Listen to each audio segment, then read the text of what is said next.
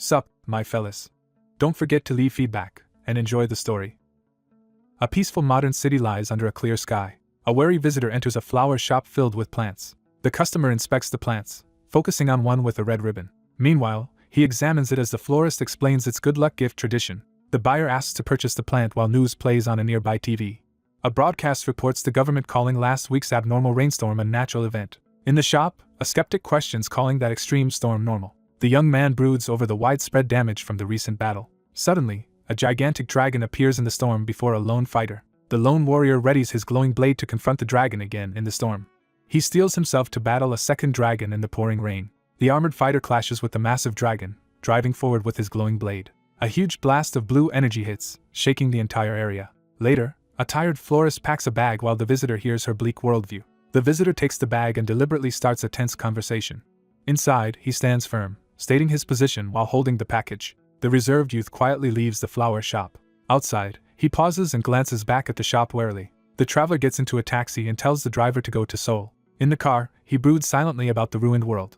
Watching humans and monsters share the street, he wonders if this world is really normal. He quietly questions what normal even means as diverse beings walk through the city. The driver looks over and asks why the passenger came here. The quiet passenger downplays everything, speaking modestly from the back seat. Meanwhile, the taxi weaves through the city as the outsider arrives for work. An elf receives a mysterious transmission on a magic screen. Ritualists pin a captive to a sigil, beginning a dark ceremony. Far away, a giant watcher studies Earth after centuries of labor. A tired passenger stares outside, admitting he hates working. Meanwhile, the driver complains about work while the passenger silently agrees. Traffic moves through the city, symbolizing everyone's survival routine. Suddenly, an energy beam slams into the crowded city street. A weary detainee slouches in interrogation and refuses to cooperate. At a desk, a worker laments exhaustion and fantasizes about quitting. Another man quietly observes his colleague's fatigue in the dim office. A lone subject tenses as an official address suddenly begins. The young man hesitates, doubting whether his repetitive efforts were right. An analyst notes exhaustion while a gloved hand rapidly types data. A diagnosis report states that rest is required to recover from burnout. A gloved professional slides a pill bottle across the desk. Elsewhere, a cautious traveler checks dwindling supplies and worries about endurance. A strange being declares the next session will be in 23 years. A doctor explains the prescription's effects will last 23 years. The masked interrogator leans in, pressuring the nervous suspect to answer. The young man stands up, signaling he is leaving now. Behind the desk, an aloof official dismisses him, promising another meeting in 23 years. Back at his desk, a tired worker rejects an easy life and scowls at the report. The young man issues a grim ultimatum without changing his expression. He steps through a portal and surveys the surface world above. Meanwhile, children play and adults relax in a sunny park under the city. A lone observer stares at the distant city, remembering. An emergency alert blares, and park onlookers tense in confusion. Meanwhile, a lone walker moves through the park, lost in thought. The cautious youth answers his phone, bracing for instructions. He receives an urgent alert about a possible bank robbery. At headquarters, a planner reviews the mission and asks about payment. A tired worker between colleagues complains about his exhausting, repetitive assignments. At the city's edge, a newcomer studies the unfamiliar streets. A uniformed officer orders the crowd to move back for safety. An enraged fighter releases his power, trying to intimidate his foe. Someone glares at a target as a name is called aloud. A nervous underling freezes while a bold outsider approaches, drawing the crowd's attention. A human cop notes only one offender as his orc partner defends his scowl. 4 captives lie unconscious in a holding area, leaving one still awake. The determined newcomer bypasses his uneasy ally and takes charge under police scrutiny. There, a focused investigator demands clarification about the case on the street. Outside the building, a skeptic challenges the uniform's right to interfere. Soon after, a lone visitor approaches the looming structure against the wind. A tense youth clutches his chest, steeling himself for what's coming. A determined actor throws mysterious papers into the air before the building. A glowing talisman activates, releasing swirling blue energy. The crowd freezes as blue magic engulfs the building overhead. Afterward, the same figure walks away from the glowing building, planning the next move. A commanding officer orders police to clear the crowd as tensions rise at the barricade. A loyal aide urgently asks if the earlier magic involved their respected elder. A uniformed officer asks why an immigration agent is here. An orc chastises him for confusing immigration offices and services. A tired student explains he overslept school after working late. One man admits his mistakes while his companion listens silently. Outside, another man still wonders about immigration offices versus services. A badge appears, explaining the office manages newcomers from overseas. Immigration agents also handle unusual cases involving special individuals. Meanwhile, a man walks while hearing they handle people from beyond Earth. 2 officers realize their suspect is still inside the bank. One officer grabs the suspect by the hair aggressively. A wary man approaches a bloodied survivor crawling down the corridor. Soon, a newcomer appears outside the office labeled Individual Windows. Last year, he awakened superpowers and applied for work at security firms. Now he waits in the hallway, discouraged by repeated job rejections. An observer studies his opponent carefully, gauging their abilities. A determined man steps forward to confront a glowing, powerful artifact. Suddenly, green energy erupts from the box, making an onlooker recoil. The young man reveals his telekinesis, objects lifting around him. The attacker yanks the intruder's hair and demands an explanation for trespassing. A menacing man drags a body, asking if the police were removed beforehand. The young man firmly demands they release the hostage immediately. From the shadows, a defiant figure issues a harsh warning. The intruder promises deadly retaliation if his cornered opponent harms the hostage. The aggressor drags his captive by the hair to force obedience. Finally, the determined negotiator gives a last ultimatum to free the hostage.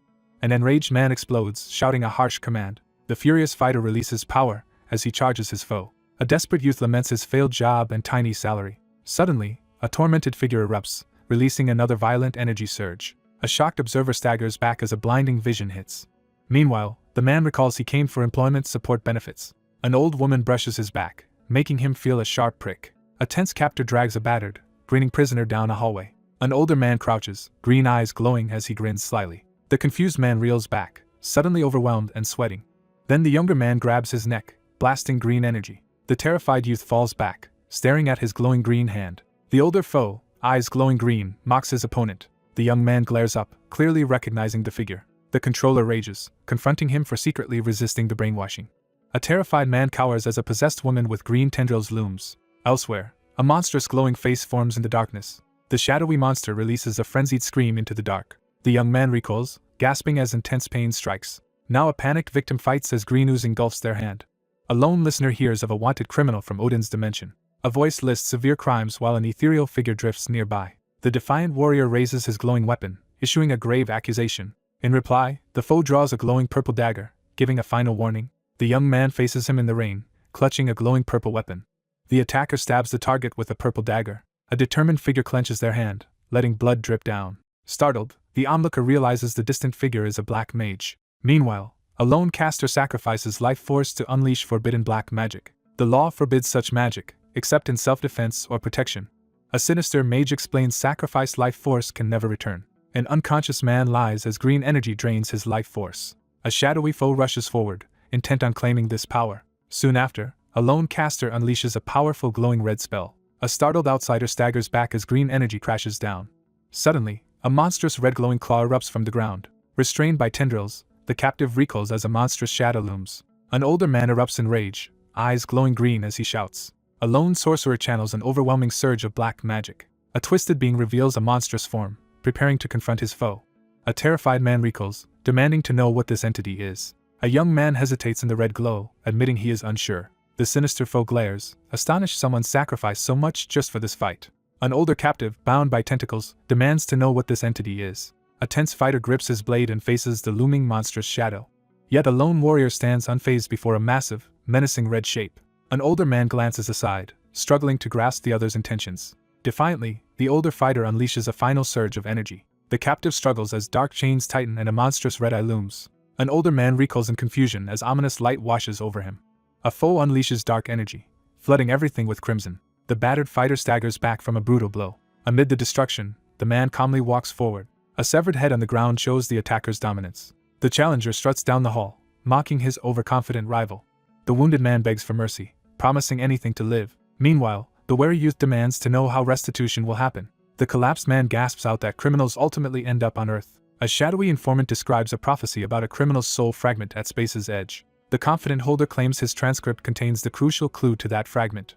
The injured figure collapses again, pleading desperately to be saved. The young man stands firm and curtly refuses the proposal. Towering over him, the victor delivers a final, chilling ultimatum. Then, a frustrated ally confronts his partner, accusing them of lying. The shocked man grabs his head, seeing something impossible on his left hand. A resolute figure pours glowing life energy into the void, accepting irreversible sacrifice. An onlooker recoils as a withered hand suddenly reaches out from darkness. The beaten fighter drops, bleeding and dazed by the surprise attack. A threatening guard looms over a defiant stranger, demanding to know his species. The captive glares back, insisting he knows nothing. Suddenly, blood explodes across the area in a violent burst. A lone enforcer faces a bloody wall, recalling countless executed alien criminals. The protagonist finally snaps, glaring ahead in simmering anger. A careful watcher checks the hostage and confirms they are alive. The wary man scans the lit room, staying alert for threats. He studies the bloody floor, thinking serious crimes are easily forgiven. The lone man admits his jealousy, staring away in frustration. Suddenly, thick fog engulfs the building, hiding everything. A tense group watches a magical barrier surround the skyscraper. Then, a lone man walks out of the smoke. An orc urgently asks his boss if the job is done. The leader hands control to an ally and asks about the hostage. The guard reports grimly that their survival is only temporary. Later, the orc relaxes, glad it wasn't robbery and the youth lived. An observer notes fresh wounds, making the orc nervous again.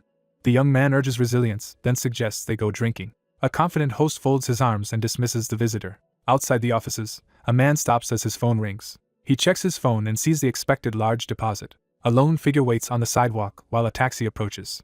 Suddenly, he freezes as a car speeds toward the coffee shop. Inside, a passenger tells the driver to head for Evergreen Bookstore. The passenger reflects on his near-legendary reputation as an immigration agent. He stares ahead as a glowing blue screen appears. The screen shows a dossier for a new prisoner sent to labor on Earth. The outsider's profile finally reveals his true alien identity. The captive remembers being arrested for a crime long ago. His memories are erased as machines begin endless labor and re-education. He reflects that unwanted labor was his punishment for memory erasure. Finally, a glowing alert grants him 200 talents for quitting his job. A tired worker earns talents for completing jobs on this world. A digital alert shows tax deducted and the new balance. Another alert warns legal interest accrues when the balance turns negative. A final notice threatens execution unless the overdue severance fee is paid. The worker realizes severance here means a deadly exit fee. Thus, quitting the company requires paying a huge penalty. Elsewhere, glowing restraint sees a captive deemed barely worth anything. An onlooker deduces she planned foreign currency theft for bail, since prison talents are unattainable. He regrets that someone went to extremes to escape ending up like him. A lone taxi speeds along an otherwise empty city street. Inside, the anxious passenger pants while the watchful driver studies him via mirror. Meanwhile, a newcomer scans mission listings, hunting any task yielding 5 million. The captive reads the manual and sees rewards never approach 5 million. Suddenly, he spots an unexpected entry on the glowing interface. A new secret mission offers huge pay for one particular prisoner's soul fragment. The briefing claims a famed criminal hid a soul fragment at the dimension's edge. Back in the taxi, he resolves to finish this mission while cursing the company. The driver reassures him that enduring harsh missions together still matters. The passenger quietly states he will resign after serving the company for ages. Much later, the long-lived traveler reaches the city by taxi, lost in thought. He clenches his fists and swears again he will finally quit. At an office desk, a blunt underling threatens his startled boss's life. The uniformed orc coolly lists the most reliable methods of killing someone. The superior scolds him, saying sloppy work here could easily get people killed. Finally, a harsh voice warns that disobedience will be punished severely. The superior slams the desk, accusing him of bypassing protocol. Meanwhile, another officer confronts his colleague over dangerous understaffing. The tired officer shoves a document over, insisting the other accept. A staffer hands over case files, reassigning the investigation to another team. The officer reviews a missing person report, worrying about their lack of personnel. An angry subordinate pounds the desk, shouting at a coworker to act. A uniformed worker clutches a document tightly while loose papers scatter. Elsewhere, an impatient officer complains that the orcs are moving too slowly. The exhausted man slumps in his chair and quietly sighs. Suddenly, he looks up when a commander orders him to move immediately. A determined agent grips a photo file and vows to come back. The scene cuts to Evergreen Bookstore's quiet exterior under clear skies. A young man enters the store, cautiously scanning the interior. The clerk notices him enter and warily acknowledges his presence. A secretary lowers her paper, asking why he refuses to buy a new phone. The woman on the couch complains that contacting him is always difficult. A surprised girl shows her phone, where he outranks her mother in contacts. She raises her phone, saying her top priority is paying off card debt. The young man enters the office and notices an unfamiliar package on the desk. The woman casually explains she picked the package up on her way. The visitor skeptically asks why a single person needs a box overflowing with potatoes. She teasingly offers the potatoes as a considerate gesture, mocking his old-fashioned tastes. The overworked man sighs and urges her to stop wasting money. An office worker passes over a file while the visitor confirms this is business. Finally, a cautious staffer slides a request folder over, explaining the processing will be delayed. The investigator studies the file, wondering if it is a missing person case. The woman confirms the company chairman is involved, sounding slightly surprised. The company head has vanished, and executives leave the building nervously. Authorities suspect an undocumented alien is secretly living on Earth without certification. The pink-suited agent slides an alien sketch over, startling the man upright. She presses him about the inheritance. He says there are no heirs and unclaimed will. She reveals someone plans to intercept it, since the heir needn't be related.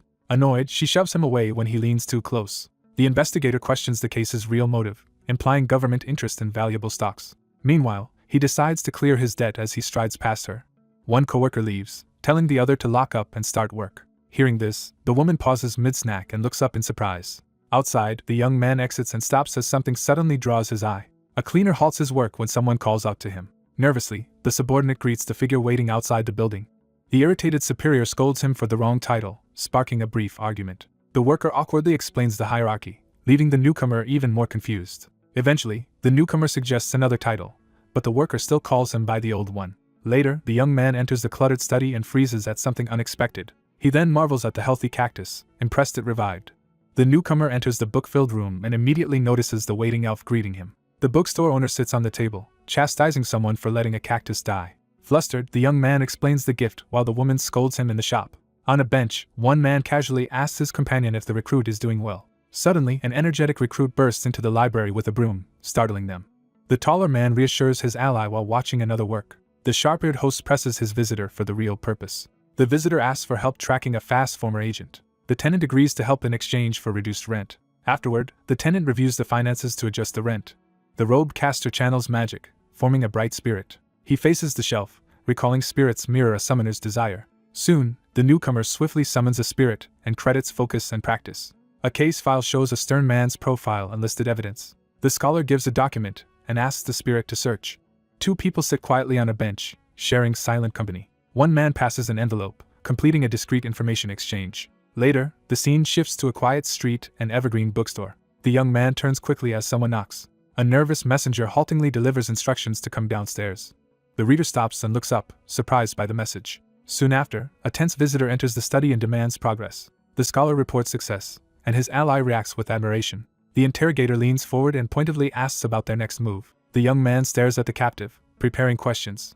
Meanwhile, the advisor suggests bringing another expert to assist. The young man trembles in the dark, demanding the stranger's identity. The observer confirms the body on the floor is not breathing. The seated man wonders if their uncanny guest is actually human. Finally, a twisted corpse hangs in darkness, revealing its monstrous transformation.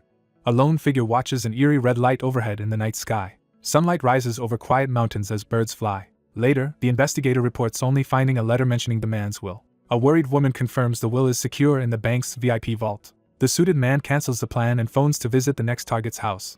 Meanwhile, the investigator considers quitting, doubting he can prove the target is alien. Two men reach the quiet house at sunrise and one reacts in surprise. Elsewhere, two men unexpectedly meet outside, suspiciously questioning each other's presence. The facilitator relaxes as he successfully introduces the two visitors outside. One man gives over the key, enters the car, and leaves the other two.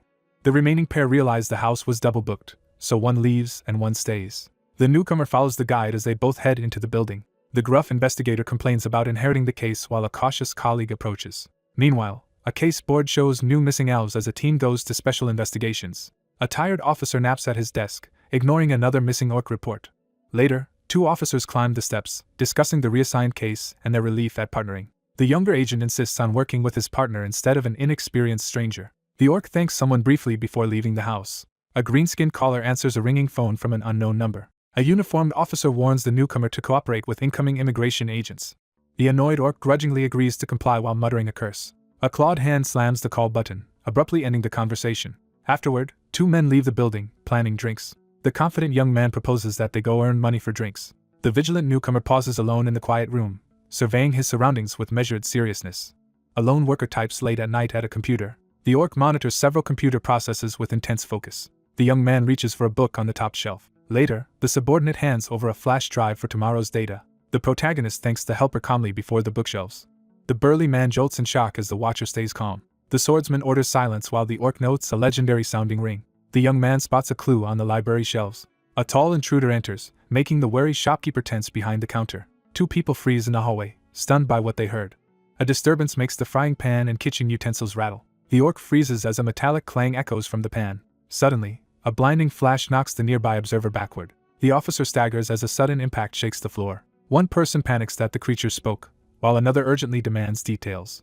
The youth recoils as the skeptic questions his fear of the talking pan. Then, the man firmly grabs the frying pan handle by the stove. The enforcer's blow hurls the man across the kitchen. Two men stand together, quietly assessing the tense situation. The weary man exhales, trying to steady his anxiety. Startled by the noise, the man quickly grabs the frying pan. The cautious youth studies the vibrating frying pan with growing suspicion. Meanwhile, a digital frying pan introduces itself as an AI cooking tool. The resolute youth brandishes a frying pan as his anxious companion watches. Finally, a suited figure steps into moonlight, radiating a cold threat. In the forest, a lone observer inspects the object. The analyst realizes the enemy is an artificially created being. The investigator explains altered DNA will make the corpse test as the leader. Later, a wary examiner studies the hanging body, questioning the fake corpse's purpose. A computer shows the incident file, prompting doubts about who planned everything. Meanwhile, an ambitious schemer plans to seize the fortune as officials lose control. Suspicion mounts that the supposed alien staged his own death. In a secret lab, a humanoid in a tank proves enormously costly to make. Someone quietly questions whether the company is valuable enough for such schemes. The observer considers fleeing before turmoil over the homunculus discovery intensifies. Under nightfall, a hopeful investigator searches the house for useful clues. A sentient frying pan reactivates happily after sitting unused for ages. The analyst studies the pan's advanced functions and suspects its maker was non-human. The high-tech pan introduces itself, offering ingredient guidance and easy conversation. The young man grips a weapon, debating whether to eliminate his target. He questions the pan and learns its former owner cooked with it often. After wondering about someone's stamina, the cook asks his companion for a favor. The talking pan jokes about being discarded, turning the tension into banter. Soon, the young man gathers crackling energy, preparing to release his power. A loud crash outside the house suddenly shatters the peaceful day. A witness remembers the older acquaintance always seeming completely ordinary. Nervous, the youth clutching the pan recounts seeing the missing man alone a week ago. Later, a watcher notices someone sneaking into the night and grows suspicious. A cautious visitor enters the dark living room, relaxing slightly upon hearing movement. Finally, a shocked man staggers back, overwhelmed by the new revelation. The investigator corners the kitchen worker, demanding if anyone entered since the incident. The observer grips the pan, insisting the visitor was not the older acquaintance. For 5 nights, intruders searched the house, then finally disappeared. One questions the other. The witness couldn't see a face but says the attacker seemed human. 2 figures speculate intruders used warp magic to enter unseen. Thus, the man deduces a warping intruder searched the house earlier. He realizes he sought active magic instead of past remnants. Then a subordinate stares upward, shocked by an unexpected, smoke-filled act. The investigator says spiritual magic traces can reveal who entered. The wary cook brandishes a pan, confronting the glowing wall portal's direction. Ahead, the shield-bearer signals discovery as his ally stands in blue energy. The investigator counts 10 warps, concluding they equal 5 round trips. The analyst finds warp evidence and urges pursuit, while his partner fixates on cookware. Consequently, he keeps the vibrating frying pan as crucial magical evidence. An excitable woman proposes a risky game, placing her hand on the trunk. The driver advises delaying the item's use, and the passenger agrees. The driver modestly answers questions about his magic while they travel. Meanwhile, a police car idles as someone ponders their companion's long, powerful life. Inside, a young officer questions retirement, and the orc explains his race's short lifespan. The young man reclines in his seat, teasing his partner lightly. The passenger offers the driver a post-retirement job at their office. As they drive, one officer dismisses troll rules while the other questions memorizing them. The orc officer leans back, bitterly urging acceptance of their low status. The younger man declines, citing his mother, while the police car waits. Later, a police car chases a white truck after that controversial orc arrest. A campaign truck blares pro-human slogans as police watch the street. The young man silently fastens his seatbelt, deep in thought. 2 officers ride in silence as their patrol car heads toward an unknown location. The passenger asks to turn on the radio, and the driver agrees. The radio reports breaking news about a royal visitor from another dimension.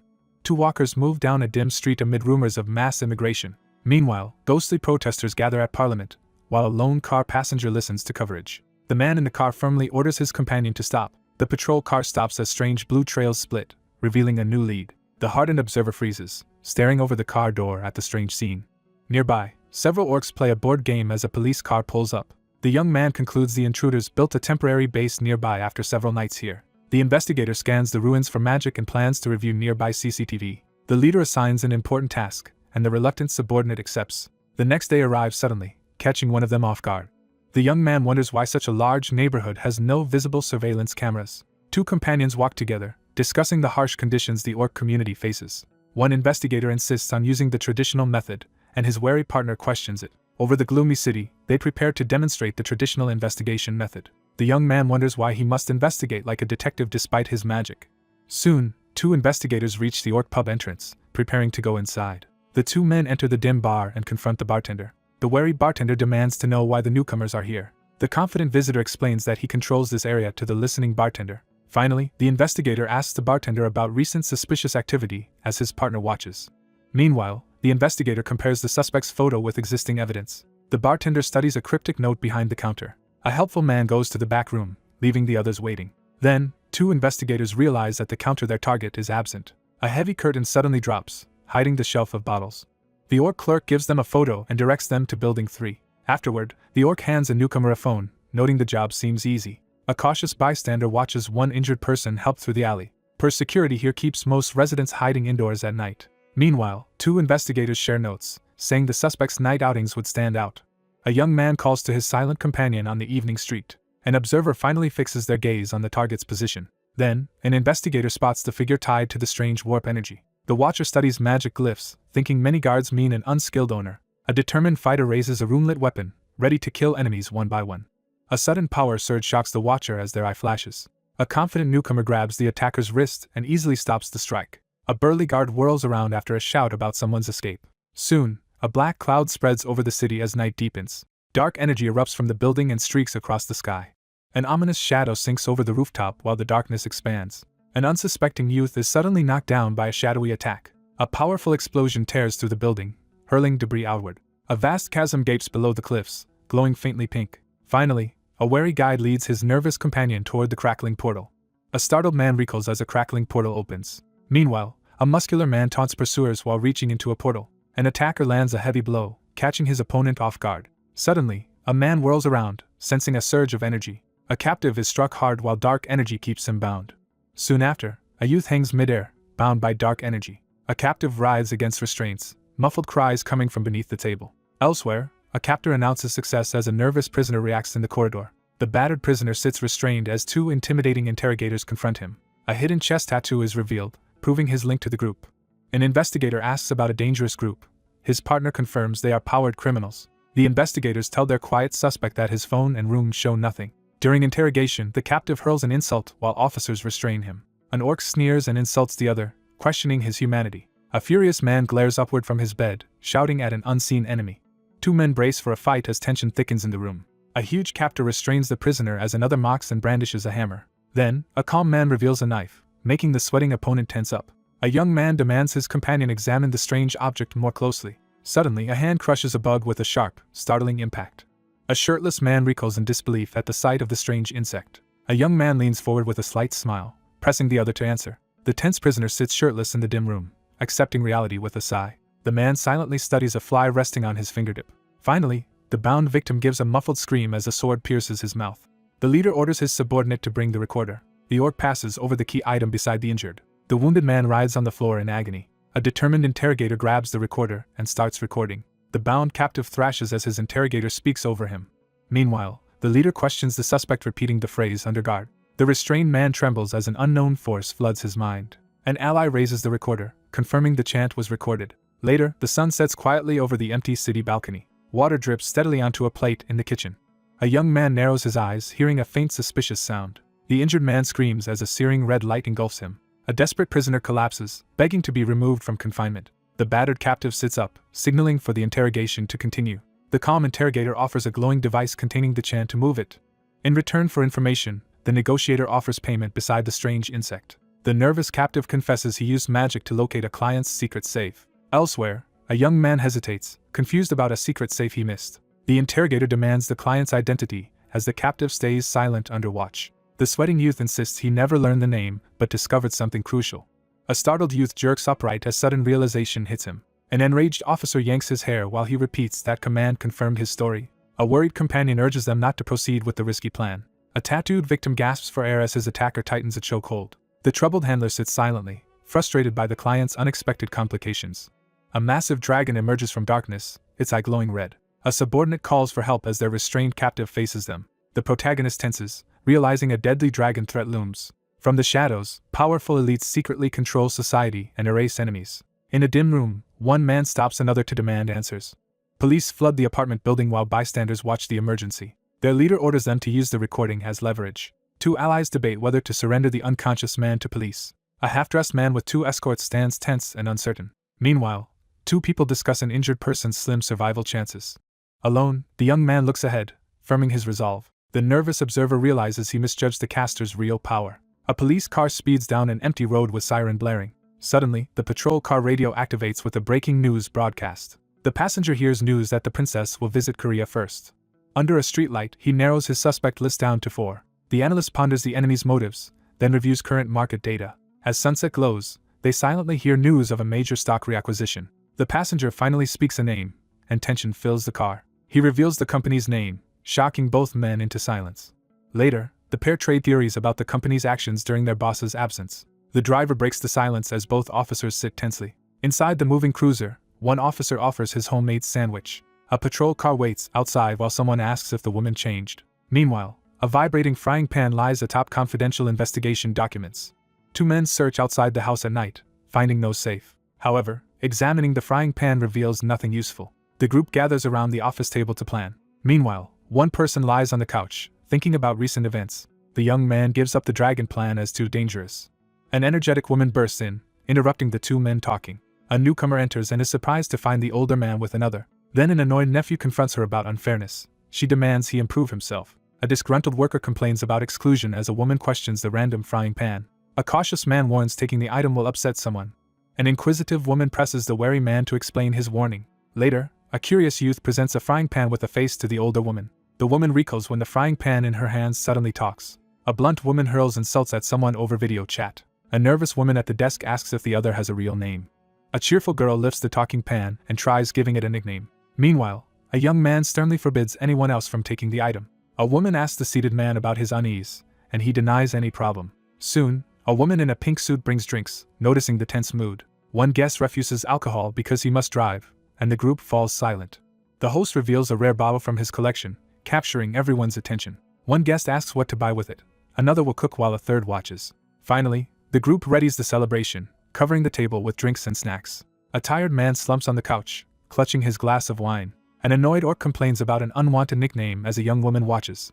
A bookstore remains open alone in the night. A cluttered table shows a gathering just ended. An exhausted man collapses on the couch, barely conscious. He blinks and suddenly suspects he was poisoned. Elsewhere, he falls to his knees in water, overwhelmed.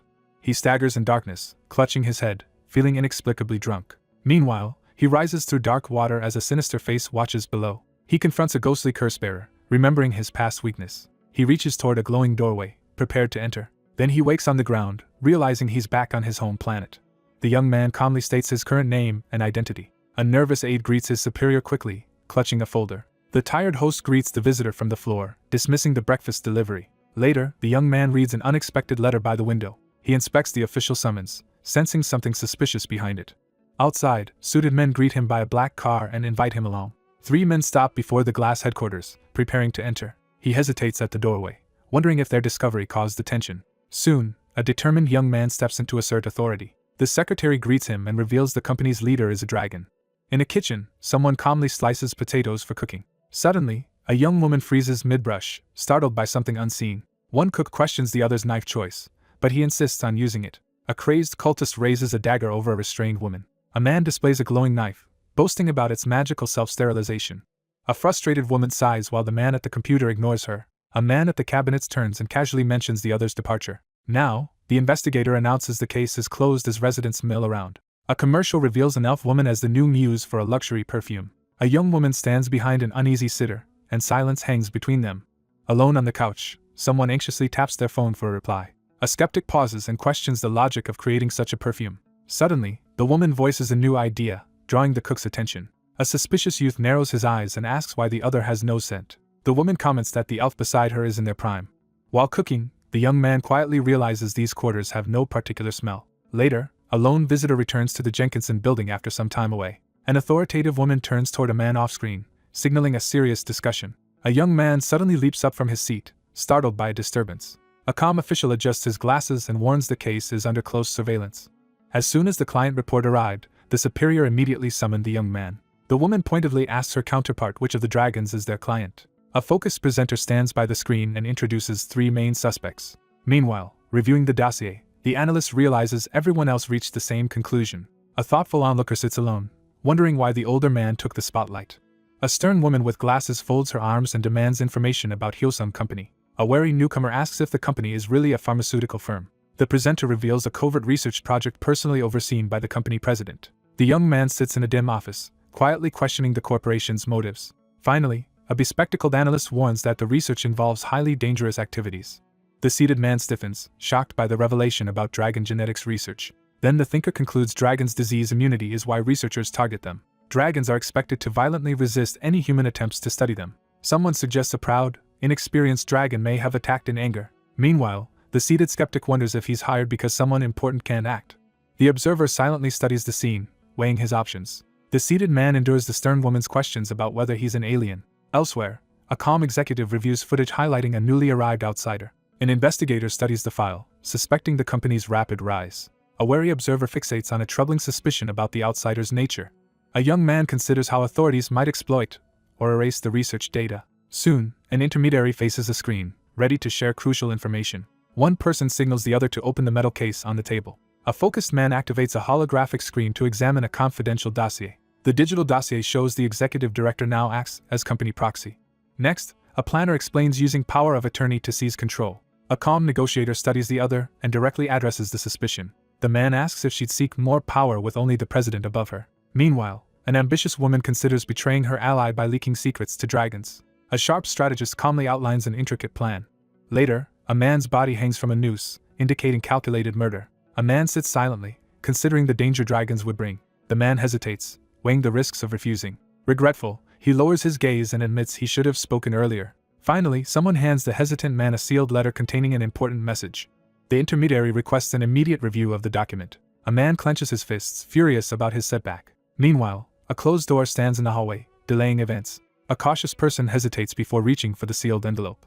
The man slumps in his chair, accepting the unchangeable situation. Eventually, an elf woman agrees to help once after recognizing him. Police cars speed down the street toward an urgent incident. Two people wait outside headquarters, silently preparing to go in. Two attendees sit at a conference table, waiting for the meeting. Later, a newcomer enters with her team, announcing their late arrival.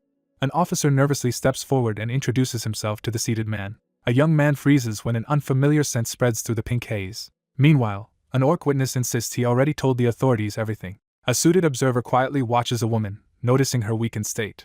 The observer grows more suspicious as he evaluates the woman's motives.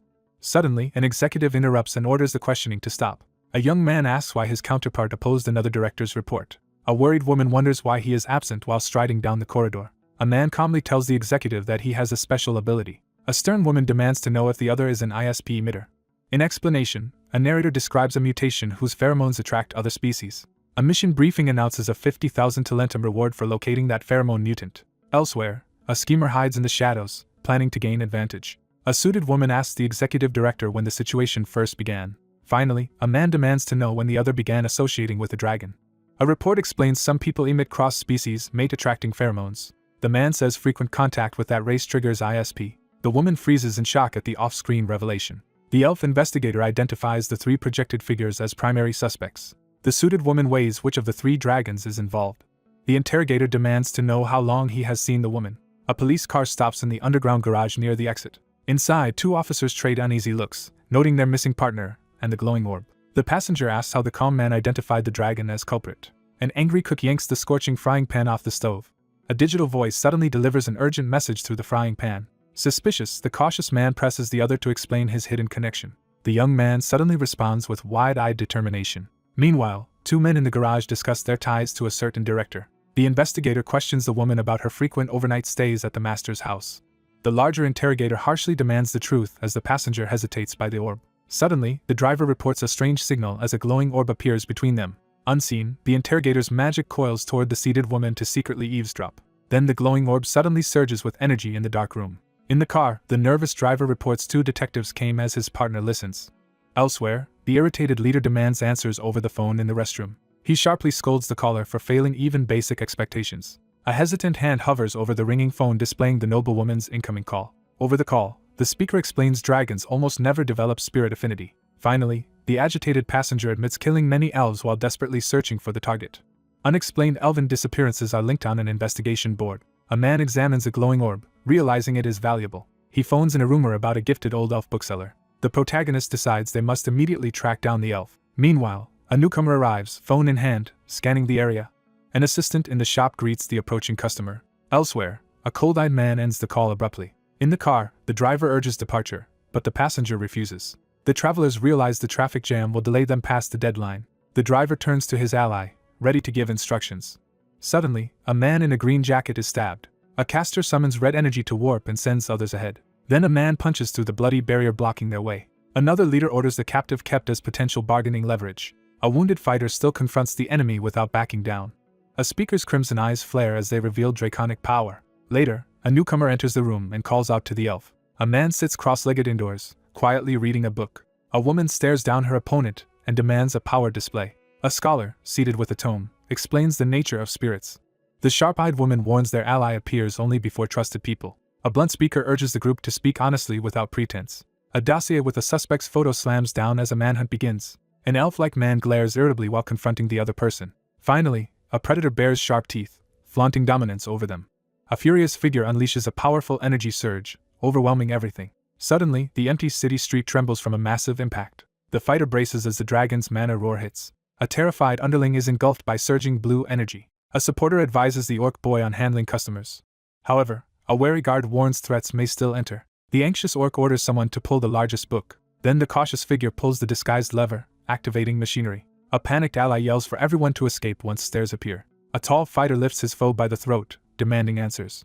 Suddenly, the cautious figure spins toward the unexpected light. The young woman recoils as golden light engulfs her sight. A quiet visitor places an item on the desk. A glowing field erupts from the cactus, activating a domain. Soon, golden energy bursts at the bookstore entrance, illuminating everything. A blast hurls the battered figure through the burning doorway. The leader motions his subordinate upstairs through the smoky room. The elder praises the younger man for recent efforts. The relieved man smiles through tears at last. After the assault, the battered figure rises angrily amid wreckage. The enraged youth crouches in red energy, promising retaliation. A nearby watcher flinches as an explosion erupts overhead. Meanwhile, someone releases red energy, saturating the surrounding air. The crouching youth smirks and brazenly challenges the authority. The furious man below shouts a challenge at the glowing figure. Lone figure on rooftop senses someone as dark energy gathers. Furious youth releases power, eyes glowing red as he shouts. Below, a fighter faces the rooftop leader in growing tension. The interrogator says the youth gained conditional Earth citizenship 6 years ago. The aggressor reveals the other's crime, heightening the confrontation. A shadowy foe questions him menacingly, asserting dominance. The dominant figure mocks the shaking youth with contempt. The enraged youth leaps and smashes the ground hard. Hesitating, the youth hears a threat about transforming and angering elder dragons. Nearby, a bystander recoils as a mixed group watches the street clash.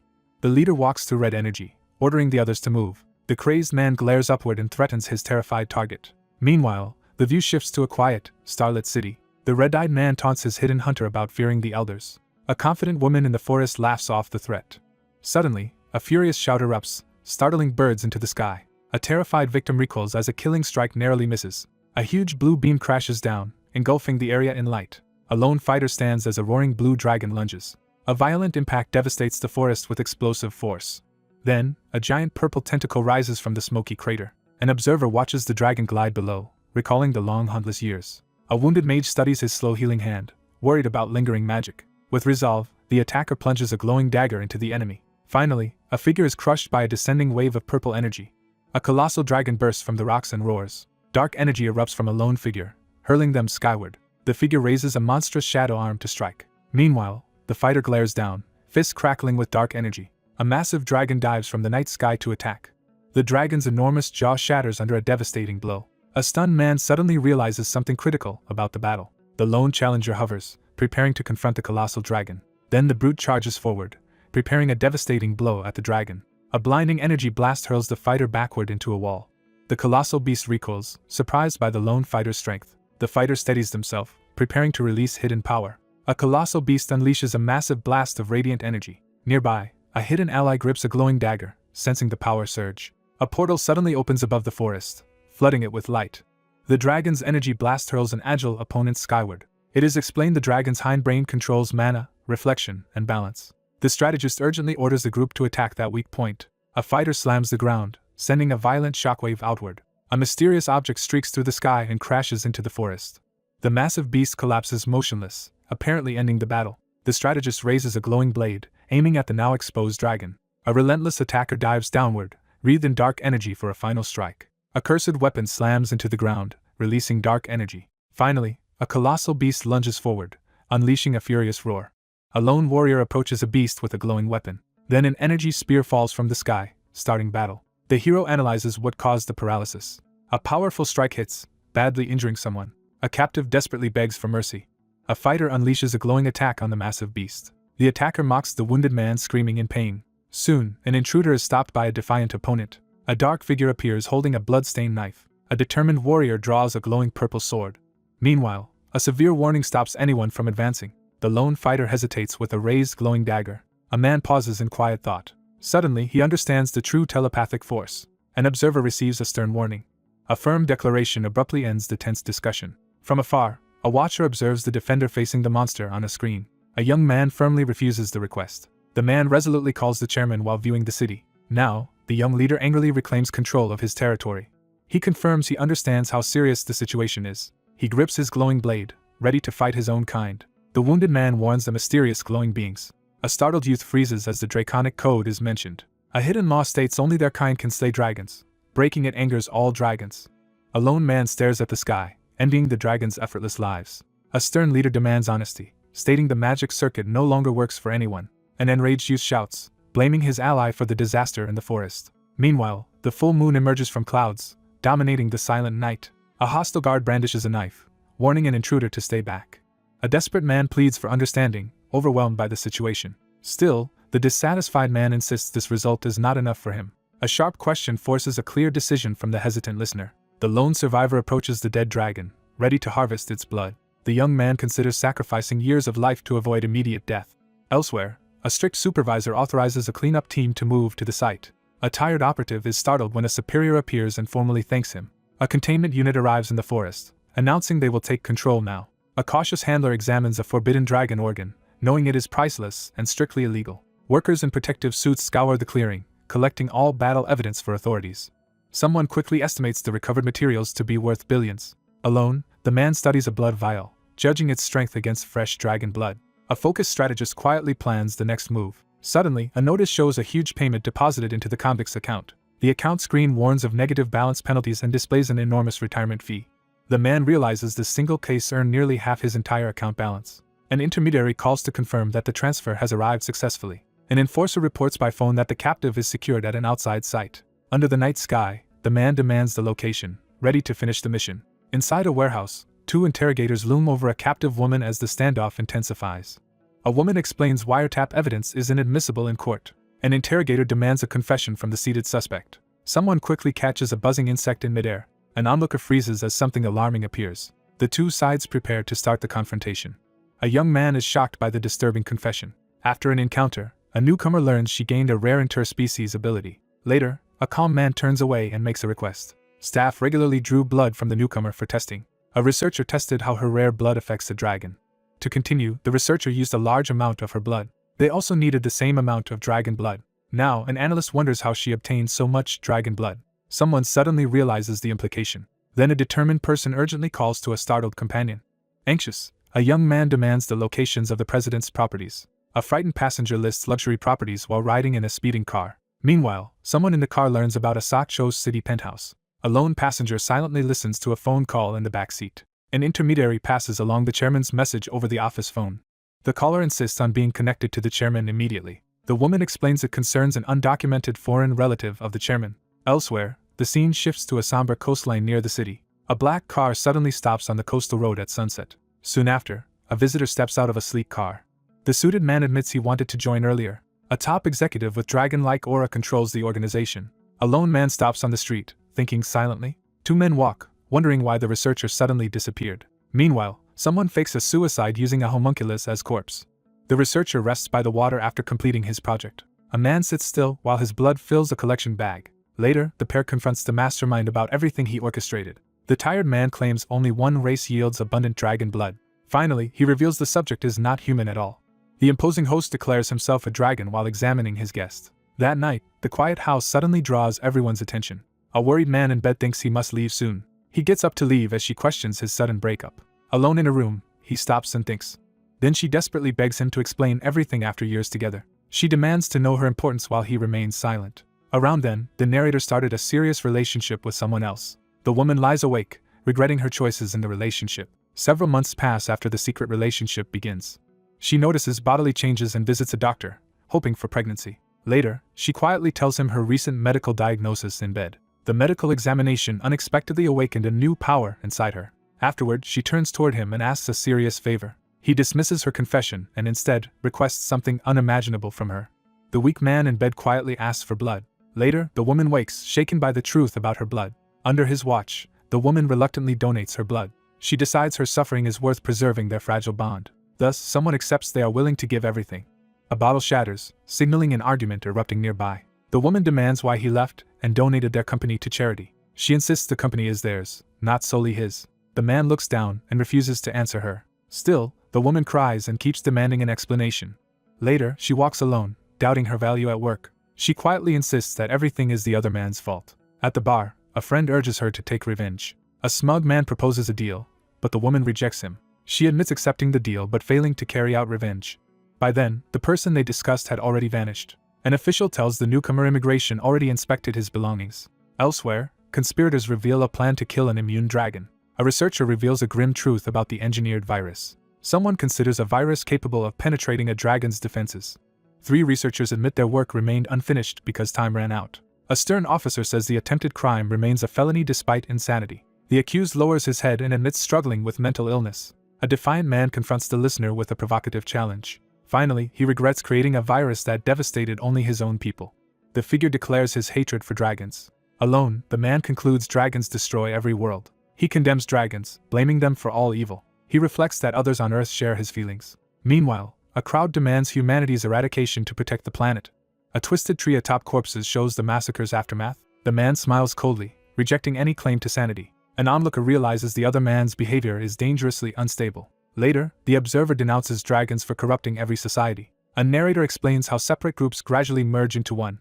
The speaker compares dragons to oil, hinting at buried power. He accuses dragons of crushing other races and corrupting society, addressing the elder. The younger man rejects the elder's philosophy as they stand together. He then demands the other prove valid Earth citizenship. He insists on legal residency documents while holding a purple-hilted weapon. The other calmly denies possessing the requested document. Suddenly, the attacker drives a bloodied weapon forward in a decisive strike. A vast radiant barrier forms above the city as magic circles ignite. On an open plain, a fighter calls out as they prepare to clash. The silver-haired man demands to know if someone was being awaited here. By the shore at sunset, a lone figure stops to reflect. The youth, energized, delivers a firm ultimatum to his opponent. A massive energy beam rips through the sky into the sea. Nearby, a lone watcher stands in the rain by the stormy shore. Finally, a lone challenger faces the towering dragon amid the storm. Empowered by purple energy, he declares hatred for dragons. A colossal dragon emerges from a vortex, confronting the unyielding hunter. He grips a glowing knife, preparing to fight beside his dragon ally. The hunter boasts in the rain about killing 2 dragons. A determined fighter faces a descending dragon, raising a glowing blade. A surge of blue energy crashes down, scattering water everywhere. Meanwhile, an emergency broadcast warns a sudden typhoon will hit nationwide. A news report urges everyone indoors as one woman anxiously watches. The worried woman sits by the window, quietly calling someone's name. Soon, rain falls as the Troll Yoga Academy comes into view. Inside, a lone student lowers into a deep split stretch. The troll instructor demonstrates a yoga pose on the studio mat. An orc suddenly recoils after being provoked. A man spins in alarm as a shadow appears at the window. A large bird caws loudly while flapping in the rain. The orc peers out, startled by a black bird fluttering nearby. Then, a towering being unleashes dark energy, hurling black birds through the window. An uneasy watcher peers through foliage, sensing something wrong with the birds. A brash onlooker recoils in shock. The observer recoils as black birds and lightning suddenly fill the sky. A colossal wave crashes forward, threatening to engulf everything ahead. Waves slam into cliffs while a fierce storm rages overhead. A wounded man stands in rain, clutching his bleeding shoulder. The battered fighter faces raging water tornadoes above the stormy sea. Finally, the wary man braces, realizing the towering dragon is stronger than expected. A colossal dragon rises from the sea, matching ancient ruler's power. Blood-streaked tendrils spread across the sky, heralding a new threat. A fighter dashes over the water beside a colossal red dragon. The red dragon gathers power, preparing a massive attack. Soon, 2 colossal dragons fire destructive beams at each other. A huge explosion erupts, sending shockwaves through the area. Through the smoke, a fighter charges, releasing dark power from one eye. The fighter stands firm while 2 colossal dragons coil above. Waves crash against a concrete barrier, spraying water upward. Meanwhile, the storm intensifies, swirling with growing force. A towering, battered body lies motionless under the relentless rain. Later, a figure advances with swirling energy, a red dragon guarding him. The lone man faces the red dragon beside a mutilated beast. A towering interrogator demands the captive name his accomplice as a dragon looms. The wounded creature admits it does not know its benefactors. Elsewhere, a group secretly plans a vaccine while Earth drifts. A giant eye glares from darkness, warning of imminent danger. The leader stands on his dragon ally, confronting the sea serpent. A man receives a private telepathic question about the homunculus. He recalls a forest scene and admits holding a powerful secret. Again, a monstrous dragon erupts from the sea, dominating the darkness. The lone figure readies to reveal information that could change everything. He reveals a will hidden in Chang Chun Bank's VIP safe. The intimidating speaker orders the listener to read the message aloud. Finally, purple energy erupts from his eye, lighting the rainy sky. Meanwhile, a determined rider and dragon descend to confront the rising sea monster. The red dragon flies through the storm, carrying a passenger above the sea. Later, several days pass while the city stays calm. The young man steels himself, then steps into the flower shop. A customer orders a plant as the shopkeeper ignores the ongoing news report. Meanwhile, a radio repeats the government's claim the recent waterfront storm was natural. The woman doubts this explanation about the storm while her companion stays quiet. A wary observer notices the battle's consequences are still dangerously exposed. Earlier, a dying man revealed a hidden secret under a watching shadowy dragon. The strategist explains the virus was sealed inside the homunculus corpse with powerful magic. The virus can survive over 500 degrees and even endure cremation. Soon, while an attendant sees off a customer, the corpse's hidden virus is set to activate. A taxi suddenly swerves off-lane as smoke begins spreading across the street. Any hope for change fades as the vast city lies under the broadcast tower. Therefore, the outsider plans to hand the homunculus corpse to authorities to investigate the virus. A lone watcher pauses in the forest shadows, remaining tense and alert. The city grows quiet as sunset covers the streets in fading light. A researcher types rapidly at a computer, searching for critical data. A monitor displays a report seizing an undocumented dead person's assets and denying any accomplices. A cautious man quietly opens a desk drawer, looking for something concealed. A strange bottle appears on the table, suggesting something significant will happen. Meanwhile, an analyst studies the alarming discovery of a virus that specifically targets dragons. At night, a man secretly retrieves a hidden item from his desk drawer. An observer watches the device closely as it emits steady mechanical noises. A wary listener stiffens when a disembodied voice mentions a strange yet familiar scent.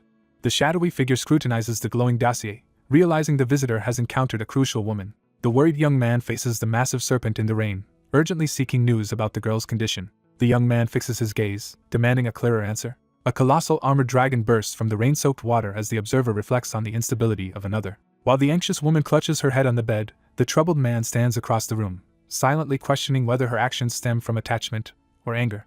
The wary survivor clings to the dragon's back as they soar through the raging storm. The troubled confidant reveals that, for months, his partner secretly met with a younger dragon behind his back. The woman angrily confronts the man, accusing him of treating her like an experiment and coveting her assets. The young man reflects on how a certain woman and a foolish dragon repeatedly schemed to kidnap him. The battered figure lies in the rain, contemplating the severity of his past as he recalls surviving 3 attempts on his life. The lone investigator rapidly searches through information on the computer, eyes fixed on the screen. A document labeled as a last will and testament lies exposed on the desk, signaling an important revelation. An official report on the screen reveals the investigation's findings. A dragon-identified illegal immigrant was found dead, a bioweapon was confirmed, and all related assets were seized following a failed plot to eradicate dragons. A group stands before cameras, officially announcing a 200 billion won donation to a social welfare foundation and confirming no criminal or alien involvement. Additional assets such as deposits, securities, and valuable artworks are disclosed, further highlighting the extent of the wealth. Assets including precious metals, patents, and real estate are formally designated for inheritance. Someone enters crucial details into the computer, piecing together connections from the past. The smug observer mocks the dragon with a confident smirk. The reserved young man silently reads a letter, absorbing its advice to express his feelings directly. A sense of finality hangs in the air as an unseen voice suggests that everything will soon lose its meaning. A solitary figure stands at the water's edge, silently reflecting as the sun dips below the horizon. A solemn figure stands by the water, silently reading a last will and testament. The somber woman withdraws in silence as the man in the apron watches her from a distance on the sunset-lit street. The older worker pauses, watching a young girl gaze silently toward the ocean as if expecting someone. At the water's edge, one figure freezes in shock upon encountering a motionless, armored presence half submerged before him. A lone person picks up a soaked hat from shore. The same person clutches the hat tightly, dreading what comes next. An older man approaches the crying person by the water, confused. He waits silently as the subordinate suddenly realizes he is the boss. Meanwhile, the grieving subordinate stands alone, clutching the hat and sobbing. She stares at the sea, torn between love and hatred. Suddenly, a gambler slams a card down, shifting the tense game. An onlooker narrows his eyes, silently considering his choices. Nearby, a bored man shuffles Watu cards, trying simple fortune-telling. A strange TV broadcast warns about geomagnetic storms and other unusual dangers. 2 drawn cards predict an imminent meeting with someone from long ago. A lone viewer watches news of soaring gold output and prices. A weathercaster forecasts light drizzle over Gyeongju on the map. Another announcer points at Yechinesai, predicting a minor afternoon earthquake. On the floor, a skeptic glares at the fortune cards, doubting them. The fortune teller shuffles alien cards, saying they hold no meaning on Earth. A wary man inspects a strange red cube, growing increasingly uneasy. Elsewhere, someone draws a card foretelling an unexpected reunion with a past acquaintance. A red sports car races down a city street, tires screeching. Inside, 2 people speed along in the same red sports car. The front passenger says they arrived while the driver prepares to get out. Both exit the red car, arguing angrily about the reckless driving. Later, 2 companions leave a red convertible, agreeing to start their shopping. The pair stops outside a large modern building, briefly taking it in. Finally, a newcomer approaches the building labeled the Witches Cooperative. The group enters the building and hears a formal greeting. 2 attendants bow before a statue, announcing the guest's arrival. An attendant informs the guest that the requested items are ready. A surprised man approaches the exclusive entrance labeled VIP room. Elsewhere, 2 observers inspect rare catalysts on a table, wondering about their purpose. The woman asks the man why he obtained such powerful magic samples. Privately, the young man notes how little she understands his situation. An informant reports they secured several liters of fresh dragon blood. Afterward, the man pays and formally requests maintenance while his companion stands by. A receptionist announces an hour wait. He steps out while she goes to the lounge. Meanwhile, a watcher notices someone approaching the restroom in the marble hallway. A suited orc points and loudly demands the newcomer's true identity. The young man stops by the restroom, trying to place the unfamiliar face. A nervous man hurriedly introduces himself to the confused person in the lobby. Suddenly, the young man recognizes the hallway lawyer from the recent will case. A suited man approaches the agent in the hallway to start a serious discussion. One man excuses himself and walks toward the men's restroom. He asks if the other works only for immigration and receives a calm confirmation. The suited orc asks why the agent refuses private or corporate requests. However, the agent firmly refuses any exceptions to his rules. The man in the suit explains that his client is desperate and trapped. The orc apologizes, but the relaxed man insists it was nothing. The visitor excuses himself and leaves, while the other man stays seated. A tall visitor slides over a business card, offering future contact. The seated man urgently calls out to stop the departing visitor. Meanwhile, he studies a law firm's card, wondering if the foretold reunion nears. He clutches his side, realizing little time has passed since facing the troll. The receptionist greets him from behind the counter as he enters. Then a wary handler clicks open the suitcase lock, breaking the silence. He signals it's time to go, and his companion rises to follow. Meanwhile, 2 people ride down the escalator, one tightly holding a briefcase. The woman calls out, making the young man turn toward her in confusion. Suddenly, someone accuses him of hiding a criminal past, leaving him frozen. He drops his gaze, falling into silent thought. The sly man stands in the gallery, dismissing suspicion with a smug look. At the bottom, she stops and warily scans around the escalator. However, she confronts her quiet companion in the mall, questioning his innocence and hidden crimes. The observer silently admits the other's intuition is impressive. Meanwhile, a data screen describes forced labor and memory erasure being performed on the subject. The woman leans forward, about to ask an urgent question. Inside the building, he flinches as a glowing orb suddenly shoots toward his head. She clenches her jaw, forcing herself to remain controlled. Afterward, the curious companion abruptly asks about the other's past, catching her off guard. The wary newcomer snaps back, denying any hidden identity as their argument intensifies. A shocked passerby clutches her head, reeling from news of someone's changed gender.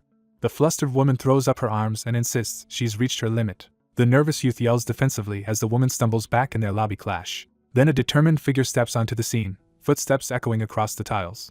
The companion cries out as both freeze before the huge statue, sensing trouble. Nearby, a younger woman guides the elderly man with a cane past the building.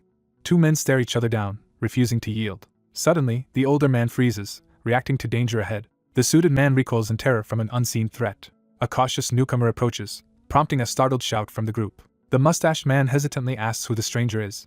The young man calmly answers, showing mild curiosity about them. An emotional elder cries with joy while calling out. Meanwhile, an anxious woman glances aside, disturbed by something. A sharp observer turns, sensing another troubling presence nearby. The annoyed secretary warns her coworker to stay professional while working. Then a woman in a red suit enters, startling the staff. The calm newcomer is revealed to be a fairy. The woman in red sits on the desk, seizing attention. A silver-haired woman sits smoking, quietly planning her next move. The red-clad woman exhales smoke and demands an explanation.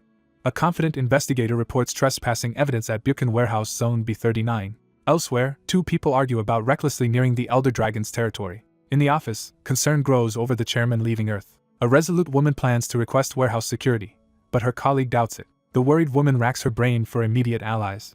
Soon, a newcomer enters the lobby with luggage, startling both occupants. The shaken woman recoils and demands answers as two men listen. The older man in a suit apologizes, explaining his decades-old habit.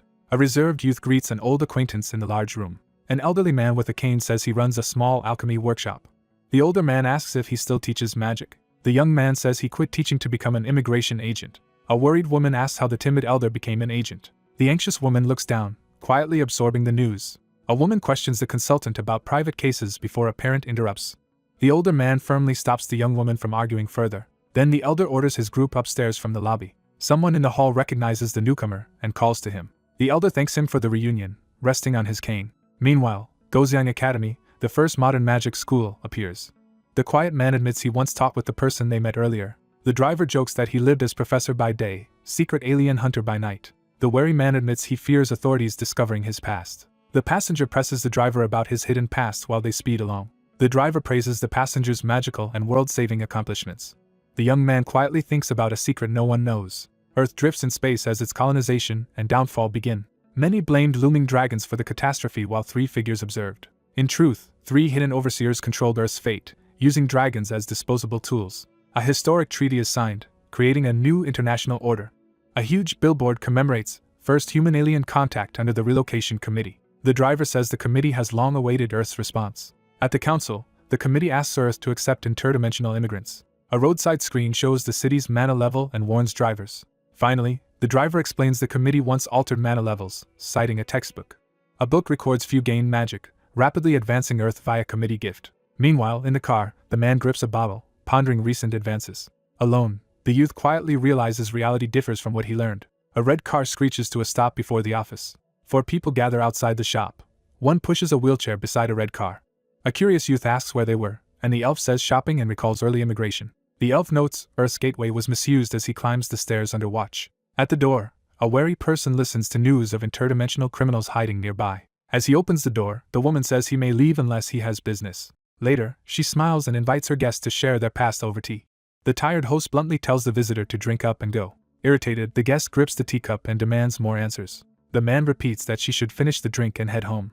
A lone receptionist listens as the intercom buzzes, announcing a new arrival. A wary man approaches the door while a woman watches, uneasy about the unexpected visitor. Suddenly, the security monitor flashes, signaling unexpected movement. The watcher freezes, recognizing the importance of what just appeared. Elsewhere, he reads a phone forecast hinting he will soon meet someone from his past. A smirking ally reminds him they have worked together for a century. A confident agent in a suit enters and introduces himself formally. On the green table, 4 untouched teacups await several expected guests. A new arrival states her name and asks why the group has gathered. 2 former associates sit facing each other, silently acknowledging their shared past. On the couch, a talkative man loudly complains about being ignored. Finally, the blonde man calmly asks if anyone has heard from her. The man, surprised, asks his companion who the other woman is. Confused, he demands why no one contacted him. Meanwhile, the analyst wonders about the silence and the unknown woman. He raises his voice, insisting he means someone named Dell. He questions her motives while she drinks silently beside him. The woman challenges his sudden behavior and asks about the stranger. Then a smug figure hints their distant past will surface. A dominant woman stands on skulls, revealing her dark past. An empty alley glows beneath a neon bar sign. Inside, 2 patrons order doubles at a tree-built bar. A magic vine crawls along the shelf toward a potion. A one-eyed tree creature bartender pours drinks for both patrons. One customer notes the moving tree bartender while another listens. A composed man in a suit proposes a drink first. One man recoils from the strong liquor. His companion remains unfazed.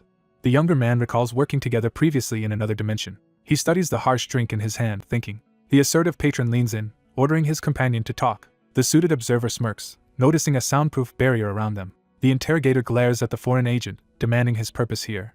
The man grabs fruit and asks which princess was involved. Confidently, he explains he came early to escort a princess. Someone presses the radio, triggering news of an incoming dimensional princess. 2 men ride silently, hearing the princess will visit their country. The protagonist narrows his eyes, steeling himself for the moment.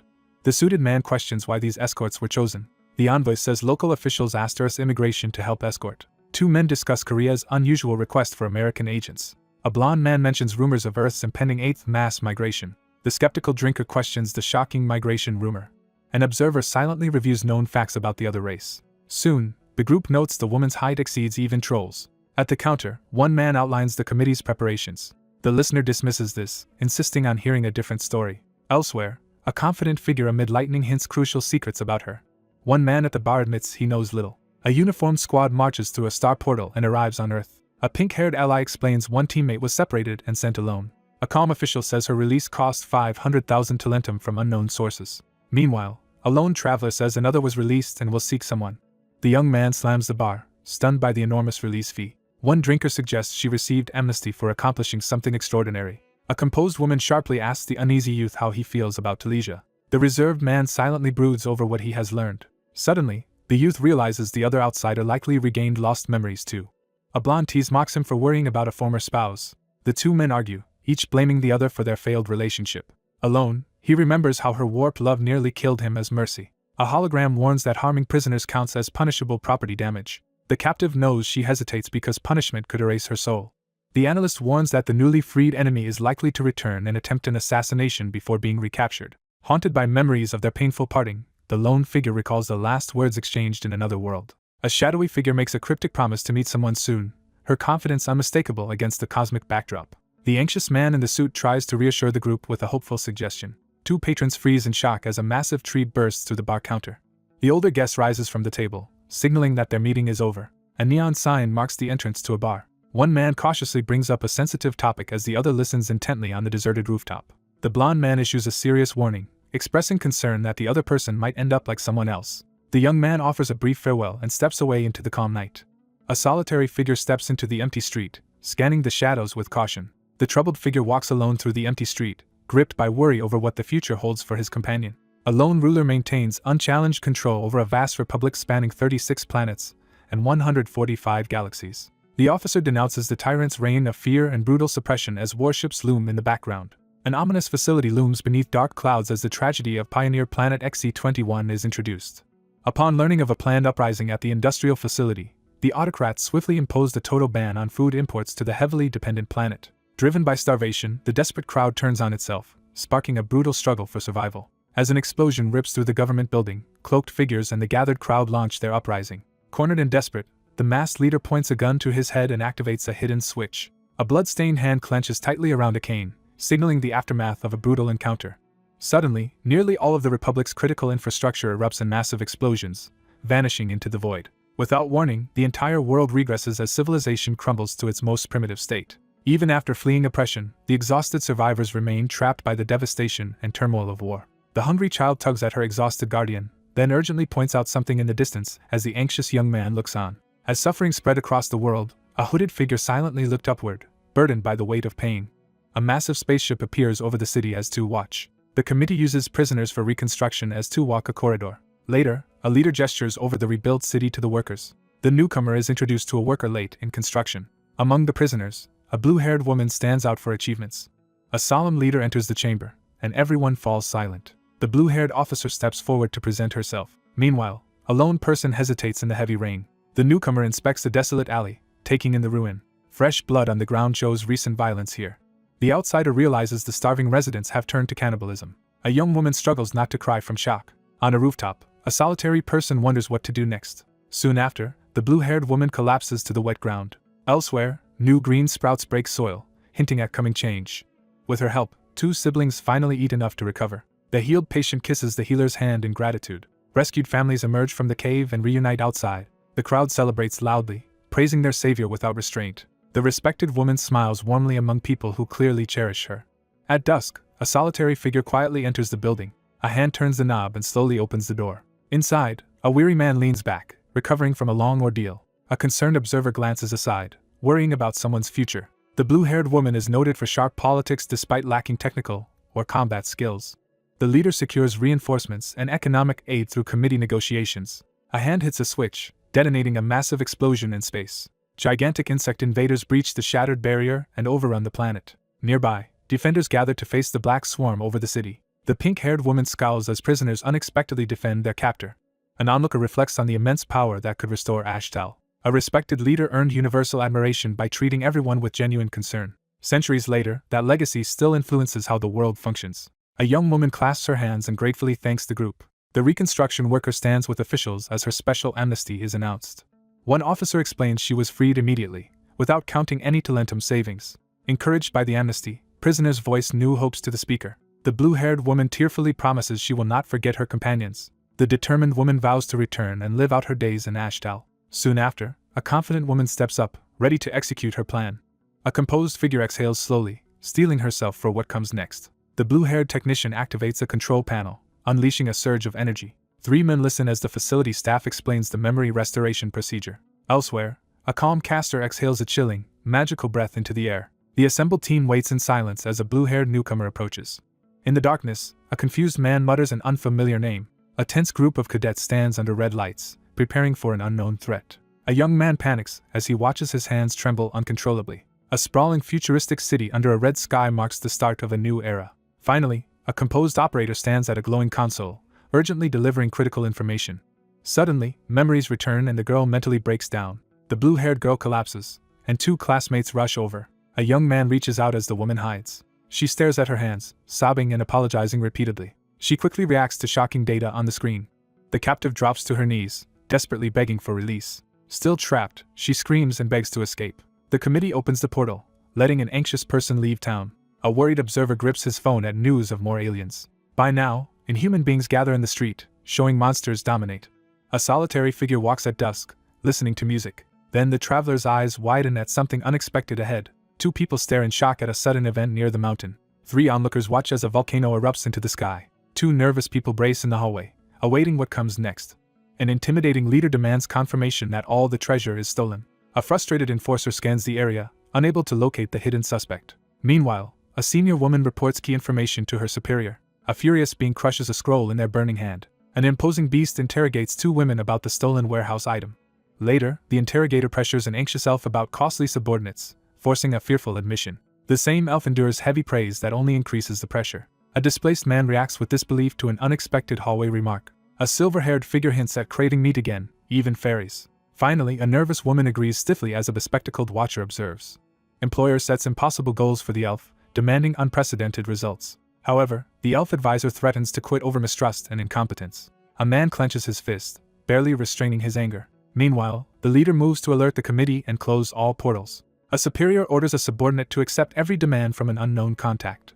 2 operatives receive urgent orders from a magical mouth in midair. Realizing the danger, the observer sees the dragon is far stronger. A young man sits quietly, worrying about the consequences of his choice. The strategist slams down a stone, dramatically changing the board position. A skeptic questions old rules as his friend jokes over Go. Later, 2 men examine Seoul's new traffic controls and their political impact. The tusked man abruptly changes the topic. An impatient challenger urges his silent opponent to finally move. The loser grudgingly pushes cash over after another defeat at Go. Afterward, the host fetches more beer as his guest prepares a rematch. A uniformed man checks the fridge while a woman keeps working. A tense cook works over a pan, struggling under pressure. 1 person cooks at the stove while another watches from across. Meanwhile, a younger man offers a drink as they discuss reclaiming a risky frying pan. An amused woman mocks the frying pan's dangerous reputation. The young man raises a chess set, inviting everyone to play. Just then, his phone rings, and he opens it irritably. Suspicious, he answers the late call, thinking an elf is calling. At dawn, the sun rises over misty mountains and bare trees. The party searches the foggy ruins carefully but still finds nothing. The traveler and his otherworldly ally search the forest for options. Meanwhile, the investigator questions others about non-spiritual investigative methods. 2 investigators admit no new clues emerged after the fire. Later, 3 investigators inspect the vault but find no magic. The investigator concludes barriers and spells erased any remaining spirits. A TV report describes a 6-hour wildfire on the mountain. That night, magical fire briefly flares in a city street. A wary observer sees the flaming doorway as part of a ritual. The young man recalls the spell breaking a dragon barrier and erasing evidence. In response, the advisor suggests using a dryad, drawing skeptical questions. A strategist proposes hiring the dryad to question local animals. The group realizes all surviving animals have fled the burned area. The protagonist suddenly freezes in shock. Afterward, a lone analyst notes every surviving animal has disappeared. A gigantic severed rabbit head lies amid shattered ground and rubble. A determined man stabs his own abdomen as dark power gathers. A blue-haired woman approaches the portal as a guard watches. Soon, the noblewoman took her own life. The man notices his severance pay set at 1,200,000 talentum. A monitor displays a prisoner's ID and unexpectedly huge retirement payment. Someone waits in silence, nervously twisting their hands. The protagonist reflects, vowing not to repeat that woman's mistakes. A news anchor reports falling gold prices and rumors of another mass immigration wave. A hardened visitor reaches the tattoo shop at dusk, cautiously scanning around. Finally, an extremist voice urges restoring a humans-only world. A client screams as the tattoo artist keeps working. Meanwhile, the strategist sits calmly amid shouts and a scream. A man slams a thick wad of cash onto the table. The big client winces from his tattoo as a timid observer watches. The brute raises his fist and demands answers from another man. The tattooist briefly explains what to avoid and how to use the salve. Soon after, the bald client storms out of the room angrily. The bespectacled youth glares and hurls an insulting remark about others' rights. A sudden gunshot breaks the street's silence and startles nearby pedestrians. Police tighten the barricades, fully sealing off the street at sunset. Kneeling orcs beg for mercy with their hands clasped. A uniformed officer orders a cowering orc to stand and board the bus. The angry officer waves his baton and shouts at the group. Then the officer grabs the speaker's shoulder, abruptly stopping the complaint. A stern leader signals for everything to stop and sighs heavily. An older officer quietly warns his junior not to speak carelessly in public. The officer tells the wary group to board, promising shelter and food at camp. In response, one person promises safety as human and orc hands reach together. The bus drives off as soon as everyone is aboard. Elsewhere, a uniformed man watches a bus arrive, pondering the princess's visit. One guard admits unease about harsher movement controls and clean-up orders while his partner listens. Suddenly, a startled guard looks upward after hearing an unexpected noise. A tense subordinate answers an urgent call as his boss's name flashes. Nearby, a uniformed orc answers the phone while another man quietly watches. One man recalls their last visit to the orc district, and the tired aide agrees. A man reminds the group about the tattooed thug they met before. Later, the thug reveals the culprit was a notorious swordsman, not their first suspect. An investigator urgently calls for information about whoever creates the mysterious tattoos. An orc demands someone explain what the tattoos really mean. A researcher studies old documents and reports his findings over the phone. A furious man hurls an insult that enrages the orc further. At sunset, a small tattoo shop stands quietly in the fading light. The shopkeeper debates closing early because of the day's ominous importance. A nervous worker adjusts his glasses, acknowledging that today is unusually important. Someone fastens a heavy chain and padlock on the doors, sealing the shop. An annoyed man storms into an alley, shouting at crows scattering trash. An attacker savagely kicks another person away, driving them back. Outside, the same man fumes alone, muttering curses under his breath. Meanwhile, a tired passerby endures blaring anti-alien propaganda on the empty street. A lone resident walks on, insisting to themselves that Earth is their only home. 3 crows perch silently, suggesting something bad is about to happen. A lone figure's reflection appears in a black crow's eye, hinting at a warning. Suddenly, a flock of crows explodes into the sky above the city. A determined person grabs a falling dark feather from the air. The same figure stands firm while a swirling storm of crows gathers overhead. Their secret organization quietly spreads its influence across the city from the shadows. A strategist reviews their plan to target the 2 most dangerous enemy races. A masked leader announces 2 rising factions, the dragons and the orcs. He slams the podium, urging the crowd to expel the dragons ruling their society. He rouses them further, demanding orcs be isolated and exterminated as a biological threat. A masked assembly tenses as a dangerously powerful new race is announced. One masked man is shocked hearing about the 8th mass immigration. The presenter raises a remote and asks the audience about the Shutan race. Then the speaker explains the race's rapid growth and huge bodies using projected diagrams. A dilemma is raised about paying to adapt infrastructure for this race. A frightened member voices fear of violent, monstrous beings. Therefore, the leader orders the organization to stop the committee's new mass immigration plan. He declares capturing the outsider is now their top mission priority. Meanwhile, a lone figure is spotted near the hotel. At the entrance, one man bows and confirms they will cooperate during the stay. A formally dressed woman bows, introducing herself as the assigned translator. A young captive demands release, facing his captor without hesitation. As they hurry down the corridor, the taller man asks about the princess's condition. His quiet companion falls silent, clearly uncertain how to respond. The mustached official says increased security is badly delaying negotiations, unsettling the royal guest. However, the leader notes their actions secured a skilled new security chief. The mustached man reassures the uneasy visitor, downplaying security problems and asking for patience. One escort gestures to the door, indicating the awaited person is inside. A nervous visitor raises a hand and knocks on the door. Inside, a blanket-wrapped person recoils on the couch in sudden distress. A monstrous eye snaps open, showing the creature has awakened. The towering beast unleashes a roar that shakes the surroundings. Then a massive reptilian monster emerges and advances with a menacing snarl. An anxious intermediary delivers a message, and the calm man accepts the assignment. Nearby, the orc's reptilian features twist with hunger as he drools. The entrance exam ends as night falls over the building. A stern examiner explains the rules, and the nervous recruit reluctantly agrees. The hooded man slides photos across the table to discuss their importance. A man freezes on the couch, shocked by the document's contents. The photos reveal orc tattoos while one viewer anxiously asks what they mean. Later, one examines the ancient runes as a wary ally confirms their grim meaning. A chained captive recalls his people's enslaved, illiterate past and their continued ignorance. The nervous newcomer quietly asks if joining the group will cause problems. The bespectacled man admits he expected exposure but says every detail of his cover fits. The hooded mage burns evidence with purple fire and orders the other to move the shop. The seated man accepts help while his ally promises to supply the needed equipment. Then, the hooded leader steps into the alley and signals the group to move. A massive chain door opens as the group advances to their final trial. The young fighter accepts the challenge with clear confidence. A rat with glowing eyes appears under the same ominous purple light. Suddenly, a magical seal activates and floods the wall with purple energy. A lone man freezes under harsh red light, staring ahead in shock. Blood-stained tools lie arranged on a wooden table. Nearby, a candle burns atop a skull above a pile of bones. The captive thrashes against his restraints, while the ritual circle glows beneath him.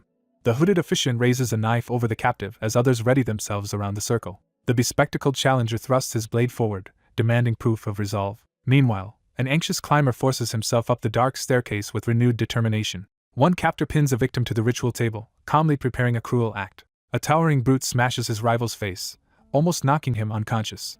A man rides, screaming that orcs caused his suffering. A broad-shouldered man clenches his fists and resolves to act. A bound victim muffledly cries for help amid blood. The bespectacled victim vows harsher retaliation against his attackers. The captive screams in terror as a sudden threat descends. The man with glasses recoils as he senses sudden danger. Meanwhile, an onlooker freezes as a robed cultist starts a ritual. He recoils as blood gushes from his freshly severed hands. A bloodied body lies beside a knife, screaming in agony. A determined fighter strides down the dark corridor toward the chamber. The masked intruders recoil as an unexpected threat disrupts the chained room. Their hooded leader realizes someone strong bypassed multiple security layers unnoticed. The masked leader, with cultists and captive, threatens the lone intruder. Then a determined stranger enters, plunging the dim room into silence. Suddenly, power erupts as the stranger's eye glows ominous red.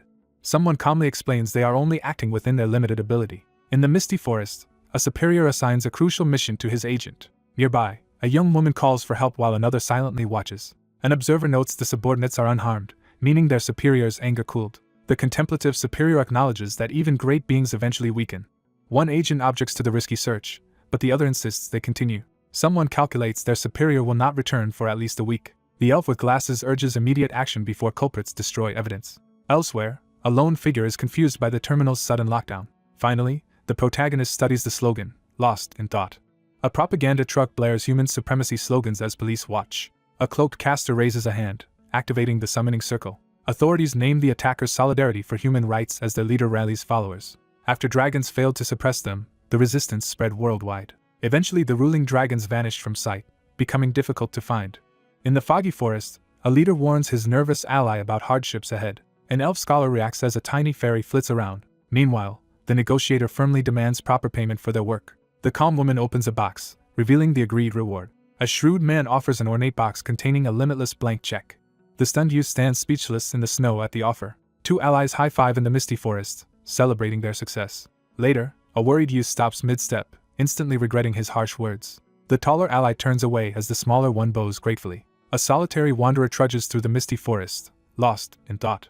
An observer selects a heavily tattooed orc-like suspect from close-up photographs. The investigator plans to interrogate him and trace connections to higher bosses. In a shadowy chamber, four hooded figures whirl toward a sudden disturbance. An ambitious youth boldly declares he wants an even bigger reward. A tense caster thrusts out a hand as red energy rapidly gathers. The captured orc awakens bound and gagged amid candles and ominous red symbols. A determined fighter concentrates power into a clenched fist to strike. The main hero staggers back in fear as sudden danger explodes. The captive orc flinches while a defiant newcomer confronts the hooded captors. Finally, a red-eyed leader glares and orders the intruder to leave. Masked figures recoil from an impossible spell, one trying to calm them. A young man appears, his overwhelming power terrifying the enemies. Meanwhile, the hooded figure warns them while tightly clutching a glowing device. The hooded leader reveals a stolen spell-reflecting artifact, shifting their advantage. Then the intruder disrupts the ritual, killing a masked spellcaster with unleashed force. The hooded caster recoils as blood suddenly splashes across the room. A shadowed attacker advances, crimson energy crackling around his hand. A blood-stained skull by the table hints at recent killing. The hooded attacker stands over a new victim as accomplices watch. Later, on bloody ground, a flaming bracelet lies beside a monstrous corpse. A masked mage recoils, realizing their protective device has been breached. The caster realizes too late their countermeasure cannot stop the dragon. Suddenly, a menacing figure transforms, releasing overwhelming power and swirling red energy. The mustached man states the royal eats 20 kilograms of raw meat daily. The authority orders poison checks and says the guest will recover at the hotel. The authoritative man turns to his companion to share critical information. He warns everyone to keep distant from the fragile princess during production. Meanwhile, they discuss a chaotic schedule from someone's jet lag while another silently observes. The reptilian speaker explains unmated females shoot and regularly lay unfertilized eggs. The processed eggshells become a glowing metal that conducts and bends easily. Thus, the mustached man explains the ceremony produces gold, implying known consequences. The young man affirms he understands and will act cautiously. Two masked allies hurriedly debate their next move against the looming threat. Desperate, the cornered mage casts a forbidden spell, sacrificing life to escape. A shocked fighter is punched hard in the mouth, losing blood and teeth. Suddenly, a shadowy monster emerges, unleashing forbidden magic in a violent energy surge. The creature unleashes curse flames, using them desperately to survive. The hero focuses ahead, quickly preparing his next move. Meanwhile, an observer recalls as a glowing message emits unsettling energy. A red-eyed monster bursts from the flames, shaking the area. The masked attacker blasts fire, catching the huge target off guard and injuring him. The young man bends down in smoke, urgently calling for his sibling. The hooded man staggers back, stunned by the revelation before him. A calm caster releases a flammability curse, red energy swirling around his hand. Afterward, the survivor pinned to the wall realizes the madman's distraction saved him. A resolute mage activates the magic circle, releasing a surge of purple energy. The hooded caster releases a colossal purple spell as a dark fortress looms. Then, dark energy erupts, revealing the monstrous shadow entity. The hooded man stops mid-threat, shocked as blood drips over his face. A lone fighter stands firm, facing the blood-covered enemy. Meanwhile, the red-eyed man steps forward, forcing a tense confrontation. A watchful figure greets the person just waking in the dim room. The startled man jerks upright on the bench, shocked awake. Later, the interrogator asks why a powerful ally betrayed the Human Rights Coalition. The young man looks up, questioning why Oslo is present.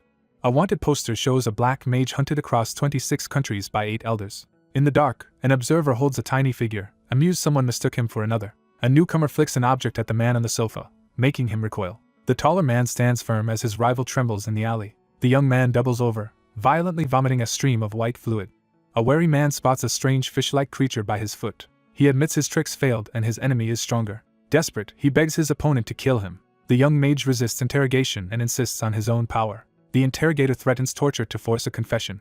The youth points a knife and threatens his unseen foe. Still defiant, he refuses to reveal any information. In a dark alley, he raises a purple dagger and mentions a dragon. Elsewhere, someone recalls an ancient being who died escaping after one day. The startled youth recoils as a towering stranger addresses him. The young man confesses he feels completely hopeless. The onlooker jerks back as a purple crystal approaches. An attacker presses a glowing purple blade to a trembling victim. Riding in a taxi, the traveler confidently introduces himself. In the car, the investigator broods over gaining nothing about the warehouse. However, the human rights group's growing unity will soon trigger a major event. An informant reveals a plot against the princess disguised as anti-immigration action. Meanwhile, a huge metal door B39 opens as the scheme advances. A nervous woman hesitates while delivering bad news by office phone. From the car, the lead asks for one more favor. The driver reviews the document and decides to demand more money. Someone eyes a cashier's check and considers borrowing money. A visitor reaches the tall office building to make contact. The translator introduces herself and notes the recent security increase. Finally, the intermediary tells the agent he is top-rated and pleases the princess. The observer realizes the enemy uses the royal hostage as bait. Two allies walk the hallway while one quietly evaluates their current safety. At the door, she explains the council protects her because prisoners are valuable assets. A suited woman knocks and announces a new recruit for the security team. A suited man enters the room and introduces himself to the others. Two men sit facing each other, each waiting for the other. A young man jolts upright in shock at the unexpected arrival. Soon after, the taller figure greets the startled man in the hallway. A huge eye snaps open, showing the creature has awakened. A gust of wind billows the curtains and disturbs the quiet room. The protagonist steps forward and loudly states his identity. A massive green limb drops from above, threatening everyone in the room. The stunned onlooker freezes as the monster looms overhead in clear threat.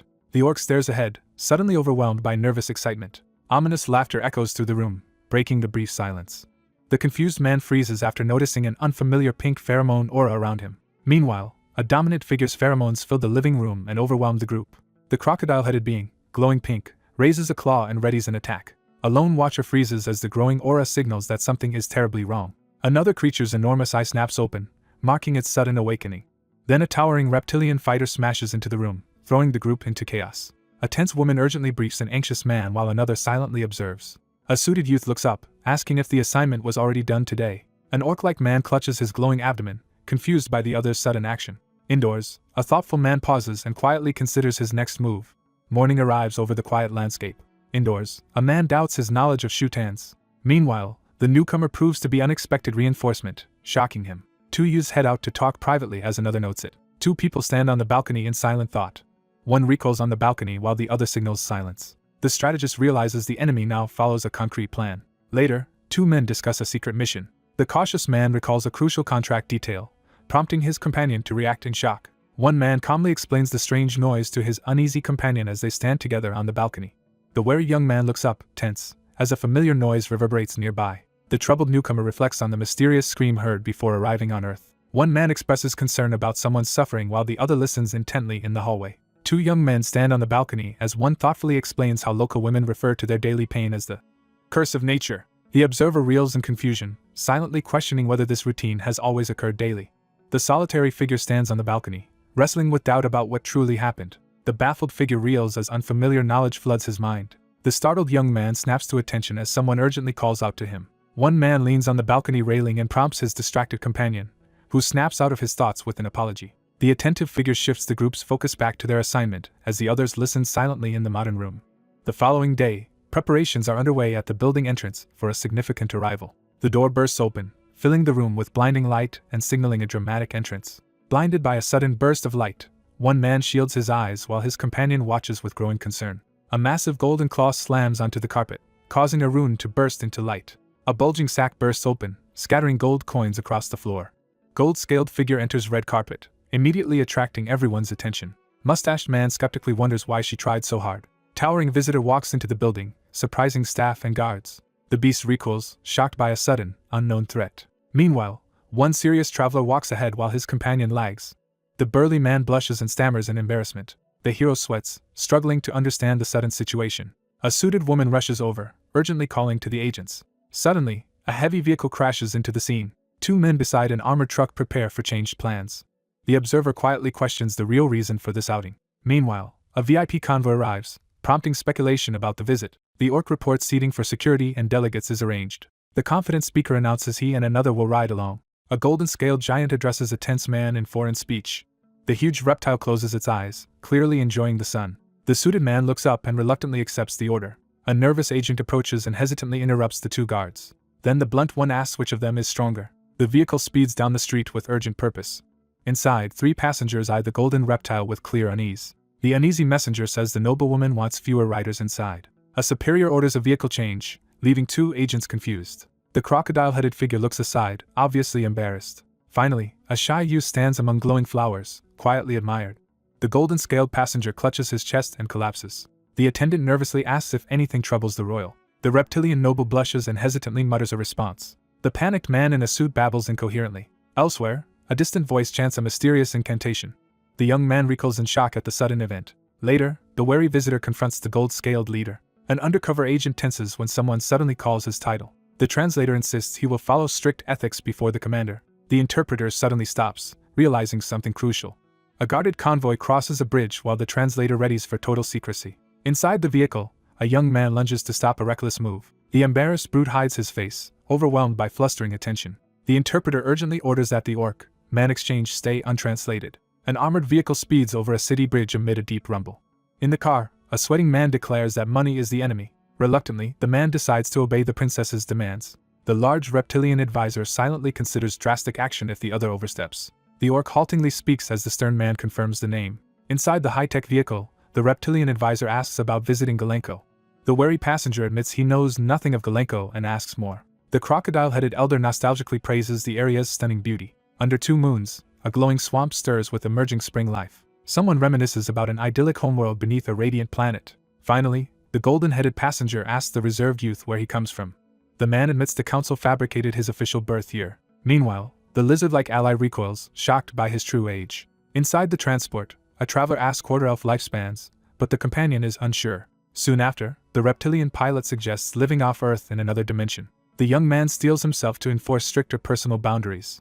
He bows, desperately apologizing to the royal figure. Suddenly, the protagonist freezes, disturbed by an unexpected reaction. The embarrassed reptilian turns away, asking to retract his earlier confession. The golden-scaled male averts his gaze and haltingly confesses his feelings. A crocodilian orc stares ahead, overwhelmed by the astonishing sight.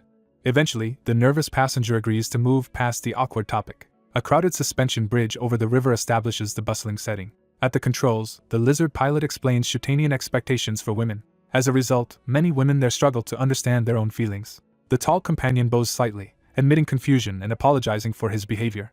Later, a composed rider sits opposite the uneasy passenger and calmly reassures him. The inquisitive rider questions Shutanian values, and the companion confirms them during their talk. In the back seat, the young man wonders how long the tradition has existed. However, the gold-scaled elder recalls that records vanished after the race war. The wary analyst studies the screen, sensing the old tradition is suspicious. Meanwhile, another researcher links new evidence to recent talks about the race conflict. The reptilian gazes at their glowing abdomen, recalling daily unfertilized egg-laying. While checking the desk, the observer realizes new interspecies data contradicts prior beliefs. The system activates, gradually erasing the captive's memories. Finally, a lone wanderer drifts through space, wondering if fragments of the past remain. The outsider notes this world, like his, gathers many different races. Those with overwhelming power were pitted alone against every other race.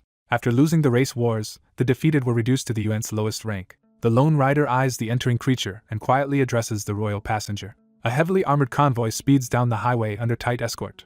The crocodile-headed leader dismisses the rumors as a simple misunderstanding by outsiders. Suddenly, a tank roars past, leaving the nearby pair stunned. Two observers deem Earth too small and unready, requiring vast time and resources. Inside the car, the man questions whether his companion's visit is purely business. The monstrous rider bares his teeth, eagerly expecting a favorable outcome.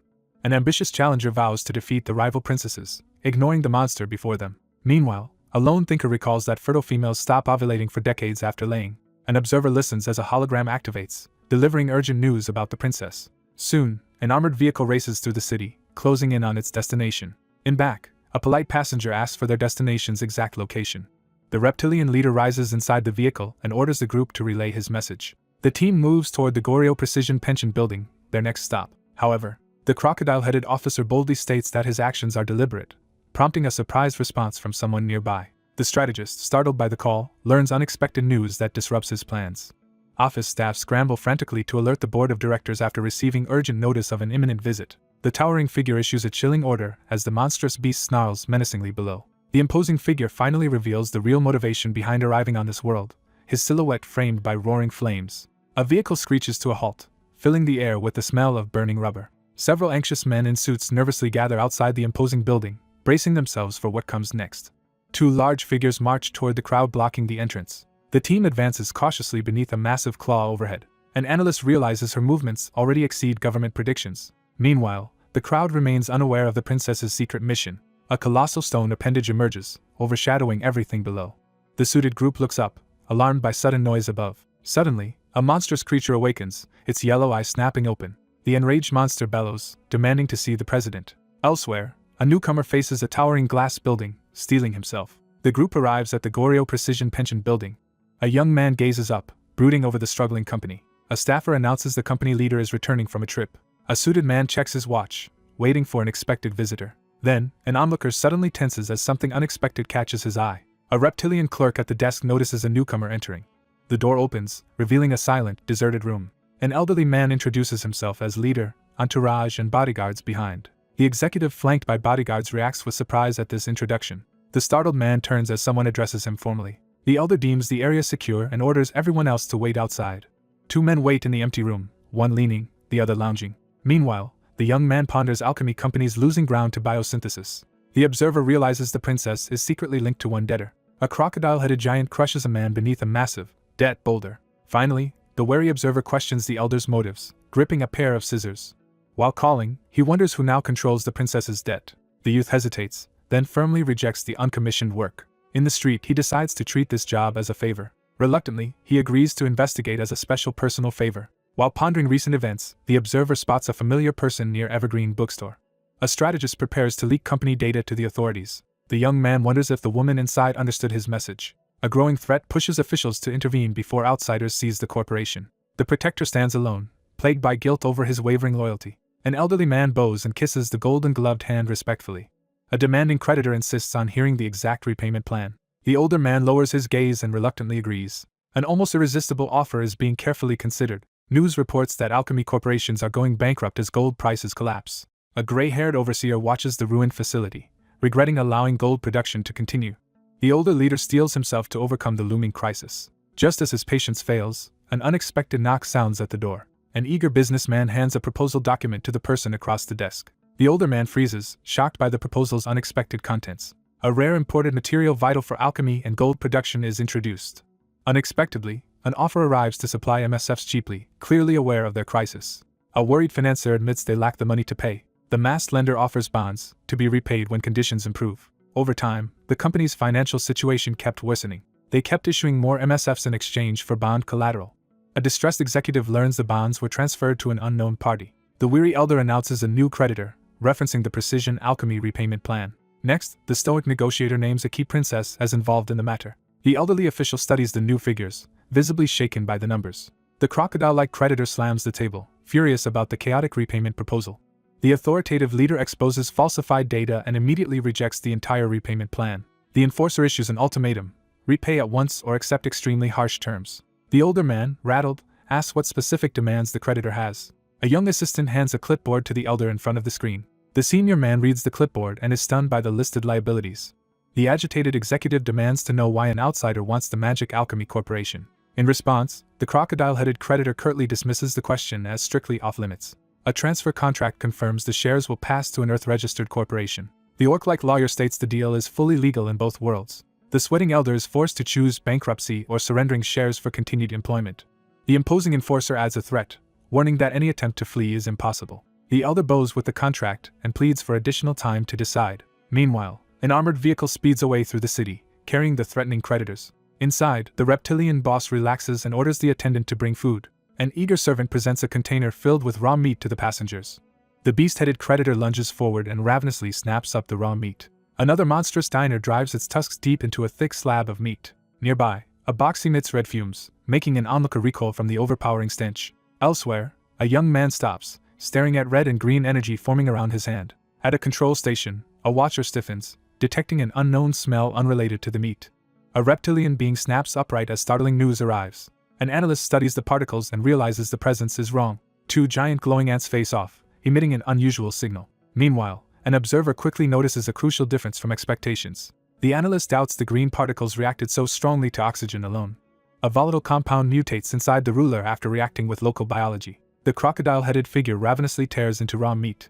An orc yells as a determined man suddenly grabs his face. A young man recoils and raises his guard against a sudden threat.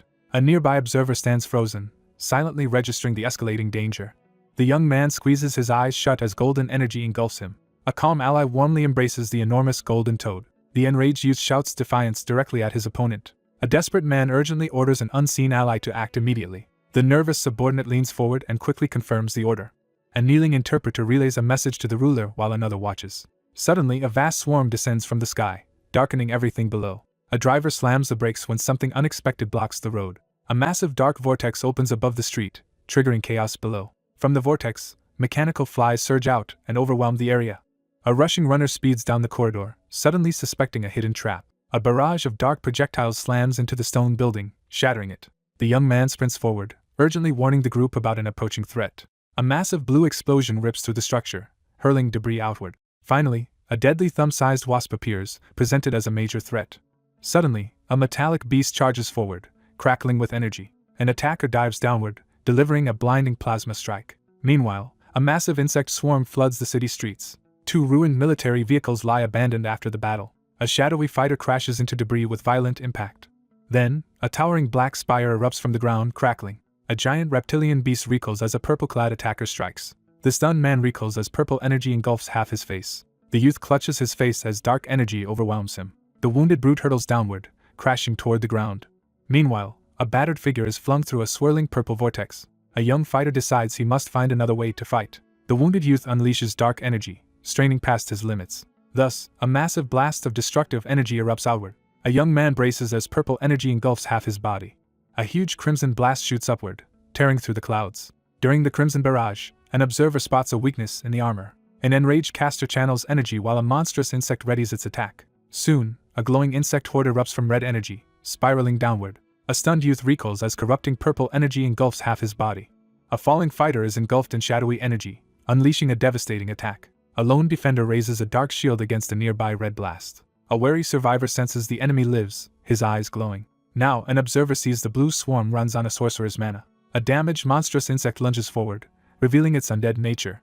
A black vortex appears in the sky, and the rooftop group looks up. During a standoff, one ally warns the group the attackers want the princess. The observer's eye flares purple as he realizes the enemy targets the princess. The young man raises his hand, gathering shadowy energy to attack. From above, an enemy unleashes a huge purple blast at the city. The hulking beast staggers as a powerful hit strikes its body. Meanwhile, the guardian urges their mount onward, fleeing through the sky with the princess. The empowered fighter retreats quickly, searching for a place to raise a barrier. From above, the watcher finally spots the target building. The subordinate hurriedly prepares to activate the magical barrier. Nearby, one person tenses and looks up at an unexpected voice. The caster hammers dark energy into the ground, unleashing a city-wide shockwave. The alert onlooker looks up, realizing the water is falling from above. The man gathers dark energy between the tall buildings, readying an attack. The mage slams the ground, releasing energy to raise a strong barrier around the building. A blinding explosion erupts above the city, flooding everything with light. A lone watcher surveys the city as a glowing hexagonal barrier activates overhead. Then, the same figure studies the shimmering barrier, satisfied it activated successfully. A blazing shield rises around the structure, deflecting the falling rubble. Inside, a vigilant person peers through the blinds, watching for danger. A lizard-like being speaks unintelligibly while two companions try to understand. The troubled youth looks down and apologizes for dragging everyone into this. A calm companion reassures the anxious person on the sofa. The group hears reinforcements for the undead are coming and starts preparing. Finally, a wary observer considers using telepathy while the clawed figure attempts contact. The reptilian guardian urgently tries to calm the panicked royal. Suddenly, the crocodile-headed being roars, shaking the area. The reptilian figure urgently asks the youth about any suspicious contact. The investigator rules out food and drink as the contamination source. Meanwhile, 3 officers question why the chemical failed to trigger violence. The schemer realizes only the royal touched the object and brightens. The observer tests the reptile's understanding and hears an intelligent reply. Later, the youth wonders how to communicate properly with her. The newcomer admits needing a translator, and the helpful elf volunteers. The leader orders his aide to fetch something from storage, alarming him. One subordinate rushes into the storage room as another watches suspiciously. A nervous figure enters holding a small shovel tightly. A frying pan with a glowing digital face appears. The protagonist recoils in shock at the unexpected sight. In the kitchen, a tense figure demands explanations before continuing the plan. The elf-like man reminds him of the frying pan's daily phrase. The confused man asks if they forgot the mind-linking power. An anxious orc lingers in the kitchen, gripping a frying pan. The younger man offers the pan, asking his companion to interpret it. Meanwhile, the digital assistant promotes its shopping tips and translation functions. The orc jokingly flirts with the cook, creating kitchen awkwardness. Suddenly, the animated pan blares an urgent warning sound. A golden barrier forms around the building, blocking giant insects outside. Then the crocodile-headed being advances, waving a pan at the startled girl. Finally, the interrogator presses the uneasy man about any recent contact. The outsider orders the pan to translate for the princess. A brute threatens an office worker with a raised pan. A startled man snaps awake, suddenly sensing danger. The brute roars furiously at the trembling youth. A tired man rubs his temples, reacting to sudden discomfort. The reptilian ally tries to calm things as the youth recoils. Suddenly, a yellow monster hand grabs the pan, stopping the attack. The crocodile-headed man reacts with loud excitement to the news. Impatient, the young man demands the princess's words without delay. The assertive man reaches out, prompting the brute to hand over the pan. The flustered princess steadies herself as the man presses for her answer. Then the larger man seizes his hand and issues a brutal threat. He demands an answer within 3 minutes, warning of serious consequences. Reluctantly, the man takes the frying pan from the gloved enforcer. The talking pan shudders at the ultimatum of permanent storeroom abandonment. Later, a crocodile-headed visitor bursts in waving a pan as another checks his phone. The tired man opens his phone and finds countless missed calls. A woman in a suit confronts him about vanishing without notice. Uneasily, he explains his absence while his annoyed partner questions the excuse. An investigator checks a device and confirms all key topics are covered. Next, the investigator turns to documents on Goryo Precision Alchemy. A red-haired official explains government support is blocked by conflict with the company. She adds that repeated violations made authorities withdraw support, surprising the listener. A lounging colleague asks about the one-quarter racial employment quota policy. The diversity chart shows mostly humans, few elves, and no other races despite quotas. The analyst notes the office has only humans and elves and questions this arrangement. The protagonist realizes a hostile faction is approaching and steels himself. A hierarchy is described where non-human races are ranked and discriminated against. However, some useful races are still excluded under claims of protecting humans. The youth considers how creatures are ranked by their impact on humans. He grows wary as he senses something wrong behind him. The reptilian interrogator demands to know if the questioning produced any answers. The larger captor grips a frying pan and urgently demands answers from the startled man. The interrogator hears the pan report the subject avoided odd items but briefly met others. The determined youth orders his captive to reveal the other people's identities. Then the golden reptile accuses him, and the flustered youth furiously denies it. The investigator hears only one other contacted the subject and sharply presses for that identity. The young man braces as a massive spinning device nearby hums with dangerous energy. He closes his eyes and steadies himself, preparing for what comes next. Later, the towering reptile raises a frying pan, questioning the man as a woman watches. The exhausted man exhales shakily, struggling to regain his composure. A black car speeds through the city as its occupants attempt to escape. Inside, the passenger checks his phone and smiles while the driver concentrates on driving. The composed leader confirms the hostage is safe and orders a subordinate to chase the attacker. The strategist reassures his ally that their special abilities will let them track the enemy. The youth learns of a power that combines remote viewing with sensing impressions from objects. The observer follows insect trails in the air and directs a turn at the intersection. Meanwhile, a swarm of undead wasps attacks as the hidden mastermind tests a new tactic. The confident passenger insists their advantage guarantees they will catch the target. The sane passenger mentally counts his expected reward while the silent driver keeps driving.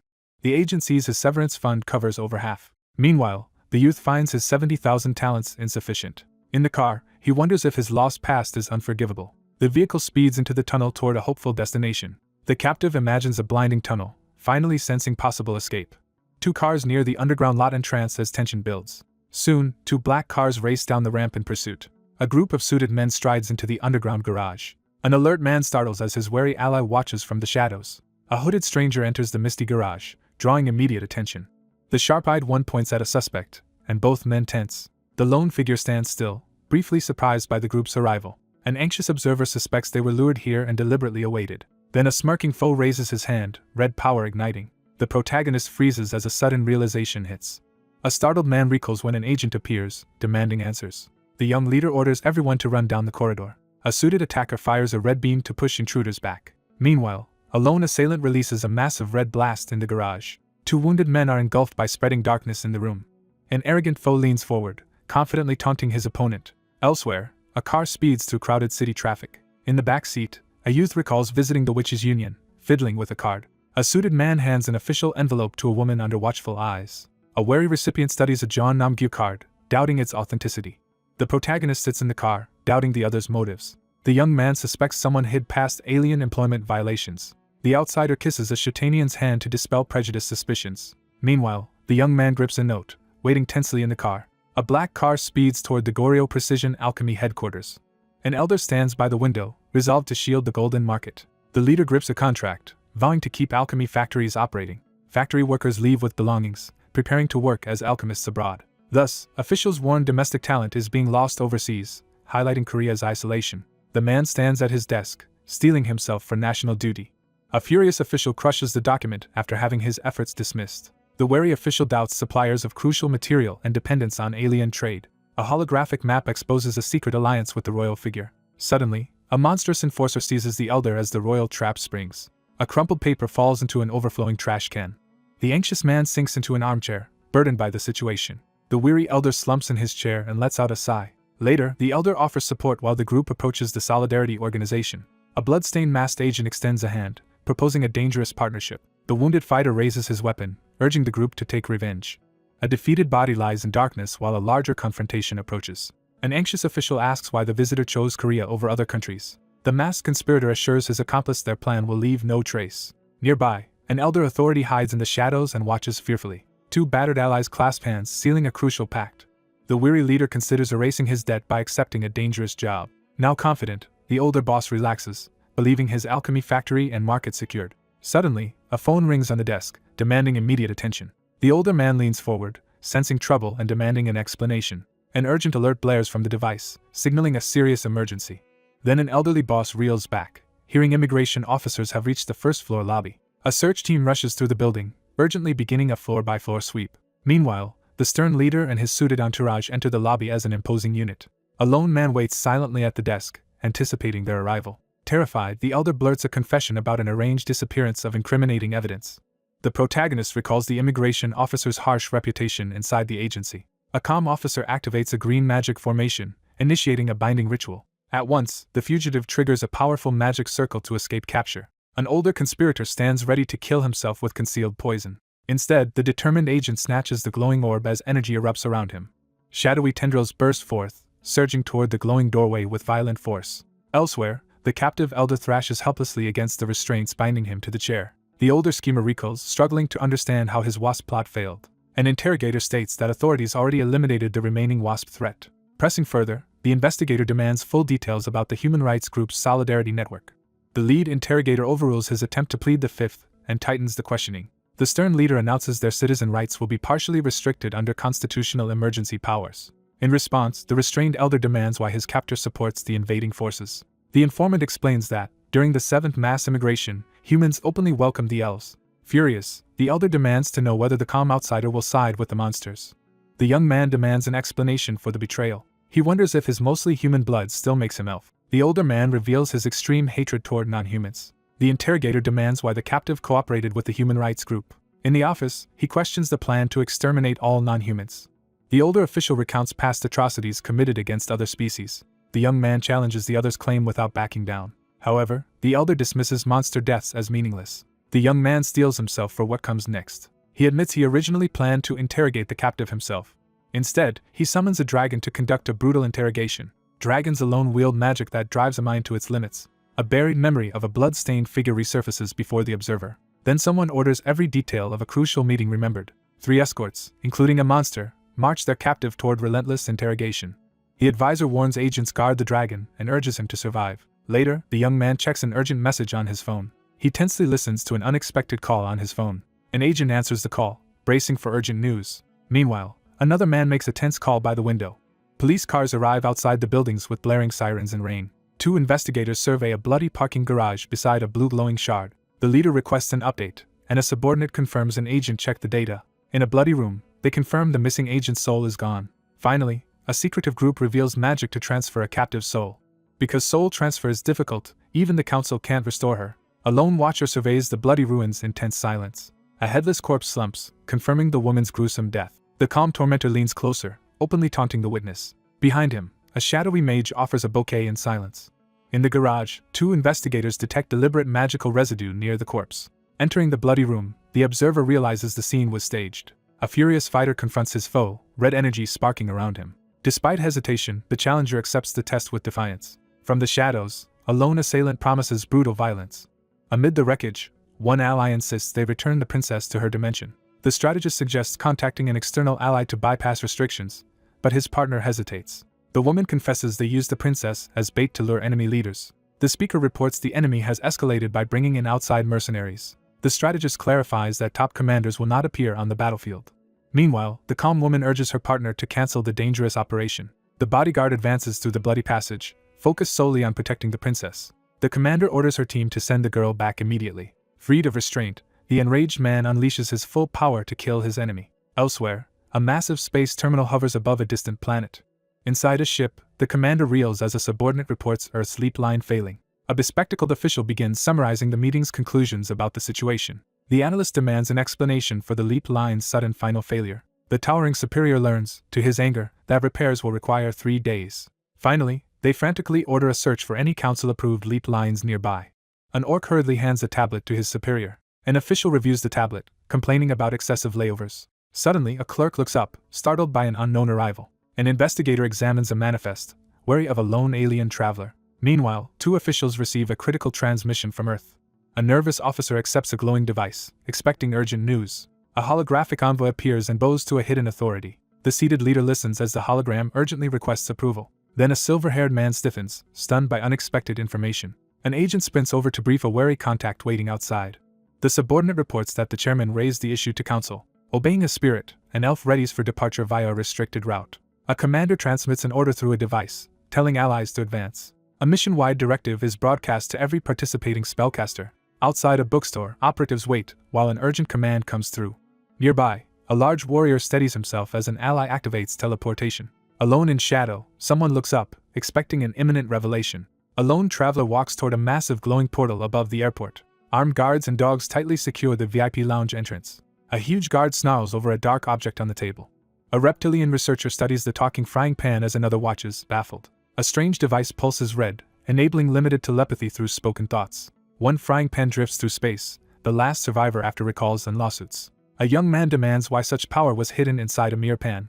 A veteran prisoner remembers only one person wielding that ability in 8 centuries. He thinks the rare ability user could have lived luxuriously. He reflects on how pointless the recent death was. He looks up at a spinning object hovering before him. Then the reptilian giant shoves a hairbrush at him, expecting action.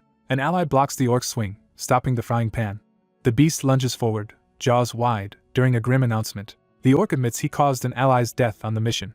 A companion quietly offers formal condolences for the loss. He reassures the distressed woman, promising support. As they march silently, an observer considers how divided everyone remains. An analyst explains that repeated mass immigration over decades inevitably sparked conflict. The yellow-scaled ally reassures the others, saying he understands. A vast fleet crosses space, showing the earlier immigration wave. After brutal racial wars, a survivor mourns the natives' heavy losses. An elder explains most pre-war records vanished, leaving only fragments.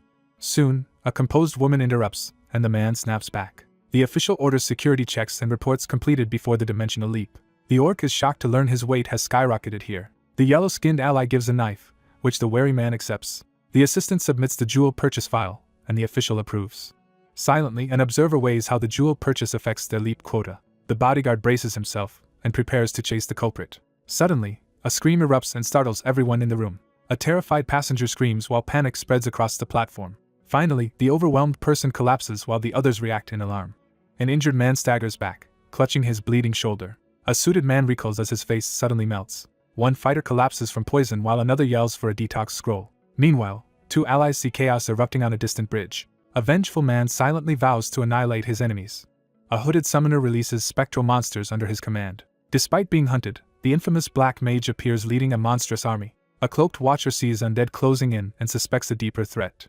A hooded figure corners someone, warning that no interruptions are allowed. Terrified travelers sprint down the terminal ramp amid spreading chaos.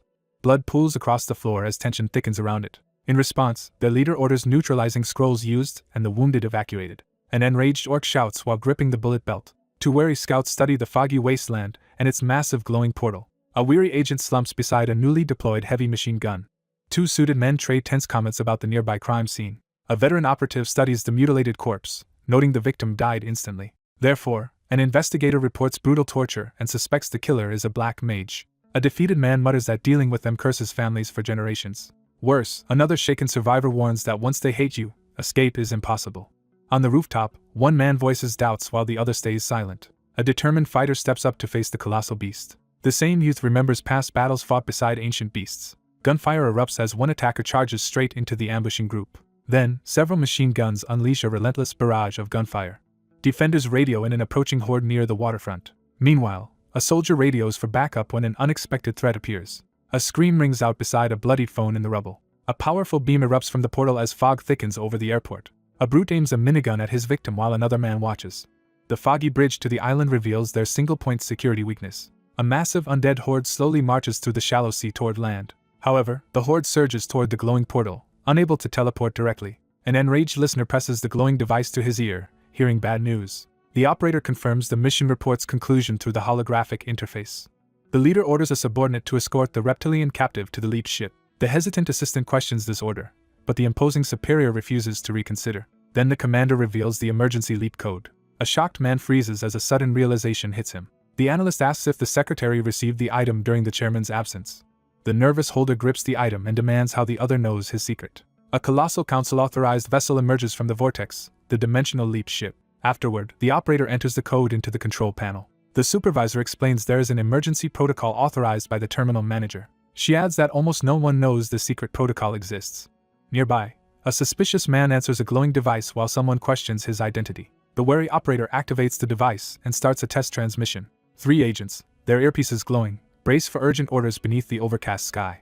2 uniformed reptilian guards stand ready as an official announces the escort of the princess and her group to the leap ship. The authoritative man entrusts the princess to the attentive secretary before striding out through the bright doorway, leaving her and the vigilant bodyguard behind.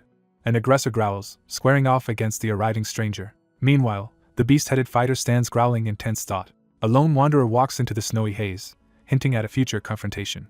A solitary person walks through the fog-filled, empty parking structure. Suddenly, a colossal energy spike slams down and shatters the ground.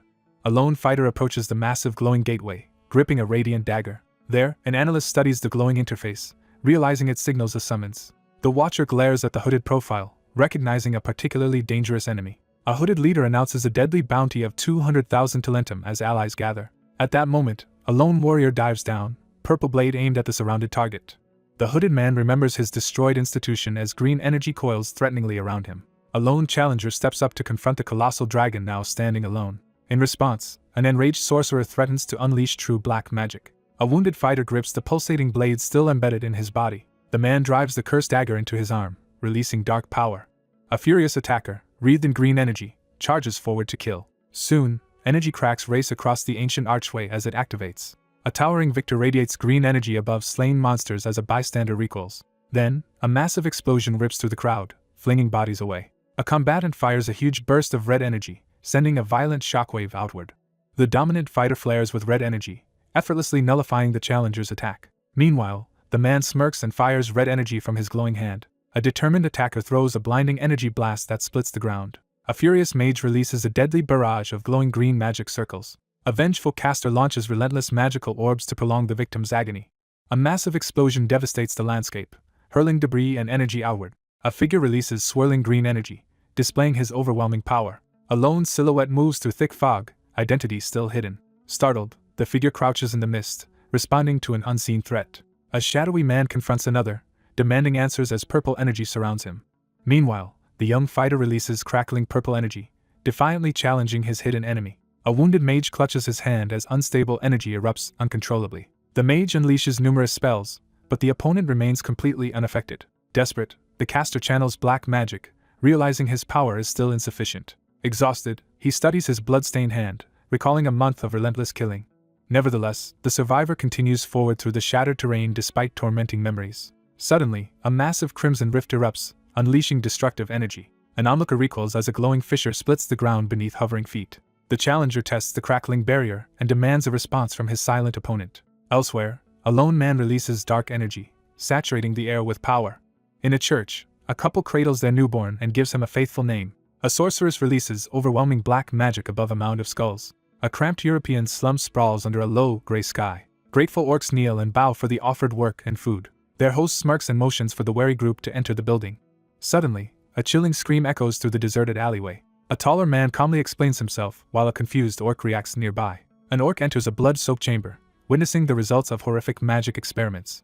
A worried man voices concerns about securing enough food and work. With a cruel grin, the attacker raises a glowing blade to strike. People realize no one would notice if orcs or goblins disappeared. A protester condemns authorities for ignoring goblins disappearing across Europe. Meanwhile, a hooded activist rallies crowds, denouncing authorities' disregard for goblins. The speaker urges the crowd to see anyone could become vulnerable. Later, a thug confronts a passerby, questioning their loyalty after non-humans vanish. The speaker is suddenly struck down mid-speech about the disadvantaged. The wounded woman turns to face the kneeling, shocked onlooker. Nearby, a bystander recoils on the wet ground, eyes wide with fear. An aloof man walks down the street, ignoring wary stares. A researcher quietly celebrates new freedom to continue forbidden work with a secret group. Suddenly, a swarm of dragons sweeps across the night sky. Armed soldiers rush into the burning building amid chaos.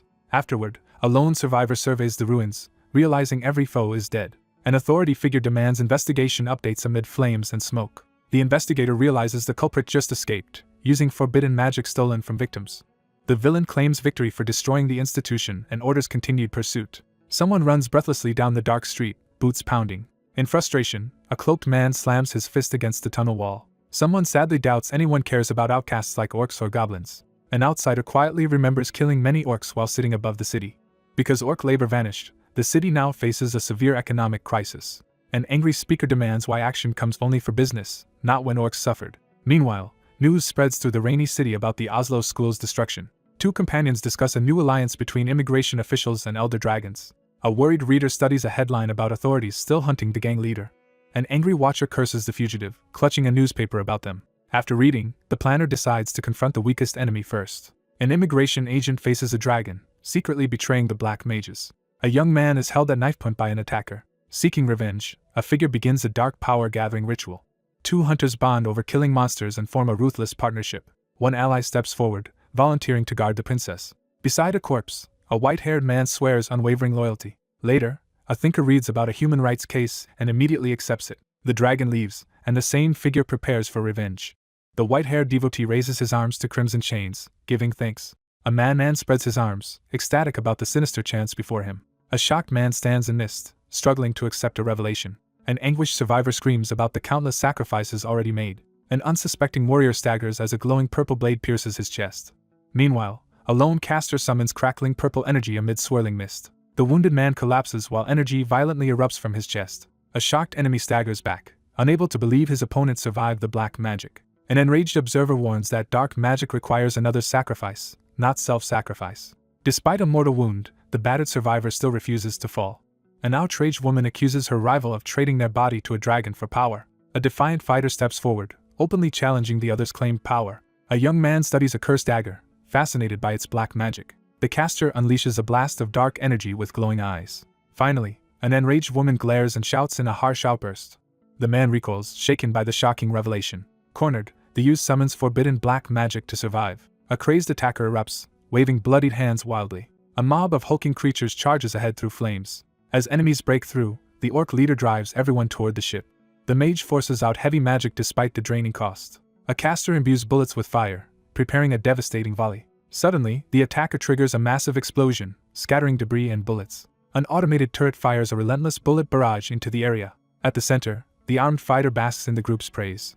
Amid wreckage, one agent snaps at his partner's worried question. Through the flames, the enemy staggers back up from the rubble. A massive zombie horde surges forward, overrunning the area. In anger, the woman rips the contract, releasing golden energy. Panicked, the girl demands detox scrolls as the reptilian escorts stare, confused. Straining, she forces herself onward despite the blistering heat. The group stops short. A poisonous fog seals their route. Suddenly, the wary group tenses as a strange scroll drops before them. Determined, he grips the glowing scroll, claiming he can endure the flames alone. The leader orders her partner to use the item and flee. Meanwhile, the team sprints across the burning field, barely dodging attacks. A reinforced security door slams shut with an electronic beep. Conversely, a nearby vault door unlocks as a green light appears. A reptilian guard rushes a noblewoman towards safety through the spreading chaos. Under heavy fire, the defenders stubbornly hold their crumbling line. The wounded man tries to command but collapses, bleeding. Agents rush to the fallen man while another calls backup. Meanwhile, guards surround the agent as one moves in to help. A huge green arm pins the injured captive. The desperate runner sprints toward the spaceship through falling debris. A medic says the poison lasted too long as another checks his pulse. Despite collapsing from poison, he passes over the vital scroll. The leader assigns someone to the wounded man and heads for control. Next, the commander orders an immediate jump to the Jelenko dimension. She strides across the dark floor toward the control room. A worried ally calls after the beast-eared woman walking down the corridor. Suddenly, the elf channels powerful magic within the swirling blue rings. The sorceress jerks toward the unexpected sound in alarm. A dragon-marked barrier seals the chained horde with a coded lock. An investigator senses strong energy from a glowing container of the chairman's treasure. Faint, inaudible waves pulse out from the glowing containers. A watchman suddenly feels a familiar presence and tenses. The investigator confirms the chairman's treasure is hidden in this place. An unseen watcher floats over the cargo bay, scanning for movement. Meanwhile, an analyst announces a jump delay and notes the outsider's growing mass. A nervous officer presents approved clearance, citing no life signs as the visitor waits. The same official realizes emergency procedures skipped normal cargo inspection. Confused staff briefly question the ship's origin, then focus back on containment. A startled elf flinches while a lizard-man commander barks urgent orders. Finally, a panicked aide demands they inspect the cargo bay holding the treasure. A reptilian guard stares, confused by the woman, while another stands behind. The crocodile-headed being scans the group, urgently searching for anyone who can translate. The man with the golden glove grabs the frying pan decisively. The stubborn woman insists on inspecting the cargo bay, refusing to leave despite zombies and mistrust. A suited elf discovers a badly wounded orc-like man in a dark hallway. Meanwhile, the wounded man fights to stay conscious as another urgently checks his condition. Defenders frantically reinforce a glowing barrier as the zombie horde pushes closer. The bespectacled strategist scans the empty area and realizes he is completely alone. The crocodile-headed guard grabs the green-haired elf's head and demands her intentions. The analyst freezes, staring wide-eyed at something shocking just out of frame.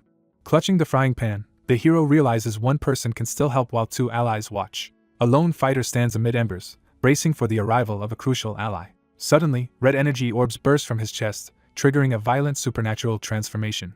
An onlooker recoils in shock as embers briefly reveal the sudden transformation. The cornered figure realizes escape is nearly impossible as a looming monster promises capture and torture. The suffering mage shudders in agony, consumed by the painful consequences of forbidden magic. With burning hatred, the vengeful man swears to inflict pain until the very end. The defiant figure taunts the enemy, reminding them of past failures and repeated escapes. In response, the monstrous foe erupts in rage and vows lifelong vengeance. A devastated battlefield stretches out, engulfed in swirling dark energy and fire.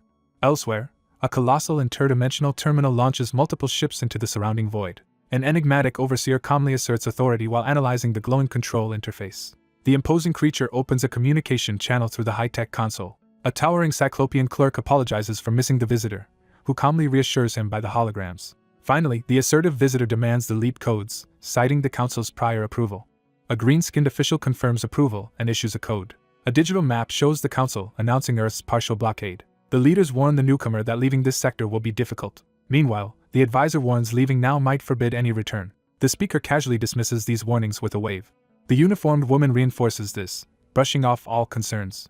Then a one-eyed alien addresses the human to begin processing. The nearby soldier suddenly stares in confused shock. The observer realizes she is alien and questions her uncomfortable disguise. A green-skinned worker hands a data chip to an ally. A hulking watcher freezes as a lone newcomer enters the chamber. A small clerk explains the chartered ship lacks registration and needs a temporary call sign.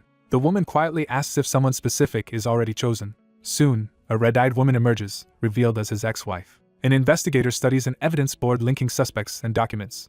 The same investigator files a holographic status report to a superior. Calmly, an official reports mercenaries released poison and zombies at the airport. Because of this failure, the mastermind decides to intervene personally. A man in white questions why a warehouse exists on Bukansan.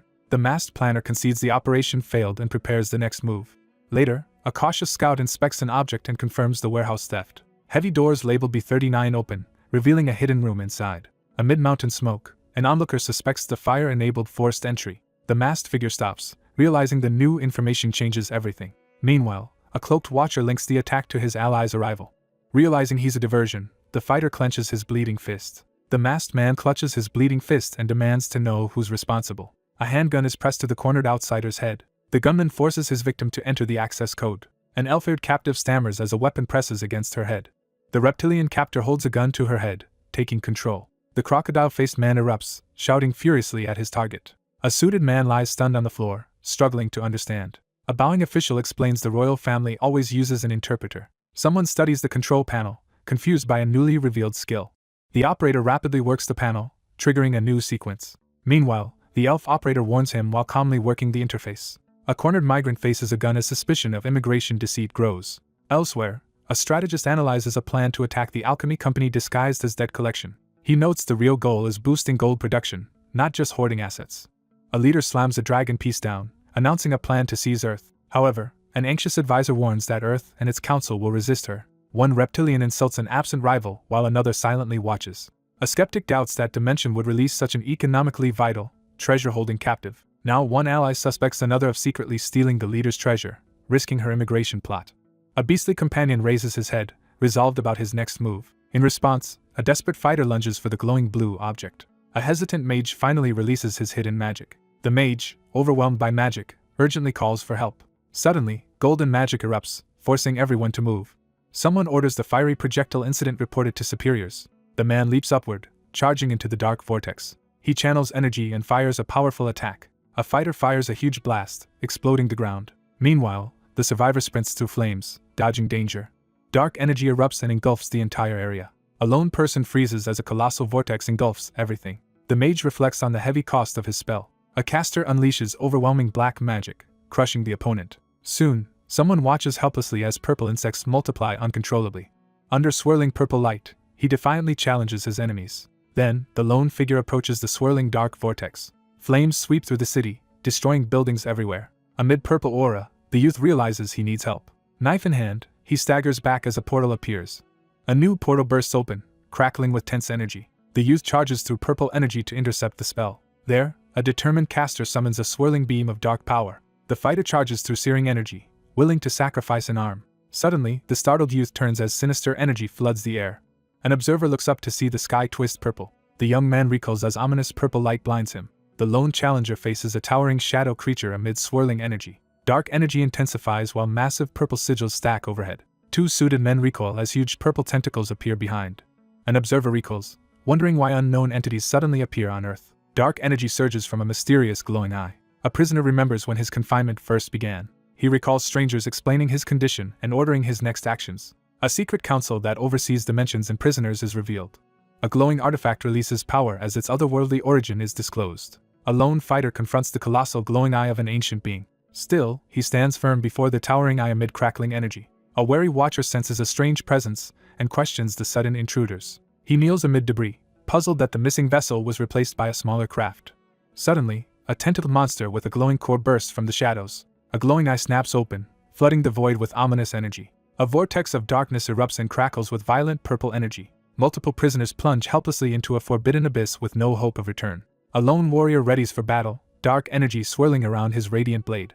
Meanwhile, an observer focuses on a looming black hole, sensing growing danger. A dark vortex engulfs every marked insect while leaving everything else untouched. A skeptic questions opening the dangerous abyss despite the risk of council punishment. A cautious observer studies his opponent and quickly senses an unstable temperament. Then, a hesitant man is suddenly struck by a mysterious energy surge. The young man recoils as dark energy and bright light clash around him. A bystander watches a dragon-like spirit materialize in a flash of energy. A glowing creature clings to his waist, frantically begging for help. The young man freezes, struggling to accept the shocking news about the princess. Finally, a lone fighter hovers in the stormy sky to confront a radiant entity. The young man struggles to contain his rising anger. He glares ahead while a small creature hovers beside him. Suddenly, a colossal portal opens above the abandoned structure, radiating danger. Gunfire erupts as multiple weapons discharge in rapid succession. He freezes as massive tentacles burst from the swirling darkness ahead. Their leader orders the team as they brace before the approaching zombies. Noticing the zombies slowing, a colossal vessel descends toward the turbulent, illuminated waters, casting an intimidating shadow. The massive vessel surges upward as energy crackles, signaling the imminent jump. A towering figure slams a leg wreathed in dark energy onto the ground, unleashing a shockwave. A blinding beam erupts as a lone figure crashes into the ground, leaving the stunned onlookers frozen in disbelief. The crouching agent braces himself as monstrous attackers surge toward him from behind. With unwavering focus, the young man activates a surge of hidden power, his eye glowing fiercely. The relentless fighter unleashes a devastating blast, hurling monstrous foes backward with crackling purple energy. A group of agents rushes forward, cheering in relief as their rescue becomes certain.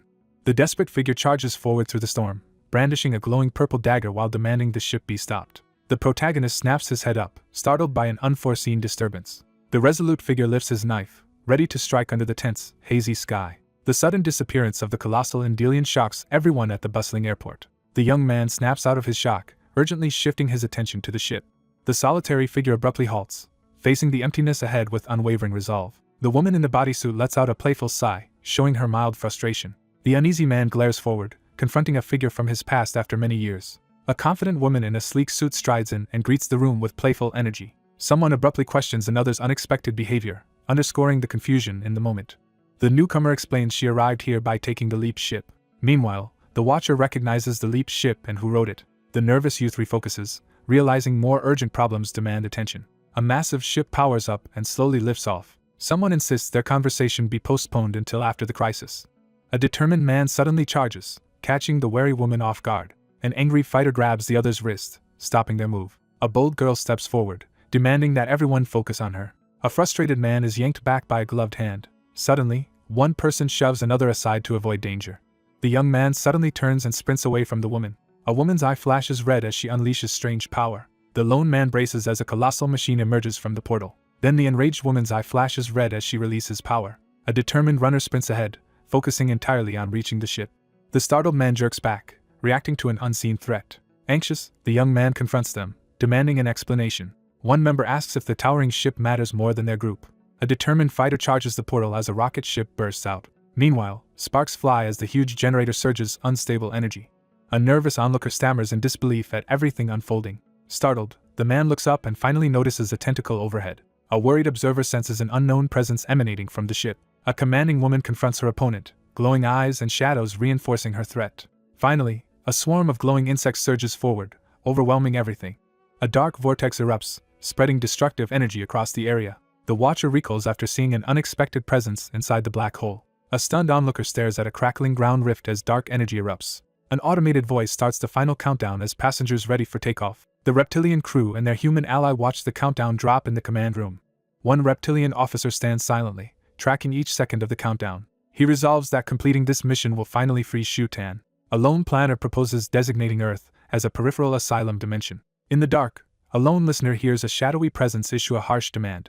A gruff advisor reluctantly decides to seek the council's help. Soon after, an envoy petitions the council to support their dimension against rivals.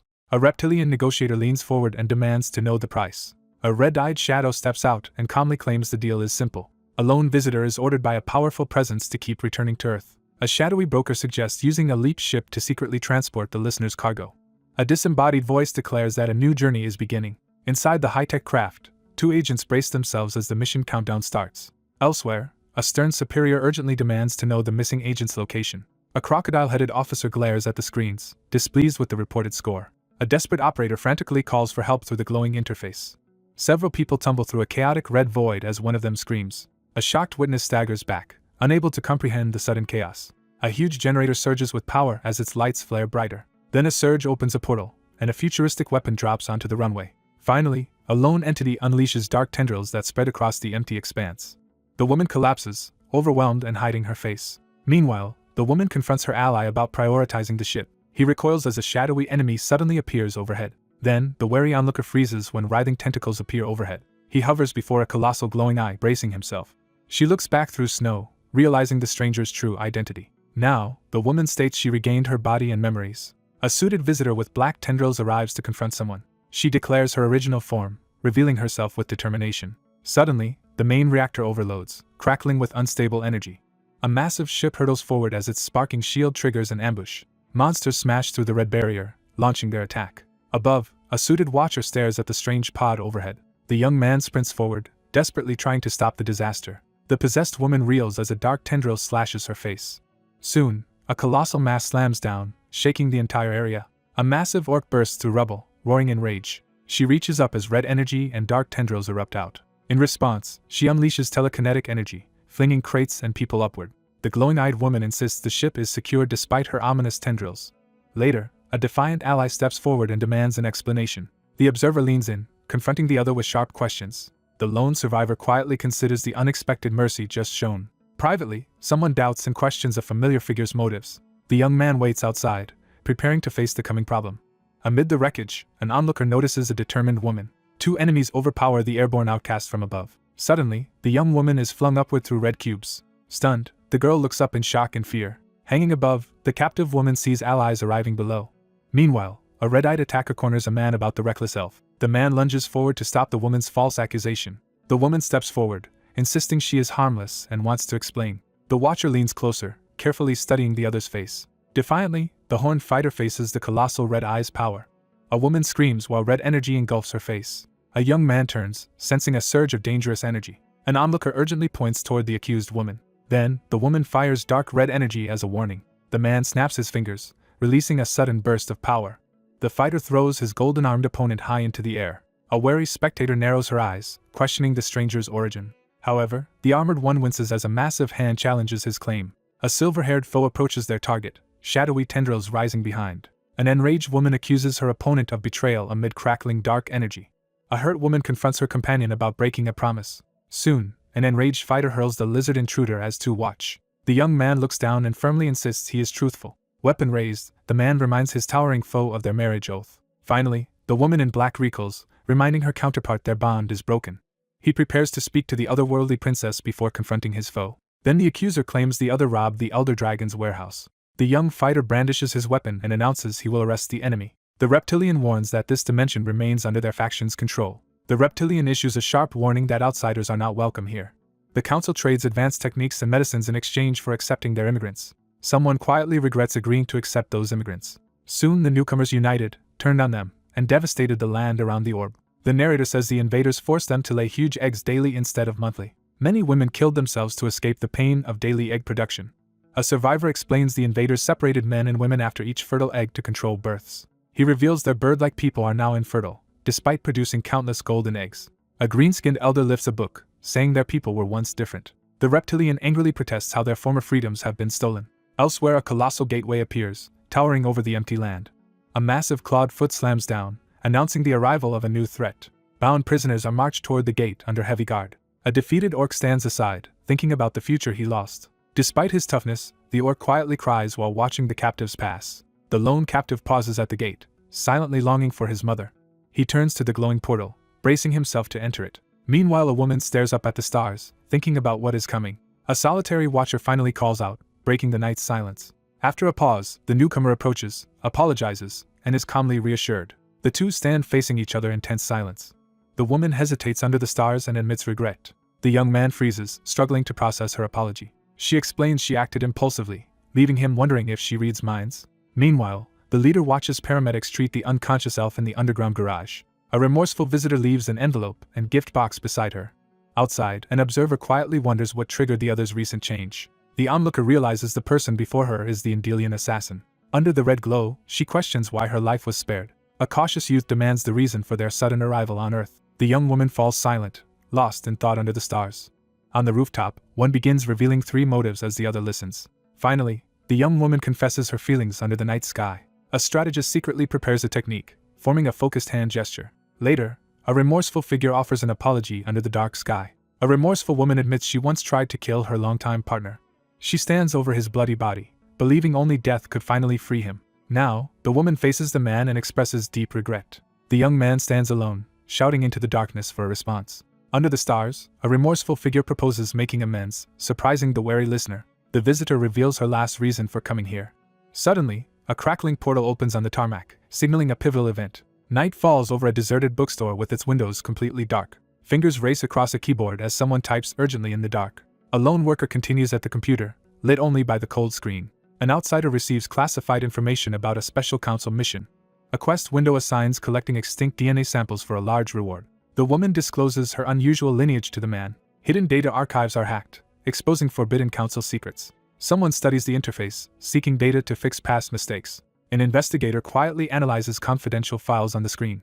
A single name is spoken into the silent night. The lone watcher demands to know the other's true identity. Suddenly, the rooftop observer hears an unfamiliar voice from the dark. He agrees to the request and prepares to break the seal. With the system restored, their leader orders everyone else to escape. A nervous worker bows as she receives urgent instructions. A lone traveler walks steadily toward the glowing portal. Then the traveler turns from the stars, ready to depart. In the dark, a calm interrogator confronts a restrained woman. Under the stars, a young man quietly faces the woman.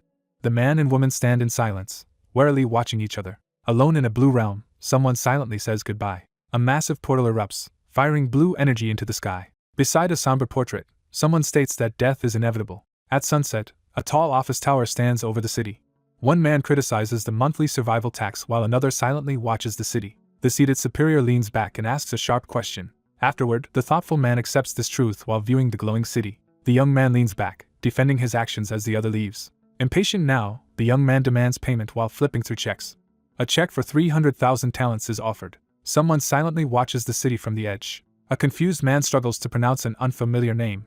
A nervous onlooker tenses, clearly growing more uneasy. A speaker promises proper compensation for the upcoming mission.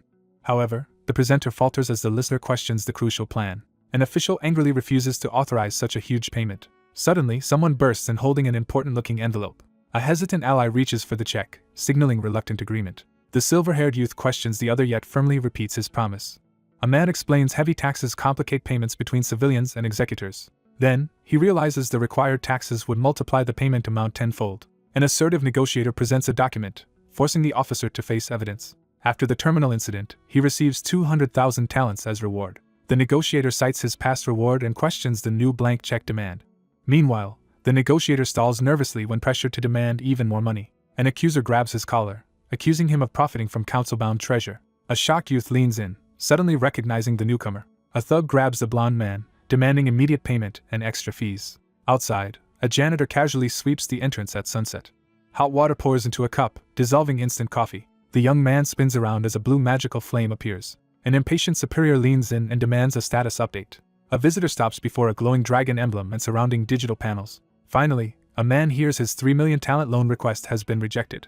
A man drinks as a holographic call notification appears. Someone tries paying by gold card, but the council requires talent. The council uses technology fees to attract talented people worldwide. Thus, the rulers force borrowed abilities and pile on interest. A young man stands in the kitchen, questioning his situation. An official slams his desk, protesting an outrageous holographic tax demand. Meanwhile, a man complains over his drink as a call appears. Armed soldiers burst in, and the young man sarcastically confronts them. A captive surrounded by soldiers jokes about relentless tax enforcers. A nervous creature recoils while hearing a dragon's brutal fate. A panicked advisor clutches his phone, denying illegal tax dealings. The young man listens as the next phase is explained. After a pause, someone sets down a cup, awaiting the council's announcement. The strategist accepts his advisor's plan to get paid directly by the council. The protagonist considers accepting help for a special assignment. A blonde man confers with an ally while operating a holographic display. However, the clerk rejects the offer and demands direct transfer to his account. The man remains alone at the desk, silently thinking. Water dripping into the sink marks the passing silence. A focused worker types rapidly, entering crucial data into the computer. The young man reviews his recent profits and feels confident about future gains. Late at night, he keeps working toward his discharge. He admits his discharge will take longer than expected. A composed newcomer steps forward as his name is announced. Then the observer narrows his eyes, sensing a critical change. A lone worker rapidly answers urgent notifications on his computer. Meanwhile, condolence messages arrive, reacting to news of a recent death. An anonymous warning suddenly appears on the screen, urging caution. The young man sits worried, thinking about keeping his loved ones safe. Then the worker clicks the mouse, initiating an important system process. He freezes in his chair as something unexpected appears on screen. Suddenly, a glowing council message pops up on the interface. An alert follows, announcing an unexpected tax inspection. A red warning screen declares an official tax investigation against him. The man jolts in shock at the tax investigation news. In disbelief, he anxiously asks why this misfortune is happening. A strict notice warns that any delay or non-cooperation will be punished. A termination protocol activates as red emergency alerts flood the system. The anxious man scans the warnings, trying to understand the attacker's goal. Another warning flashes, announcing a sudden tax audit. The worker stiffens as he receives the sudden audit notification. Now he questions why rules changed after centuries, fearing he caused it. A sudden realization strikes him, widening his eyes. Elsewhere, two figures stand in light, recalling a past moment of aid. The office worker sits alone, wondering if his actions violated tax laws. A wary woman grows suspicious, doubting the real motive behind the help. Meanwhile, he hesitates to seek help, fearing the council monitors the network. Despite fear, he grips his phone, preparing to call. Slumped in his chair, he broods over waiting for his ex-wife's call. Finally, he clutches his flip phone tightly as unexpected news arrives. Meanwhile, the young man answers an urgent phone call. In an office, he hesitantly answers the agent. A messenger delivers the princess's summons to the worker. An analyst studies a file on the leader's weaknesses. The man explains that the woman is extra-dimensional royalty. An older witness silently recalls the torture he saw. That night, he urgently asks for news on the princess. After days of silence, the suspect agrees to confess publicly. A strategist reports the situation is more urgent than expected. Soon, a reserved official is ordered to transfer the case and extradite. Several treaties between the council and Earth are shown. Alone, a caller explains the council will soon take over. Privately, the strategist expects the council to hide findings and secure the princess. He warns that freeing the captive uninformed could endanger their world again. A tense subordinate flinches as new urgent orders hit him. A silent listener receives a desperate plea through his earpiece. Resolute, the young man accepts the mission for tomorrow. Later, the evergreen bookstore stands open under a clear sky. The owner greets an anxious employee sweeping outside the store. A strategist walks, annoyed by the new obstacle caused by the crocodile. A young man walks a quiet street, pondering what awaits. Meanwhile, he prepares to call a contact about improving their system. The protagonist's eyes widen at something unexpected nearby. Suddenly, an agent startles as a glowing interface displays an urgent message. A passerby notices another person leaving down the quiet street. A determined figure steps onto the field, breaking the silence. Meanwhile, one person runs through grass while another quietly watches. The lone figure approaches the metal container, preparing to open it. Then the newcomer stops as a blue system notification appears. A notice announces tax audit changes, and the observer reacts cynically. A wary figure grips the doorknob, expecting an ambush. The irritated man opens the door and enters the blue shed. The resolute visitor walks across the grid toward the seated man. The young man in a suit greets the newcomer calmly. The suited man sits, reflecting on his long time on Earth. Someone strides in, footsteps echoing on the bright floor. The suited figure confidently extends a hand for a handshake. The suited investigator steps forward, declaring his authority over the tax audit. Next, the negotiator extends a hand, urging the other party to cooperate. One man reluctantly accepts the other's terms, their handshake sealing an alliance. In a holographic chamber, both men seal their alliance with a handshake. The man behind the desk gestures to a chair, inviting his wary guest to sit. One man calmly acknowledges recent developments, while the other listens. The suited figure sits and signals for the meeting to begin. The protagonist agrees to continue, demanding the task be finished quickly. The man explains he delayed appointments because his schedule changed. The confident man responds with a relaxed half-smile. The determined figure snaps his fingers, summoning glowing blue screens. Then the composed man in the suit takes control of the discussion. A figure channels red energy, forming a dark core in midair. The suited man points at a red graph showing a spike in talentum. Meanwhile, Another observer watches the red graph spike, indicating a sudden power surge. The imposing man demands an explanation for the sudden spike. The overseer tells him his talentum balance has greatly increased. The determined official again demands an explanation in front of the glowing graph. The serious man prepares to reveal crucial information. The immigration officer recalls recent major incidents in Korea and the compensation given for handling them. Consequently, the investigator discovers immigration services profit through commissions from private enterprises. A digital dossier shows the enterprise's leader is a dragon long connected to the recipient. The interrogator presses the subject for details about potential favoritism or misconduct. Meanwhile, a wary traveler approaches a secluded cabin hidden among the autumn trees. Heavy boots thud on the forest floor as the person advances. The lone figure stops at the clearing's edge, surveying the surroundings. Back at headquarters, the confident official insists he was assigned tasks solely for his proven competence. The suited analyst pauses, absorbing new information from the digital screens. The interrogator ends today's session but notes they may contact him again. Later, the solitary onlooker resents others' troublesome actions while staring at the sunset. His eyes narrow as he criticizes others for obsessing over trivial issues. One person hides her intentions, while the other sees their real concern remains unnoticed. Finally, the frustrated man leaves the park, deciding to quit before wasting more time. At sunset, a quiet city street reveals the evergreen bookstore below glowing skies. A talking frying pan eagerly offers help with cooking a new dish. Inside, the woman scans the kitchen, considering dishes that would suit her guest. A withdrawn man sits at his desk as a worried woman watches his lingering grief. The woman in the kitchen discusses someone's food preferences while deciding what to cook. She admits she is bad at cooking fish as one suddenly jumps. She recoils when someone unexpectedly reveals they know about her hidden powers. A talking pen claims it can identify anyone's powers through touch. The shy woman explains she hides her abilities from others. The young woman skeptically inspects the pan and questions its strange ability. Then she steps to the counter and decides to begin cooking. The instructor takes the pan and starts the lesson by preheating it. The heated pan demands maximum flame as the fire roars beneath it. A shocked onlooker freezes in place, overwhelmed by what just happened. Soon after, a newcomer enters and is stunned by the lavish feast. The group gathers at the table to eat the meal their companion cooked. A young man jerks upright while the woman behind him freezes at the shocking news. An orc tastes the food and enthusiastically praises it to his superior. Another diner compliments the dish, but the wary cook suspects the group is mocking him. The young man stares at the frying pan, startled by how important it suddenly seems. An eager companion offers grilled sirloin with chopsticks, urging his friend to taste it. The uneasy young man hesitates as the offered meat hovers before him. A withdrawn man sits with his head down while one ally consoles him and another watches. Eventually, the young man looks up crying, overwhelmed by the unbelievable situation. He glances sideways, still brooding over the frying pan's significance. An opportunist eyes the rare pan and considers reselling it for profit. An office worker calculates how each paycheck brings him closer to financial independence. During dinner, one man suddenly remembers something important. Later, a guest casually asks to borrow a pan as they sit together. A cheerful ally urges the brooding man to use the valuable item rather than sell it.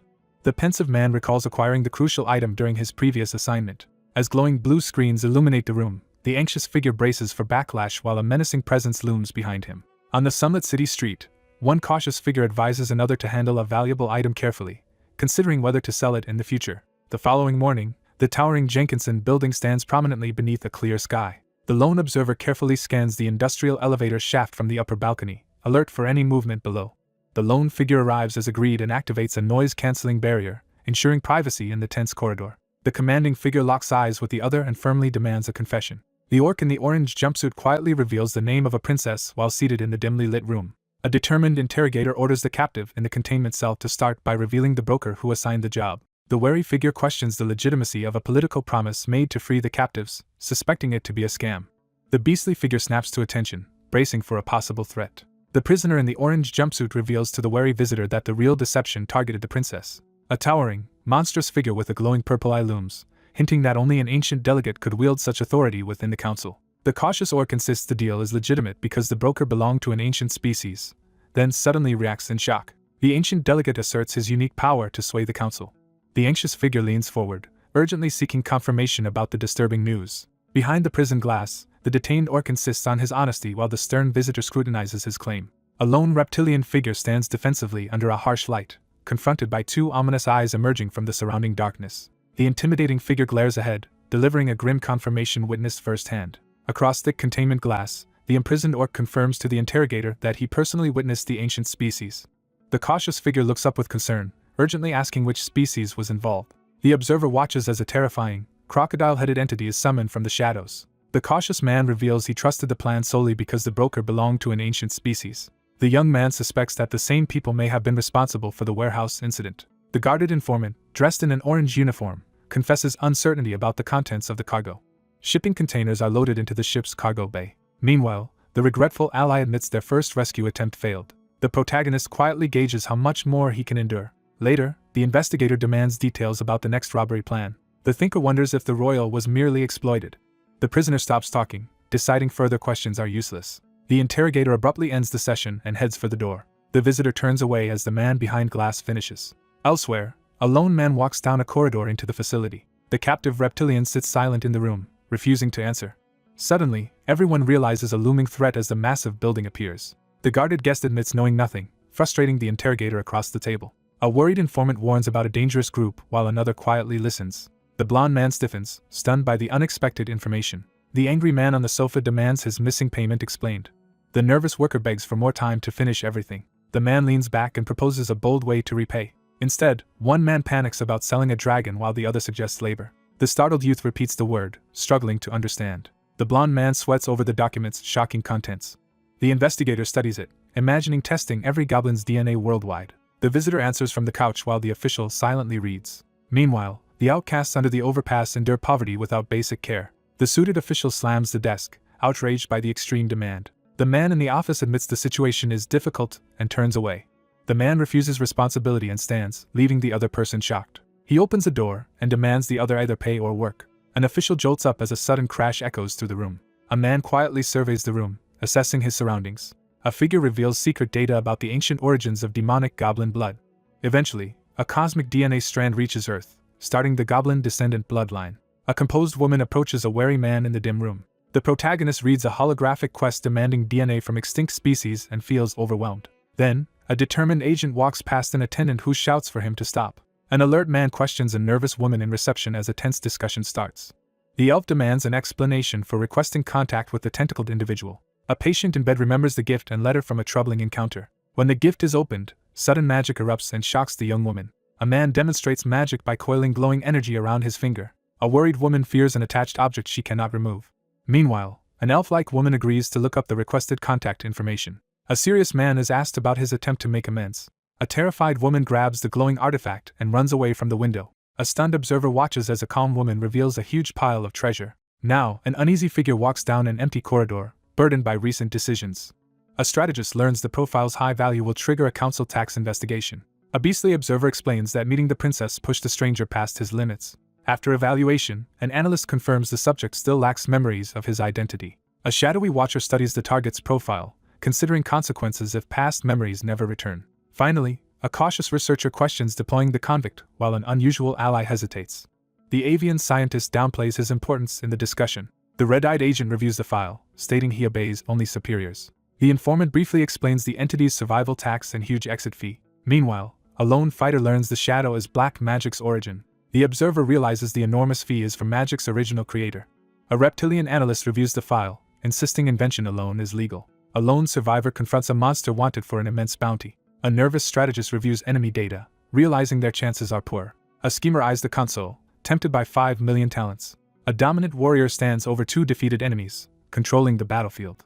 A digital dossier profiles the subject while an unseen voice questions curing evil. A sinister reviewer studies the profile, remembering the re-education program's scandals. A researcher explains a memory-sealing invention and disputes over its applications. The group deployed a method to eliminate dangerous targets across dimensions. A scientist in a lab observes a creature analyzing holographic profiles.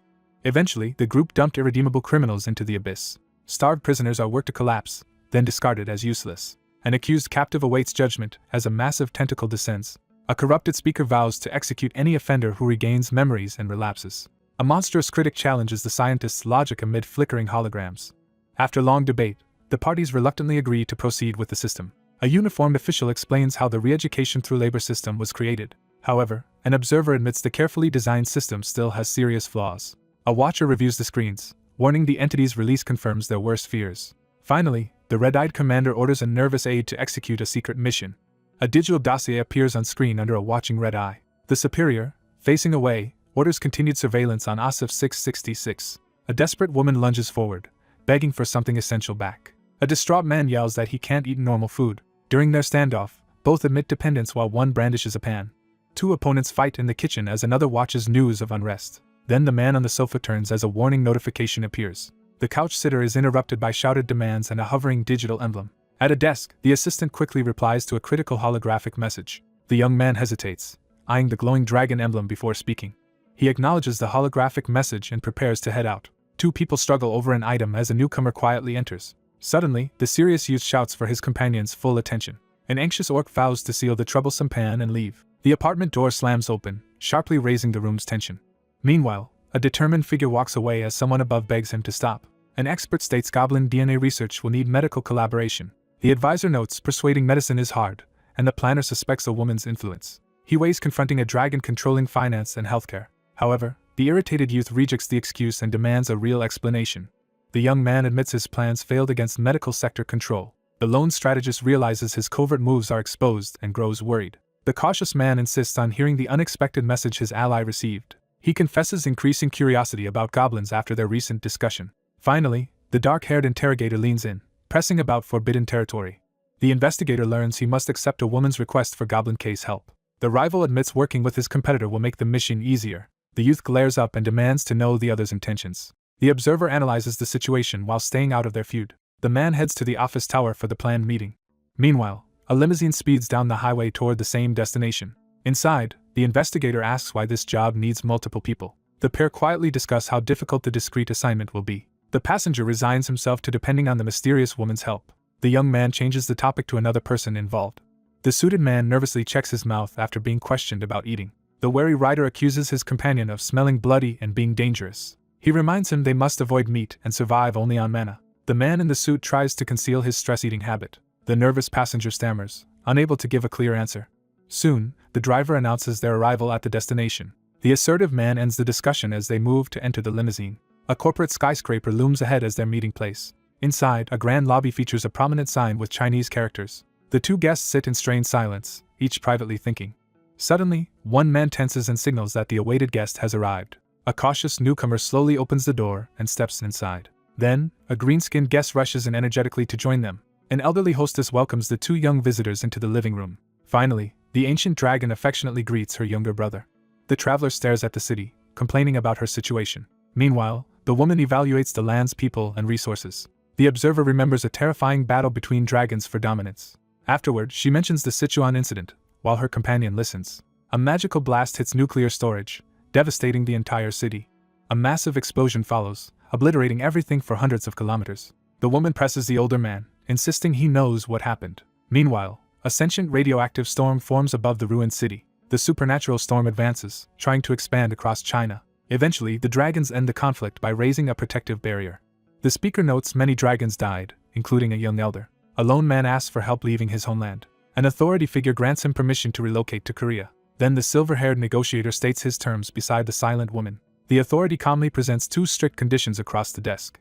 The enigmatic ally leans forward and swears a binding oath. An elder greets the younger pair while another silently watches. The elderly orc woman briefly mentions her brother during discussion. A blunt guest criticizes the seated man's appearance, increasing the room's tension. The elder questions keeping a youthful human form despite their real age. However, the blond man mocks his companion's youthful look, provoking restraint. The well-dressed speaker says his appearance helps other species approach him. The traditionalist scoffs at treating subordinates as equals. The refined man retorts, mocking the other's contempt for non-dragons. Finally, a sharp-eyed figure asks a pointed question, heightening the confrontation. The observer outlines goblin polymorph findings and ongoing secret surveillance. Then the man redirects the conversation to a pressing issue. The negotiator stresses their shared goal as everyone refocuses. An elder addresses the agent's questions about goblins. Meanwhile, a wary observer gauges how much the woman understands. The elder snaps their fingers to initiate decisive action. Two suited visitors enter the room with guarded caution. The elderly orc declares the formal start of the meeting. A suited man questions personally funding a clinic for city outcasts. Next, the orc elder announces a relief project for the poor. In a crowded ward, the director orchestrates urgent treatment for mixed orc patients. On the couch, a man anxiously questions the proposal's sudden scale. In response, the elder defends these plans as for the greater good. A cautious listener hears how goblins spread diseases to orcs and humans. Therefore, the analyst warns that unregulated goblin welfare poses a serious threat. The elder firmly vows to tackle this escalating social problem. The speaker condemns predatory insurance costs for worsening healthcare access for the poor. Suddenly, a tablet is thrust forward, questioning the agent's motives with a goblin article. The elder pointedly lets the agent choose whether to join hands. A schemer explains goblin DNA is easily collected during per patient's vaccinations. A wary negotiator weighs the offer, doubting how informed the other side is. Afterward, the speaker decides to seek help from a powerful ally. The elder calmly instructs the visitor to state their request. Suspicion lingers as an ominous institutional building looms in view. Inside, two men discuss a suspicious recent request over scattered documents. News reports a robbery at the main bank branch. The strategist doubts any plan to rob the heavily guarded bank. Anxious, the elder hesitates to ask authorities for help. Meanwhile, a skeptic asks why authorities were avoided, suspecting something beyond money was stolen. The calm speaker gives a vague answer while one guest questions and another watches. Shocked, a man learns the stolen item is the physical talent article. The protagonist realizes how important the physical talent article truly is. They warn that mishandling stored talent can be disastrous as unstable energy erupts. Instead, a device transfers a token by light beams as pure data. His orc ally confirms the council delivered it and claims full ownership. An elder explains the process was intentionally costly and inconvenient to discourage him. He reels back in disbelief at the enormous fee amount. The young man questions why the other bothered retrieving and keeping the physical item. The green-skinned ally hesitates, about to reveal his true motive. Meanwhile, the nervous youth wonders if they expect the council to collapse. A skeptical investigator insists the woman is hiding critical parts of her story. Determined, the young man tells his companion they must clarify something first. A focused reviewer studies the Goblin Welfare Project and its new relief implications. Cautiously, he checks the document to see whether it is genuine. Then one man demands proof of authenticity while the other watches nervously. A presenter outlines a large-scale welfare report, stressing its national government backing. The young investigator scans the tablet, preparing to identify implicated companies and individuals. Across the table, he explains he can only pursue a few main suspects. Finally, a curious researcher looks up the country's richest orc leader on the tablet. A dossier shows the orc leader owns most target clinics. There, an analyst explains the land lease shows the property's intended use. A determined ally proposes interrogating their next target. However, a wary user hesitates at the sudden offer to leave Earth. A desk worker learns someone has been missing for weeks. A colleague questions the workaholic's absence, and another explains he is on sabbatical. The young man ends the call, silently absorbing the new information. Meanwhile, one man voices suspicion about the other's conveniently timed absence. A strategist anxiously considers the consequences of provoking the enemy. An onlooker realizes the bloodied victim was meant to die secretly. A tense man silently weighs the threat from a dangerous psychopath. Nervously, a speaker reveals that one dragon among them is unstable. A woman coolly observes identical men, implying her link to their disappearances. An agitated official slams the table, insisting something even more frightening remains hidden. Nearby, a fallen beast's jaws on wet ground mark a past tragedy. A lone figure stands atop a giant beast's head amid lightning. A stunned guest hears she killed her aging husband for failing her standards. An uneasy investigator doubts the woman's innocence, since dragons involved with her keep vanishing. Meanwhile, a wary observer suspects she could easily eliminate any opponent. A resolute ally accepts the request, alarming his already uneasy companion. Two colleagues worry about getting information now that their usual source is gone. The young man suggests investigating the story while fulfilling her request. A stern leader delegates handling the situation to another subordinate. A blonde planner says they proceed with getting DNA if suspicions prove false. Finally, a determined man decides to contact an important ally for help. A lone man approaches the bank entrance with purpose. After a moment, he steps inside the building. He stops in the lobby when someone calls. An elf attendant hurries over and greets him. The banker hands him a document, urgently requesting protection. The visitor refuses and demands to meet a superior. The clerk explains the bank chief died recently. As a result, he realizes he is now acting chief. The acting chief orders staff to review the lobby's CCTV footage. Then, the screens display a bright but empty security hallway. Other cameras reveal vaults filled with glowing security cubes. The young banker recognizes one cube as the physical talent article. He stares at the legendary artifact glowing inside its containment. He notes swirling golden orbs representing countless merged transactions. The technician plays the incident recording as his companion watches. Suddenly, a radiant magic formation activates in the surveillance chamber. A glowing barrier appears around it while the cameras keep recording. One watcher freezes in shock as his nervous coworker looks on. The observer recalls the moment when all talents in the world vanished. Meanwhile, a woman is engulfed by magic water entering the netherworld.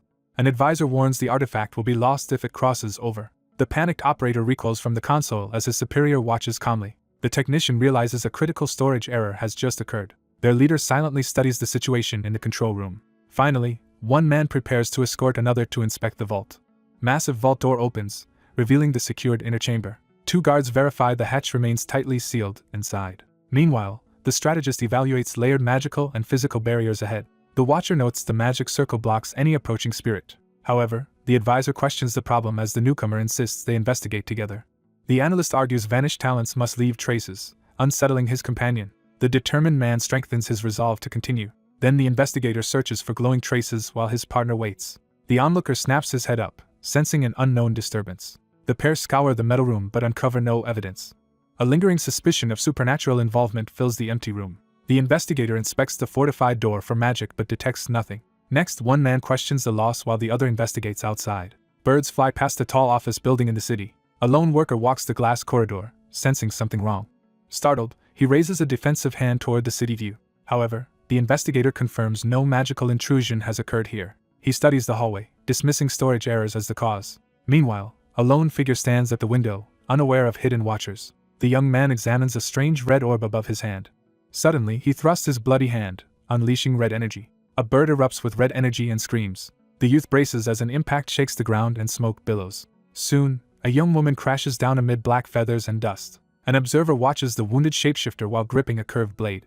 A wary fighter grips a glowing dagger, demanding the hidden presence explain itself. The injured woman lies pinned and shouts back defiantly. Meanwhile, she glares up from the ground and shouts at her attacker. A nearby observer coldly judges the injured woman for her reckless mistake. Later, a student crosses the courtyard, puzzling over a mysterious group's motives. A suspicious man corners her with a knife, accusing her of being a thief. The defiant woman argues their thefts reclaim power stolen by dragons. At the bank, a wary youth demands why a red star is there. An enraged man berates a cowering woman for supporting a stagnant society. Before the crowd, a protester claims they help dragons exploit the poor. A furious woman accuses her foe of secretly profiting from dragon protection. A thoughtful man realizes capitalism lets dragons systematically oppress the workers. A determined youth questions the risky plan to overthrow the dragons. After some hesitation, the woman accepts, and the calm man proceeds with the plan. A man, eyeing the blood-stained floor, insists they continue the discussion privately. Suddenly, red tendrils restrain a terrified woman struggling to break free. A burst of teleportation light engulfs the startled man unexpectedly. A wounded fighter crashes down, barely moving through overwhelming pain. Meanwhile, a brutish man convulses as he transforms, releasing chaotic energy. A quick outsider dives aside as the transformed brute detonates in a magical explosion. A terrified person screams for help, completely overcome by panic. The lone survivor leaps away as a huge blast engulfs the ground. In the ruined room, he realizes someone elsewhere now desperately needs rescuing. A wary investigator grips a knife, realizing the enemy didn't die by self-destruction. Finally, an analyst studies swirling energy, suspecting a superior planted evidence to frame an ally. The observer narrows his gaze, silently questioning what the red stars are concealing. The quick-witted newcomer surges ahead to investigate the explosion as agents scramble behind him. A solitary figure stands in the rain, silently recalling the brutal fate that befell another. The menacing figure warns that her soul will soon transform, as purple energy creeps across the floor, and the others brace for what comes next. Bathed in ominous red light, the man radiates a surge of dangerous power. A nervous subordinate hesitates as a lone man faces a group of approaching agents in the open plaza, signaling the start of a tense confrontation.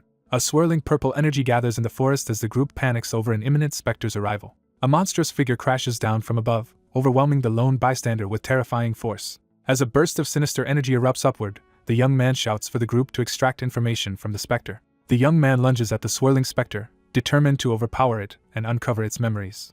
The lone warrior channels a massive, rune-covered energy sphere, preparing to unleash a devastating magical attack. A tense vision flashes before the observer, revealing a red-haired figure and the Changcheon Bank as potential clues. The observer evaluates the woman's position as she stands tensely behind the desk. The youth's eyes flare blue as a shadowy aura bursts to life around him. Several startled agents stare upward as a mysterious figure hovers above them, radiating power. The suspicious observer questions how the woman knew about the recent bank robbery as a chained, glowing orb hovers ominously overhead. The investigator realizes the information is still hidden from the authorities, prompting a crucial deduction. The trapped entity recoils in terror upon realizing the enemy's involvement. The young man releases the glowing sphere into the cloudy sky, accepting that he can no longer restrain the magical entity. The lone figure hovers in the stormy sky as a merciless surge of dark energy crashes downward. The lone figure stares up at the overcast sky, gathering resolve for the coming challenge. A weary woman resting on the sofa is interrupted as the phone suddenly starts ringing. A frustrated figure sighs and turns toward the vibrating phone on the table. The woman calmly answers a call while standing in the office. The woman moves through the office, making a call to gather information about a group called Red Star. At first, he hesitates, gripping the device instead of activating it. Alone, he wonders in silence how the talents were stolen. A towering skyscraper dominates the skyline, signaling a powerful newcomer's arrival. Meanwhile, an observer on a rooftop wonders how the talents were stolen. A colossal apparition appears above the city, overshadowing the buildings below. The young man is suddenly enveloped by a glowing penguin spirit. Days earlier, two people watch from a rooftop as a portal opens below. A lively youth invites the rooftop companion to explore something strange. A gossip spreads scandalous news while a nearby argument escalates into a slap. A frustrated spirit scolds the newcomer, blaming reckless behavior for the ongoing protests.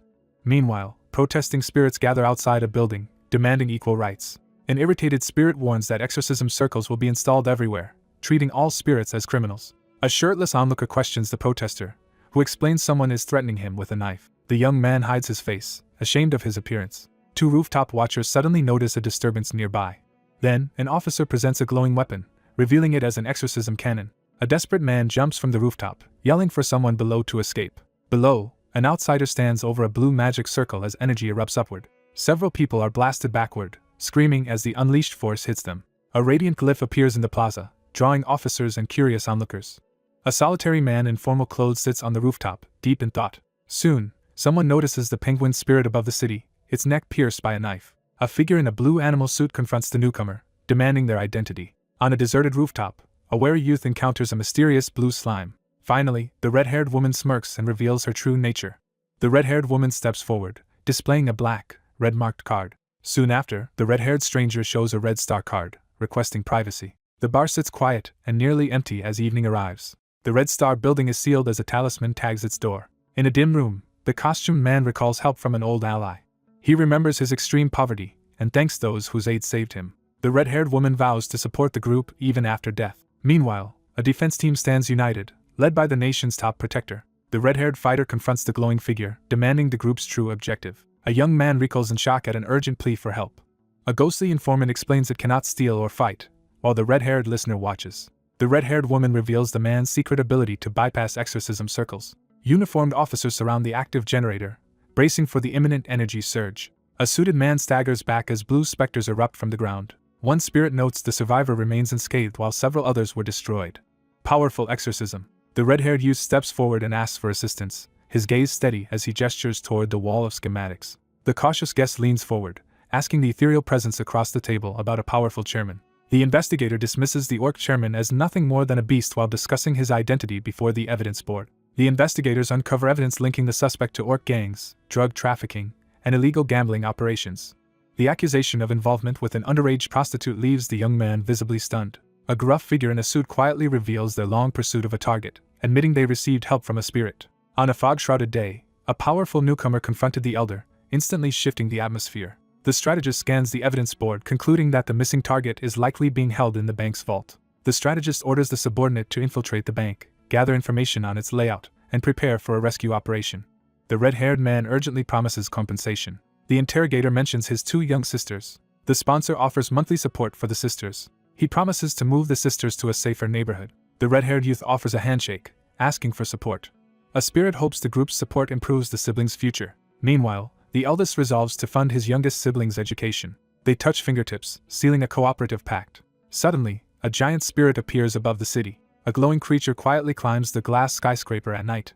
Two people wait in the lobby, watched by a blue spirit. A ghost slips through the reinforced vault wall. A boy excitedly finds a key object inside the glowing dome. Nearby, a tiny spirit sees the massive bank vault. The guide confirms the blue spirit is trapped behind the vault. A cautious ally freezes at the powerful exorcism circle. A glowing entity easily turns the vault wheel using spiritual power. A wary figure calls out as a glowing spirit appears. Suddenly, a radiant barrier erupts, filling the chamber with energy. A bystander recoils as blinding golden light engulfs their vision. Afterward, an onlooker stares at the radiant artifact, captivated. Covered in runes, an outsider channels a surge of magic. Then a stranger steps into the swirling golden portal. A desperate man unleashes golden power that overwhelms him in agony. Finally, a glowing spirit approaches the heavy metal barrier in silence.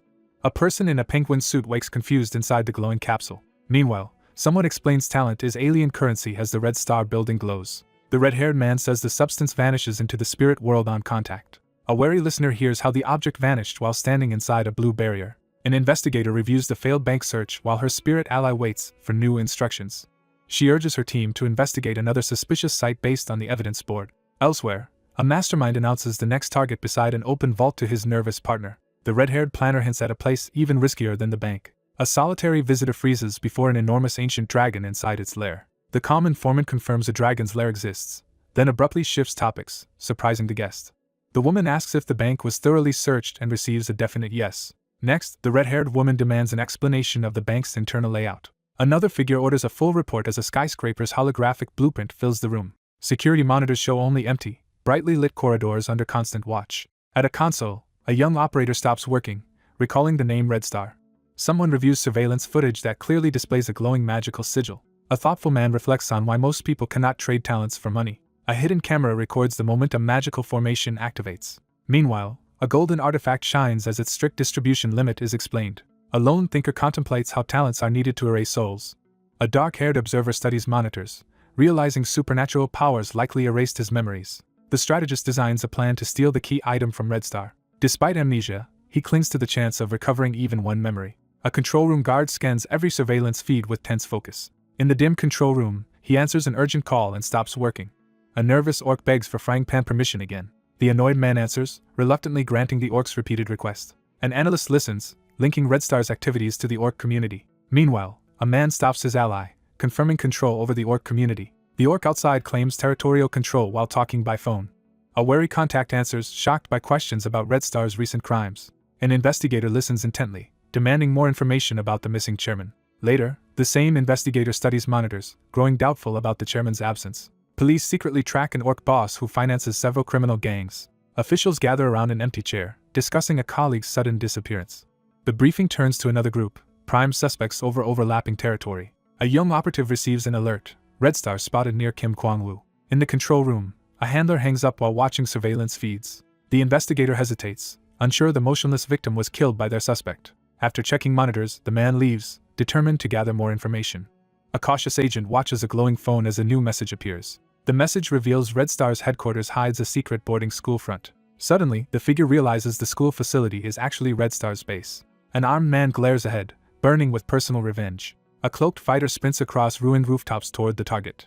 The team confirms the enemy headquarters lies inside a gated compound. A scout watches the guarded boarding school complex from hiding. A strategist explains by phone how to keep police away. A reporter covers a raid that endangered students at a slum school. Finally, the young man ends his call, ready for the coming confrontation.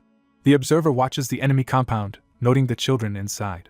Meanwhile, he quietly draws a talisman card to start his plan. He releases glowing talismans, activating a powerful ritual in the rain. Magical shards fall onto the rooftop, signaling a force's release. Then the lone caster hovers above the city, summoning overwhelming power. He charges forward, raising a radiant barrier that controls all passage. The leader grips a purple dagger and orders everyone to evacuate. A wounded youth is impaled through the chest by a purple weapon. Elsewhere, he braces as huge purple energy orbs crash around. The last fighter is ambushed by shadowy projectiles from every direction. In response, he unleashes dark energy blasting upward and engulfing everything. A dark figure gathers swirling energy, his glowing red eye dominating attention. He releases a wave of purple energy that surges outward. Classroom lights flicker, unsettling the students. Suddenly, a blackout and eerie red light throw the classroom into chaos. One annoyed student mutters about everyone overreacting to the blackout. A monster with glowing eyes drops onto him, attacking without warning. At once, frightened students run down the hallway under red light. 3 students spot another monster at the window and urgently alert their teacher. Panicked students burst outside, sprinting from the building as chaos erupts. Outside, the group stops as thick unnatural fog engulfs the entrance. The crowd recoils when monsters lurch through the doorway, spreading chaos. An orc student points at an unseen threat, panicking the others. Meanwhile, someone notices the air around the large closed gate is clear. A small group sprints toward the open gate at night, desperate to escape. Several figures gather under the building in heavy fog. Outside, 2 students hear orders to return to dorms immediately. Meanwhile, one stubborn fighter stands in dark energy, ignoring the warning. The young man extends his glowing hand toward the spreading corruption. A looming enemy radiates killing intent toward a cowering victim. Terrified students retreat as purple specters close in on them. Suddenly, an onlooker yells that sinister magic has sealed every exit. At the empty gate, an ally explains necromancy differs from occult magic. The group sprints for the gate as specters swoop down. Ghostly attackers strike at fleeing students, worsening the chaos. Elsewhere, 2 youths run down a corridor, ignoring orders to stay put. A towering guard forces students out of a cage into the chaos. Above, a lone observer watches panicked crowds swallowed by purple mist. The young man releases dark energy to eliminate the remaining students. A desperate runner charges through the mist toward the main building. A lone investigator reaches the dorm entrance, suspecting headquarters are concealed inside. Suddenly, an intruder smashes through the doors, scattering debris everywhere. The cautious infiltrator descends a dim stairwell under a flickering red alarm. A dim corridor shows a glowing emergency exit sign, suggesting a way out. The lone figure pauses against the wall, ready to reveal something important. In the basement, a wary intruder hesitates before a massive vault door. The intruder studies the vault door, unaware a watcher hides nearby. A furious attacker lunges, yet the intended target remains perfectly still. The calm target turns, releasing a surge of sinister energy outward. Finally, someone is smashed by a dark claw as red energy erupts. A fallen enemy faces a student aiming a glowing sword. Meanwhile, the watcher focuses intently on the armed newcomer. A warrior prepares a magic sword that fuses weapon power and aura. From above, the scout scans the deserted school for movement. The intruder realizes the orcs plan to categorize and brainwash children. A wounded fighter collapses to the floor amid scattering black feathers. Alone, he glares coldly while power gathers around him. A burnt breach in the wall exposes a smoking passage and dropped case. 3 assailants charge together, weapons raised and powers flaring. Their empowered leader surges forward as allies move to cut off escape. A shaken survivor struggles to breathe in the dim corridor. Afterward, the strategist notes his rescue of the brainwashed children and potential catastrophe otherwise. The lone fighter surveys the staircase strewn with bodies from the recent battle. Now, an observer realizes the unit was sacrificed as shields near the sealed door. A suited man flinches forward as an explosion detonates behind him. Nearby, a mixed group recoils in the hall as an unknown arrival appears. The youth notices every fleeing or blocking figure is a child, no adults present. The blunt youth openly accuses the adults as a bystander trembles behind. An enraged fighter drops down and shouts accusations at the tense man. Suddenly, his eye glows red as a powerful aura ignites. He stands firm while a colossal red-eyed monster emerges from fire and darkness. Amid wreckage, the empowered attacker releases a blast that ravages the area. In the distance, a hulking red-eyed beast appears, freezing the uniformed squad. Several terrified men flee while a pursuer stalks them, radiating violent red energy. At the center, one figure radiates red power as screams rise around.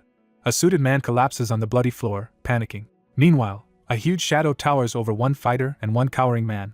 The young man demands the talent's location as red power gathers. After a violent crash, the injured youth clutches his head in panic. Elsewhere, investigators discuss an unexplained incident inside the empty school. A lone runner sprints down the dark corridor with urgent purpose. The observer realizes the enemies vanished instantly when they touched a spirit. In an alley, an enraged interrogator corners a shaking man about his lies. The desperate source admits an unstoppable spirit raided the vault, and the questioner demands its name. Nearby, the young man calmly watches a stabbed penguin float in the air. The younger interrogator presses the wounded man for answers in the bloody room. The youth vaults across the skyline, furious at his recklessly acting enemies. A secret infiltration plan risks the entire team being erased if exposed. The tunnel entrance displays exorcism defenses far stronger than those at the bank. At night, an investigator sprints over rooftops, doubting a spirit can ignore barriers. An analyst reviews footage, wondering how talents vanish upon touching a spirit. Meanwhile, investigators scour the empty vault but find no trace of vanished talents. The main fighter races alone over rooftops, determined to uncover the truth. He studies the towering building, preparing to start hunting the elusive spirit. Underground, a suited explorer shaped like a penguin discovers a secret area. A glowing tunnel appears, marking the newly found entrance to the dragon's lair. The intruder walks through advanced exorcism circles unharmed, ignoring their supposed threat. The capped man quietly agrees to continue deeper into the dim cavern. Empowered by a spirit beast, the rescuer charges into the rocky tunnel. On a rooftop, a lone listener staggers after hearing shocking news about the bank.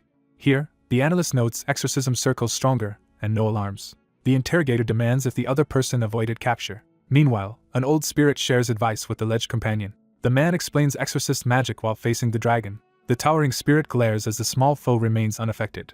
Then, the grinning man asks if his partner is ready. On the rooftop, the pair discuss why the effect fails. Later, a youth wonders if death type affects specter power. The young man speculates about the spirit's unknown death. Underwater, the suited figure asks if any deaths were normal. Meanwhile, one asks about the murder, and the other quits searching. The regretful worker recalls being fatally stabbed while in costume. The confused spirit fixates on the sushi knife beside him. Both youth and penguin companion startle at an unexpected noise. One figure gives hesitant reassurance during their tense underwater talk.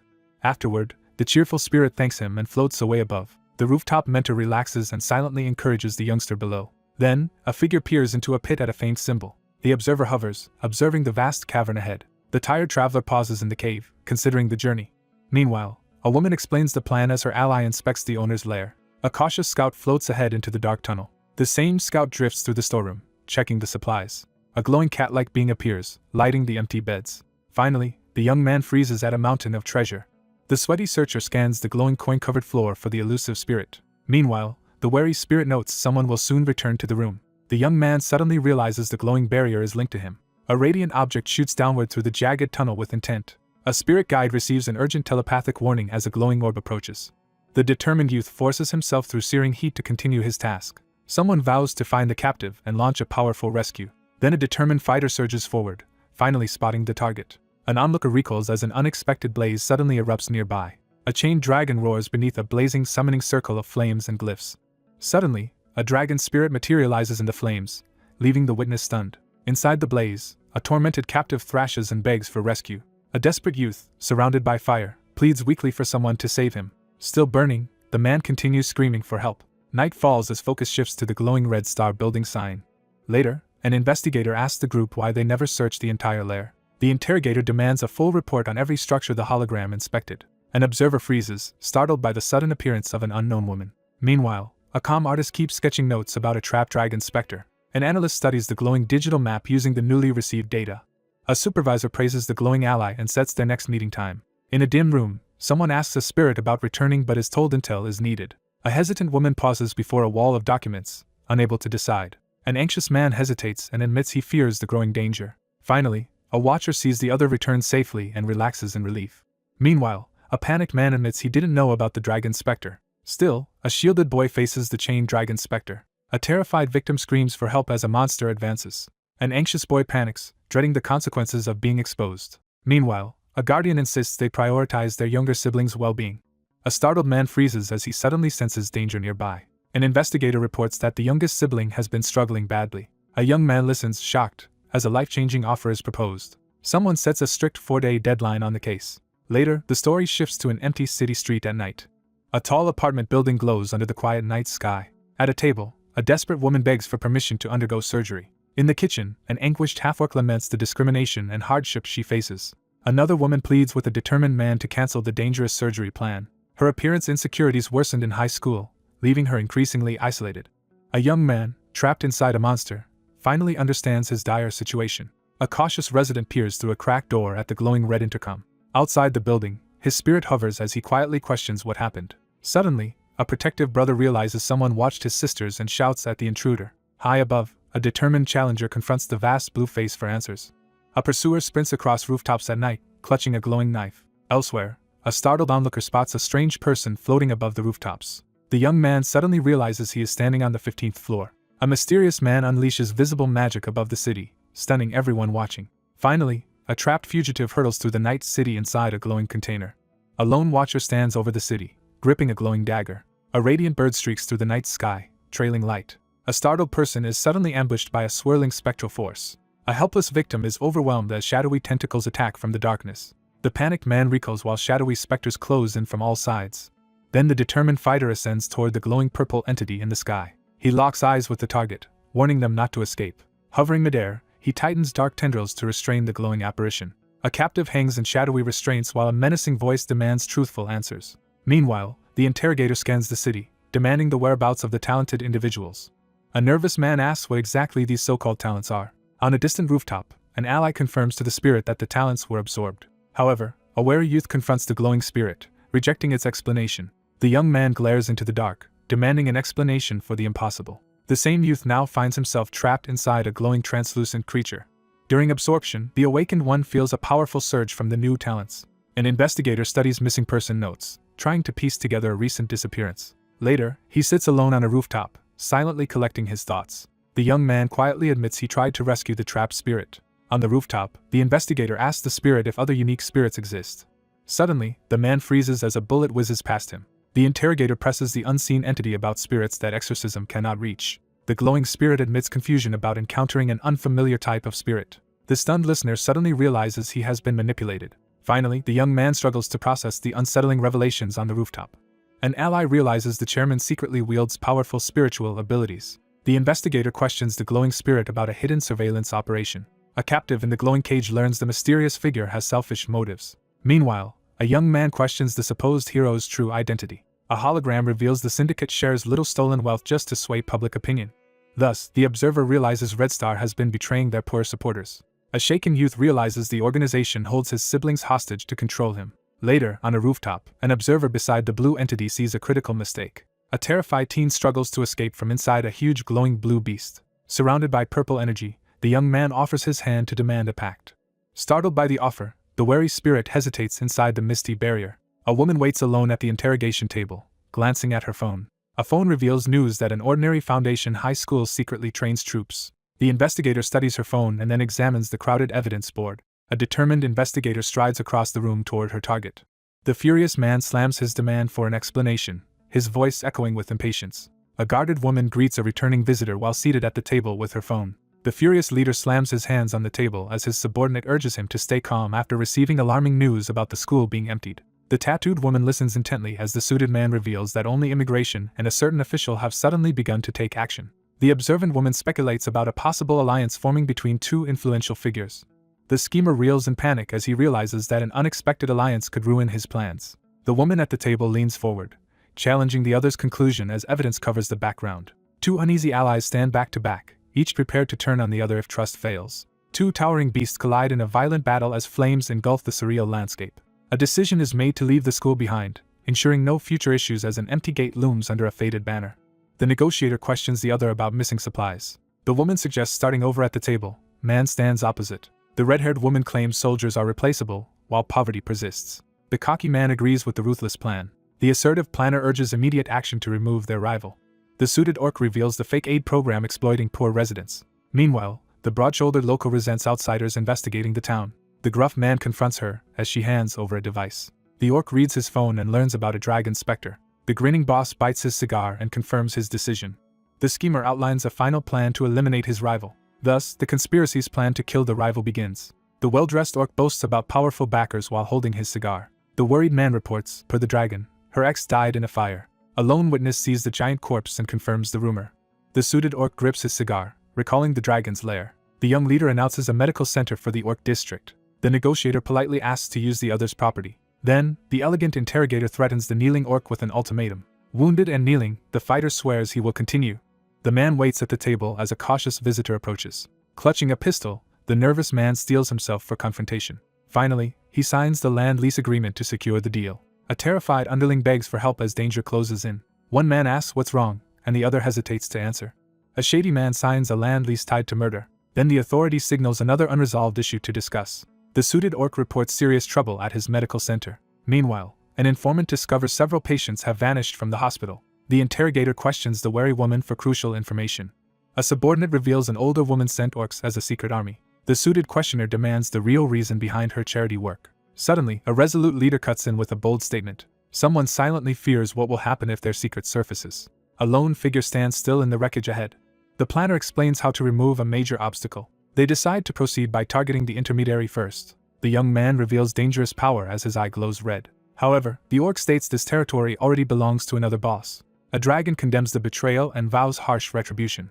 The leader reveals their combined operations exceed 100 incidents. If so, the strategist warns a dragon war will follow the leader's fall. A green-skinned ally crosses off options and selects neglected targets. The suited orc promises to share the gains with an ally.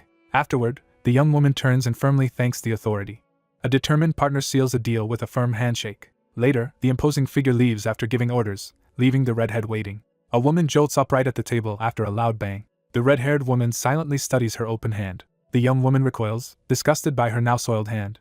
During negotiations, one insists fetching the siblings now seems suspicious. The guardian quietly promises protection later, and the vulnerable one thanks him. The authority demands full cooperation, and the nervous partner agrees. Later that night, the youth steels himself to ask his question. On the rooftop, the investigator presses him for a full account.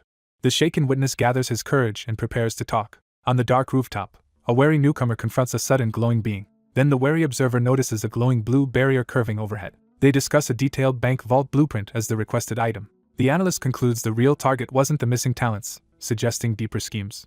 He now suspects the patrol was just cover for a robbery. A small team studies a rain-soaked building encased in a dragon-shaped barrier. Meanwhile, the strategist urgently asks how the enemy will bypass the barrier. The glowing entity presses the cautious youth for details about the lair. The nervous man haltingly recounts what he discovered inside the lair.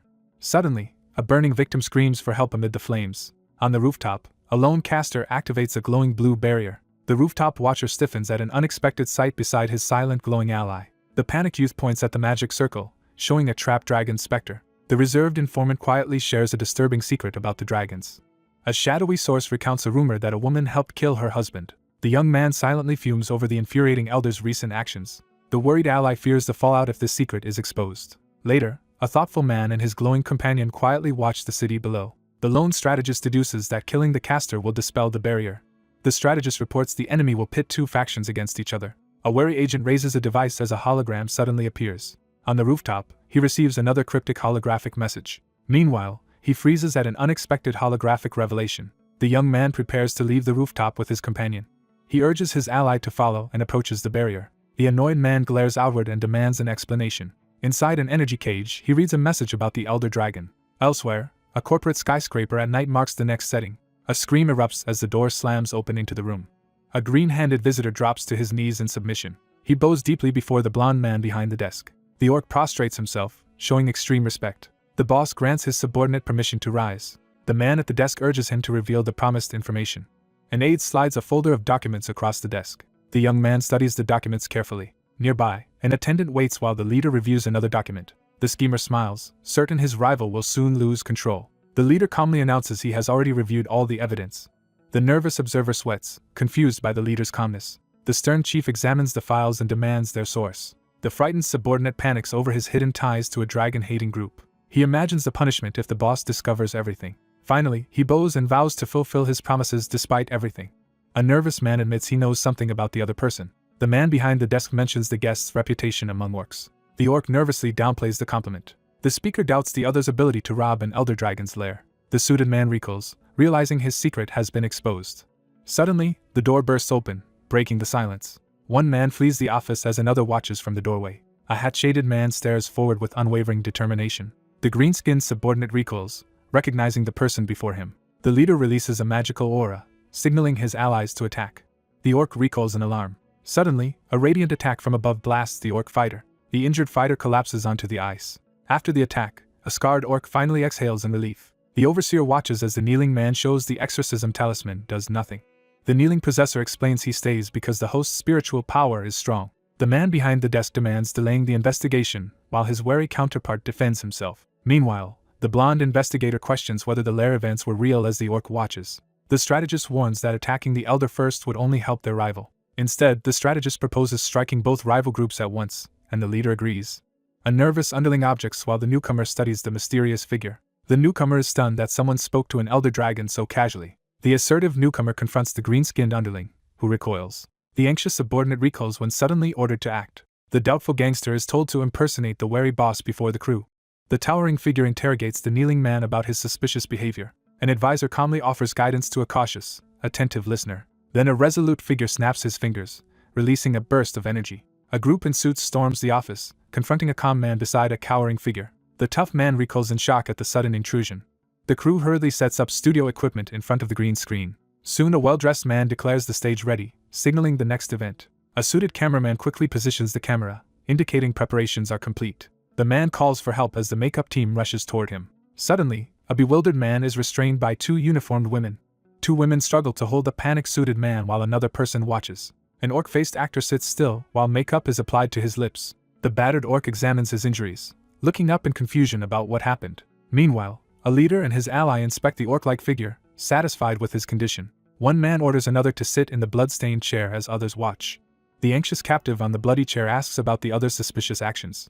The man in control explains on camera that opposing both factions is easy. Afterward, a strategist prepares to thin the opposition before advancing further. The schemer describes a plan to spark conflict among rivals for advantage. A confident director sets up a camera and urges a hesitant bystander to join. Then an assertive staffer halts the scene by raising a rolled script. The frustrated director orders the large actor to deliver his lines more forcefully. The shoot stops while the director demands straighter posture and a serious expression. A loud command to stop echoes from behind the closed double doors. A tense-suited interviewee sits as someone abruptly ends the recording. The crew ends filming while the nervous subject sits silently. Two men plan to edit the video to fake an earlier date. The leader questions the restrained orc as the others watch. The boss orders his subordinate to fix makeup and undo the disguise. The big man adjusts his jacket and steps forward to confront someone. The seated leader approves as the team confirms readiness to proceed. An imposing man enters the room, visible on the security monitor. A black car speeds toward the skyscraper through the night. Meanwhile, another vehicle races down the dark road in urgency. The driver finally relaxes, breathing out after the tense drive. A confused man wakes up and surveys the unfamiliar room. A lone car speeds through an empty intersection under camera surveillance. Moments later, a truck rams through the same deserted intersection. Word spreads of a sedan hitting an explosive truck near the office. A wrecked car burns alone on the street under surveillance. A green-skinned orc slams the table after learning the real killer. One orc explains the truck driver worked for Red Star. Two executives sit tensely, disturbed that the ceasefire was broken. The suited orc angrily complains that their alliance has been discarded. Two factions form a cautious alliance beneath a looming dragon presence. The spokesman says only the sons knew their father exposed a weakness. Meanwhile, a huge clawed beast appears as the plot to kill him surfaces. The narrator says the survivors grabbed the remaining power after the leader's death. The informant slams his fist on the table as the scheme collapses. Finally, the suited man leaves, revealing the dragon actually spared his father. He remembers Red Star killing his father after failed predictions. Three allies debate their next move around the table. He clenches his fist, vowing revenge for his humiliation. Then the rebel raises his pistol and declares war. The ruined building smolders, showing the recent devastation. A suited attacker charges forward and fires his rifle. A young mage activates a magic circle while denying involvement. An enraged caster hurls a powerful blast at his foe. A brute is struck hard in the head amid ruins. Meanwhile, onlookers stare at smoke from the ruined building. A surge of energy shatters the metal barrier violently. The werewolf hurtles down through the air at an outcast. Soon the transformed fighter charges forward, scattering debris around. A nervous figure protests to the group, insisting innocence. The wolf-like warrior is impaled through the chest by a blade. Meanwhile, a massive wolf emerges, staring ahead with glowing eyes. The swordsman stands over the corpse, weapon glowing in storm. An orc glares at his foe and shouts an insult. Later, a survivor walks the ruined street before a colossal radiant figure. A tense listener hides under cover as a threat demands compliance. In a dim room, three men plot, debating sacrificing the driver. A zombie-like driver in a suit takes the wheel, shocking others. Now a covert attack on Red Star headquarters disguised as a school is uncovered. The young strategist finalizes a plan to mislead both rival groups. Suspended in a suit, the planner prepares to choose the next target. Betrayed, the red-haired woman vows revenge on her deceiver. Meanwhile, the Watcher notes their enemy's failed plans, heightening her anxiety. A newcomer enters the dark room, facing the glowing creature above. Soon after, a cautious contact explains the sudden venue change as dangerous. A shaken man clutches his chest, trying to understand the gang's attack. An anxious woman rapidly orders evacuation, insisting everyone leave immediately. Hidden nearby, an observer waits silently, ready to move at the signal. Meanwhile, a determined agent walks the alley, confirming the plan over earpiece. Resolute, he checks the glowing phone and prepares to act. A lone figure fights the wind while approaching the abandoned building. The solitary fighter steels himself, ready to face the coming threat. Later, a startled man recoils when ordered to monitor the elder dragon. Underwater, a tense operative stalls for time, awaiting a crucial signal. The red-haired woman demands an answer, pressing the other to decide. Under pressure, the red-haired youth hesitates as the apparition demands compliance. In response, a disappointed relative questions the other's loyalty to family. The young man angrily ends the talk, declaring he will protect his sisters. A wary woman steps back and voices unease as tensions rise. The cautious woman grabs her collar, warning any move will trigger her allies. Suddenly, the red-haired figure jolts up as a loud noise erupts. Screams ring from behind the metal door, filling the industrial room. A lone defender raises a vast barrier as magical energy crashes down. Panicking, the red-haired youth hurriedly prepares to teleport away before discovery. A powerful blue blast plummets while the cowering figure braces. An underwater aggressor bursts forth, issuing a threat at his target. The battered youth collapses, reaching weakly for the scroll. Nearby, the red-haired woman screams and clutches her head. The possessed woman struggles to expel the invading force. Meanwhile, the red-haired host clutches his head as possession deepens. The red-haired man recoils, stunned by his opponent's resolve. The red-haired man struggles as a monstrous enemy pins him. Amazed, an onlooker realizes the woman's mind outmatches the feared gang leader. Two men scream at each other, each demanding the other surrender. On his knees, the intruder resists being forced from her body. Still, the survivor steels himself against the crushing pressure. The man braces himself, determined to endure until backup arrives. In response, a furious fighter unleashes energy that blasts enemies back. Blinding light engulfs the entire building from within. Afterward, a weary survivor kneels alone, briefly surrendering to despair. A red-haired observer jerks back, startled by movement above. Soon, the red-haired fighter rises from the floor, tense and alert. With a sly grin, the speaker hints at vital information. The red-haired girl drops, raising her arms to celebrate victory. A red-haired person jolts as a heavy door slams open behind them. The wounded man stands firm under the light, refusing to yield. The wounded outsider spins around, sensing an unexpected presence nearby. A panicked woman whirls in the basement, shouting for help. A watcher notes the guard kept hold of the girl, provoking tense words. A man orders the red-haired woman to end the possession, and she obeys. Finally, the red-haired woman clenches her fists and shouts, preparing herself. Two enemies face off silently in the deserted factory. A woman cannot trigger her power, and an onlooker demands answers. The red-haired intruder examines his hands, realizing this body feels wrong. He clenches the hand, realizing the body's grip won't release him. A determined fighter corners his foe, pushing for any reaction. The quiet woman lowers her gaze and nods in reluctant acceptance. A distressed man clutches his head while his companion watches, confused. Suddenly, the wounded man grabs his face as a realization hits. The battered fighter steadies himself and stares upward with renewed resolve. Alone, he realizes a body ejects a possessor if two souls conflict. Then a determined exorcist blasts foreign spirits out of the body. Between two figures, a glowing doll suggests someone's soul is misplaced. If the last spirit left, the body would die. Glowing slime engulfs the struggling host while unseen hands drag inward. Meanwhile, a lone observer senses this spirit breaks usual rules. The watcher realizes the woman's soul was forcibly expelled. Elsewhere, an empty underground chamber lies in thick, eerie mist. A wary investigator searches the smoky room but detects nothing unusual. The bruised investigator inspects the abandoned room for any trace of the presence. The troubled man wonders if the missing soul was erased as his partner listens. A wounded survivor freezes as the council's true method finally becomes clear. The sane man stiffens at the revelation, while the red-haired observer studies him. In the ruined room, an interrogator asks about talent absorption, and the suspect admits it. The investigator searches again, frustrated by the complete absence of the missing soul. Finally, an accusing finger singles out a startled woman in the tent's factory. He clutches his chest, realizing escape is now impossible. He demands to know how a council-only event occurred. An ally questions him about powers gained through soul absorption. He recoils, realizing a woman's soul has been destroyed. The red-haired woman staggers, sensing a threat to her existence. Then the battered man asks his enemy about their struggle for control. He defensively admits he attacked only after being provoked. He flexes and says his new body feels completely natural. At last, an observer deduces the council transfers convict souls into new bodies. He quietly questions whether the mission truly needs special abilities. The youth realizes he can transfer bodies if his talent suffices. The youth gathers power, determined to escape the council's control. Afterward, two exhausted fighters descend the filthy staircase together. A woman follows him, intending to extract 1,000,000 talents. The wary guide leads downstairs, watching his uneasy companion. As they descend, he confides his new body feels fully accepting. The possessor senses fragments of the host's memories emerging. An impatient ally on the stairs presses for details about those memories. The red-haired man stops and silently thinks. A stunned onlooker stands frozen in disbelief. Meanwhile, a red-haired observer counts the dead as his wounded ally watches. One person suddenly collapses and vomits, while a companion hurries over. A cautious watcher realizes the elusive figure's true identity. A bloodied survivor screams at a towering pile of skulls. Later, a fierce storm engulfs the city at night. A major corporation's headquarters towers over the rainy night skyline. Inside, an investigator confirms Red Star's secret ties to a human rights group. The investigator explains that minor aid quickly won support from impoverished orcs. The strategist recalls respected orc leaders conducting numerous raids for the group. Privately, an observer condemns the group's hypocrisy and media-fueled self-interest. At his desk, a planner devises a strategy to destroy Red Star. A worried ally voices concern about pressure and uncertainty surrounding the lost talents.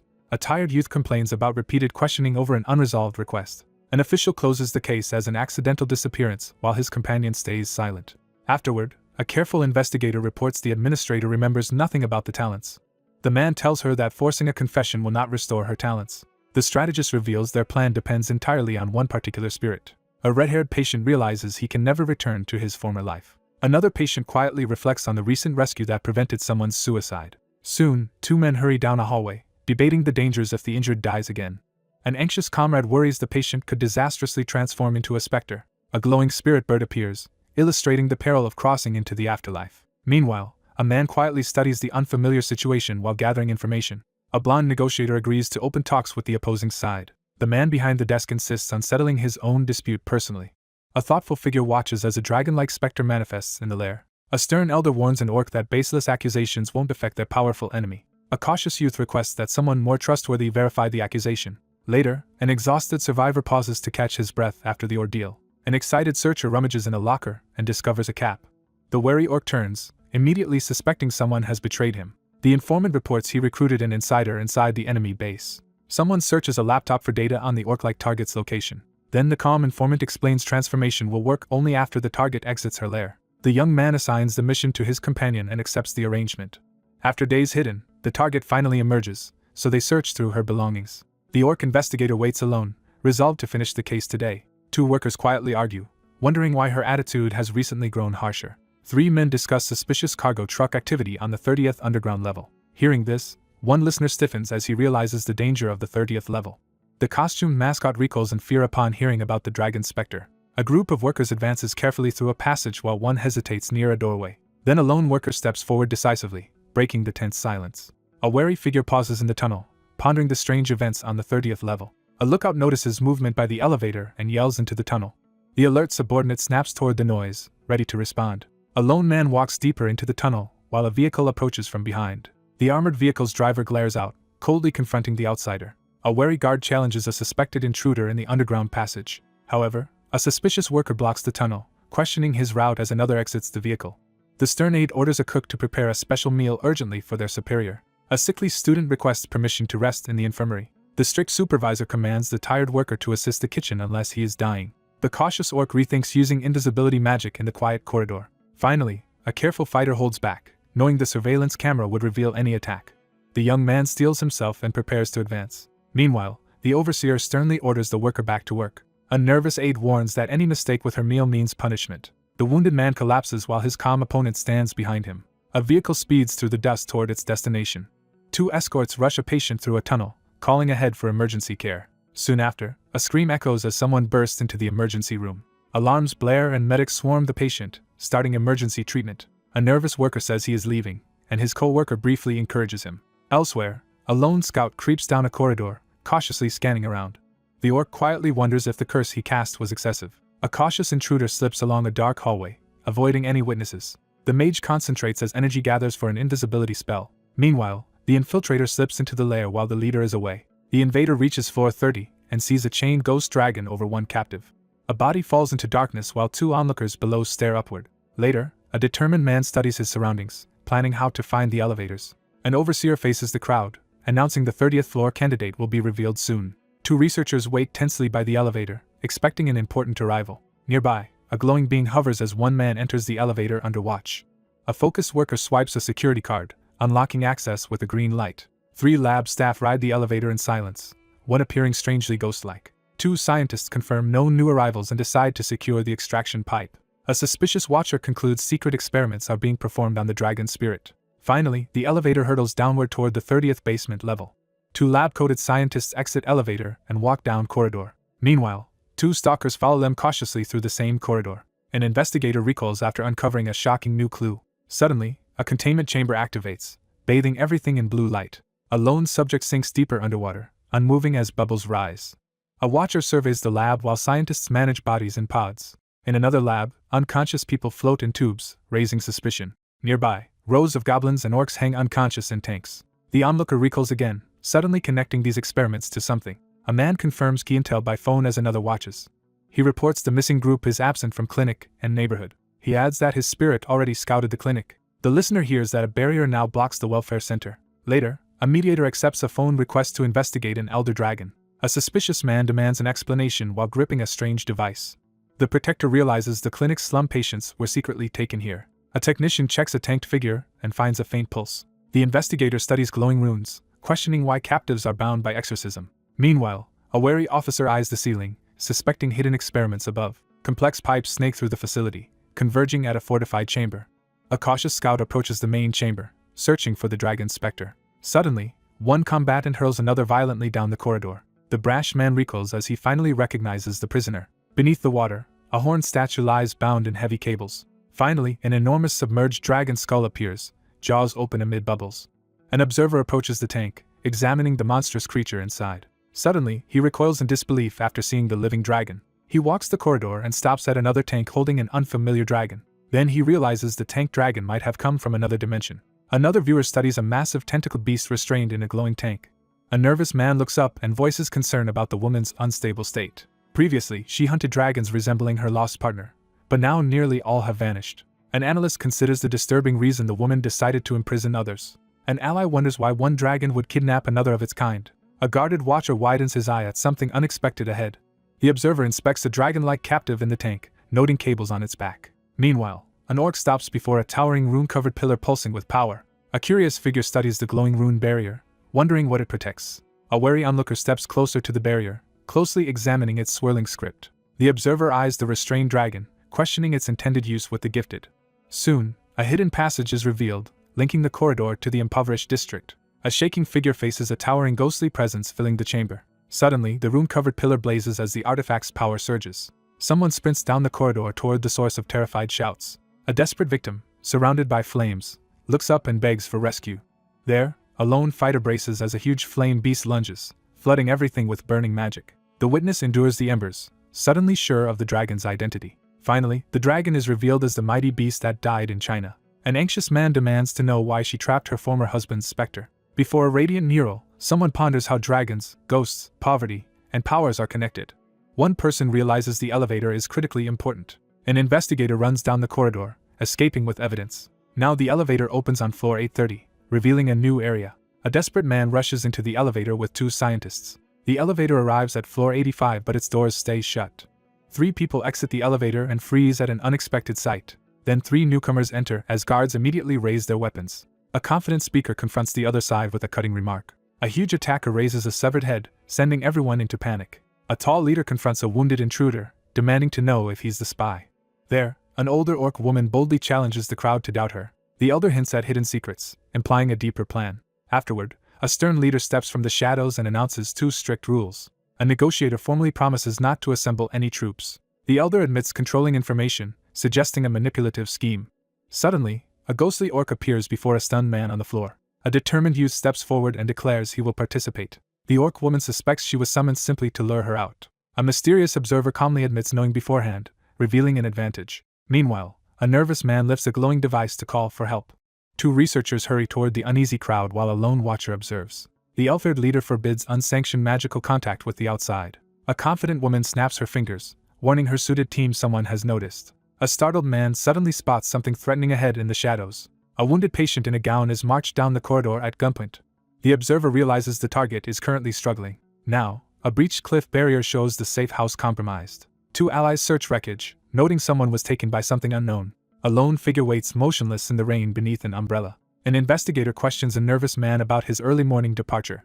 A severed orc head on the floor confirms a traitor's death. An elderly orc issues orders while guards restrain the red-haired captive. Meanwhile, the matriarch suggests a private talk while her escorts aim weapons. A blunt man demands to know if the newcomer is foreign. Then, a focused fighter surveys the scene, considering his next move. Dark energy swirls across the floor beneath the young man's boot.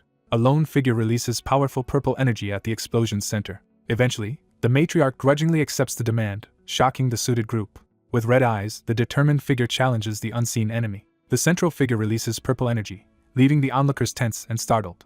An elderly woman taunts stunned foes while dark power erupts around them. An aggressive observer confronts another, exposing hidden abilities. Suddenly, one fighter unleashes ominous energy, and a wary onlooker orders restraint. A determined figure unleashes swirling dark energy over the area.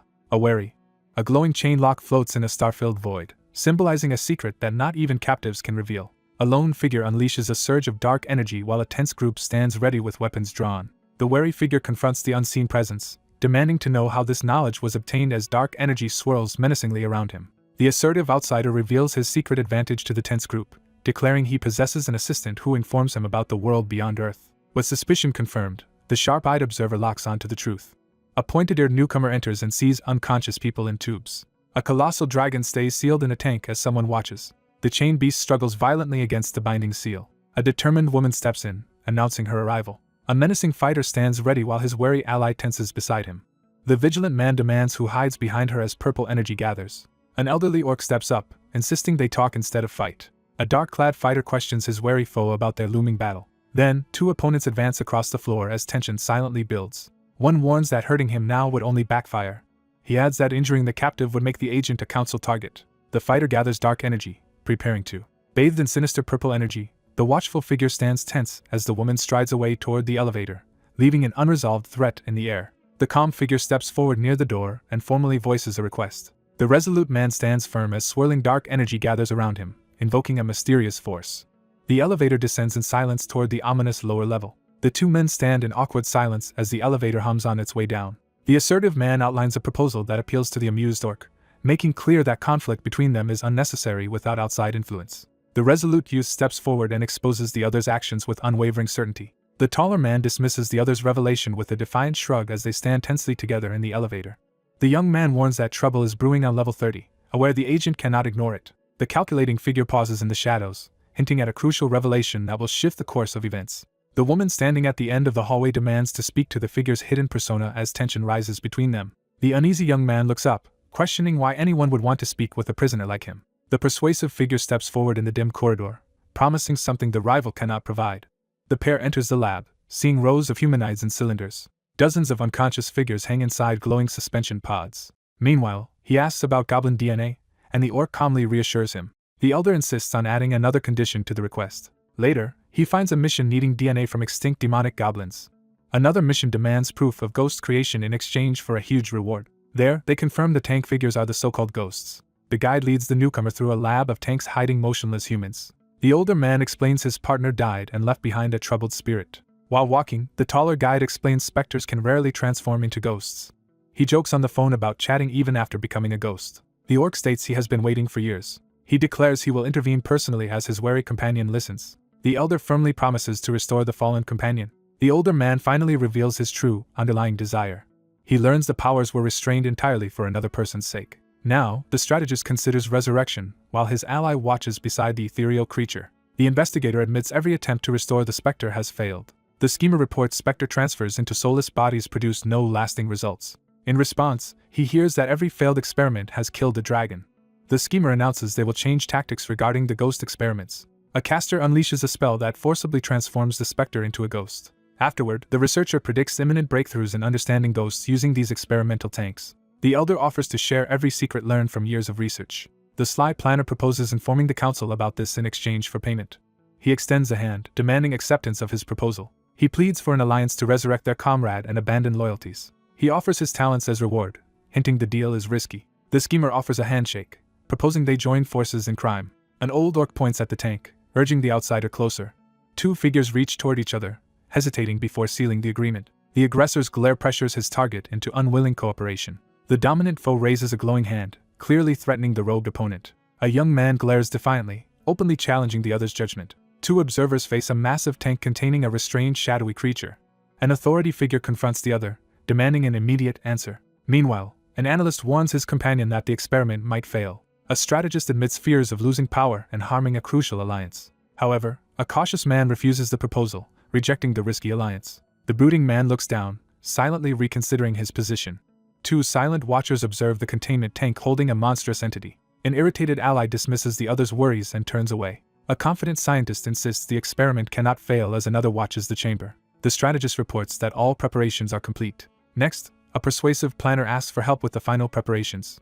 A guarded man hesitates while the other demands acceptance before sharing details. The cautious man withholds support for the plan as his Orcish companion watches. Elsewhere, a captive clutches a glowing orb while another secretly searches for escape. The same strategist frantically seeks any method to guarantee the experiment's success. Finally, a reluctant mediator accepts the demand, and his companion follows.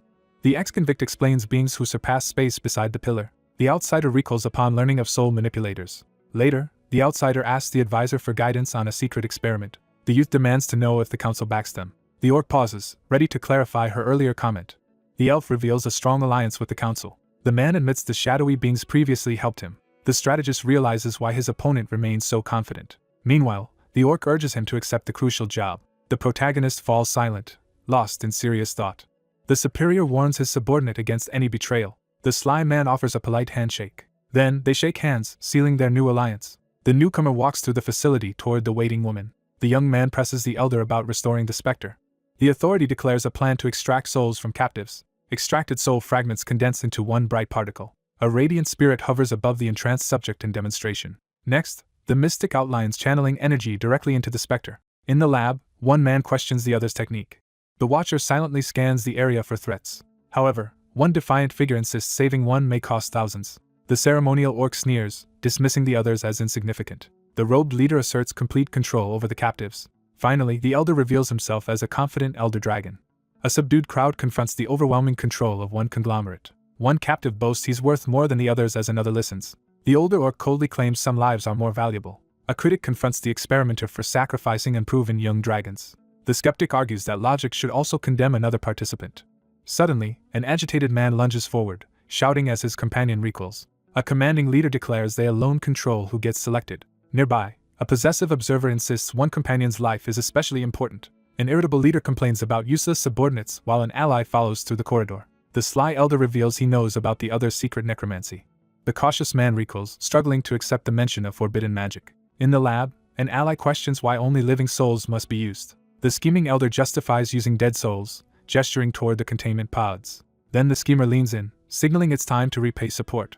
An analyst questions the method, and a guide confirms necromancy powers the floating bodies. A massive crowd of glowing ghosts gathers in the central square. A determined fighter braces as ghostly specters are about to be released. A confident challenger leans forward, daring the other to act. Alone in a dim room, a figure pauses in silent thought. The young man finally exhales, letting his body relax. In the lab, an assertive man admits only he can complete the task. Meanwhile, a calculating man quietly plans to exploit an owed favor. A resolute outsider asks the elder for a favor, prompting cautious clarification. Heavy boots echo as a determined newcomer strides into the tense scene. Finally, a resolute figure selects a powerful artifact from the glowing pillar. A convict stands before the glowing pillar, fixated on talents. The determined man meets his target's gaze and declares his desire. Alone, he steels himself to risk everything at the ruined pillar. Two people face the shining pillar, one reaching out as the other watches. The smug man agrees to demonstrate his abilities. A restrained subject floats in a tube as they prepare to dismantle the orc soul. A wary newcomer questions the runes, and the guide confirms talents are active. Suspicious, the man confronts his companion about hidden motives for bringing the newcomer. Meanwhile, an anxious prisoner waits in her cell as guards discuss her soul-absorbing talents. A confident ally reassures him that everything ultimately worked out well.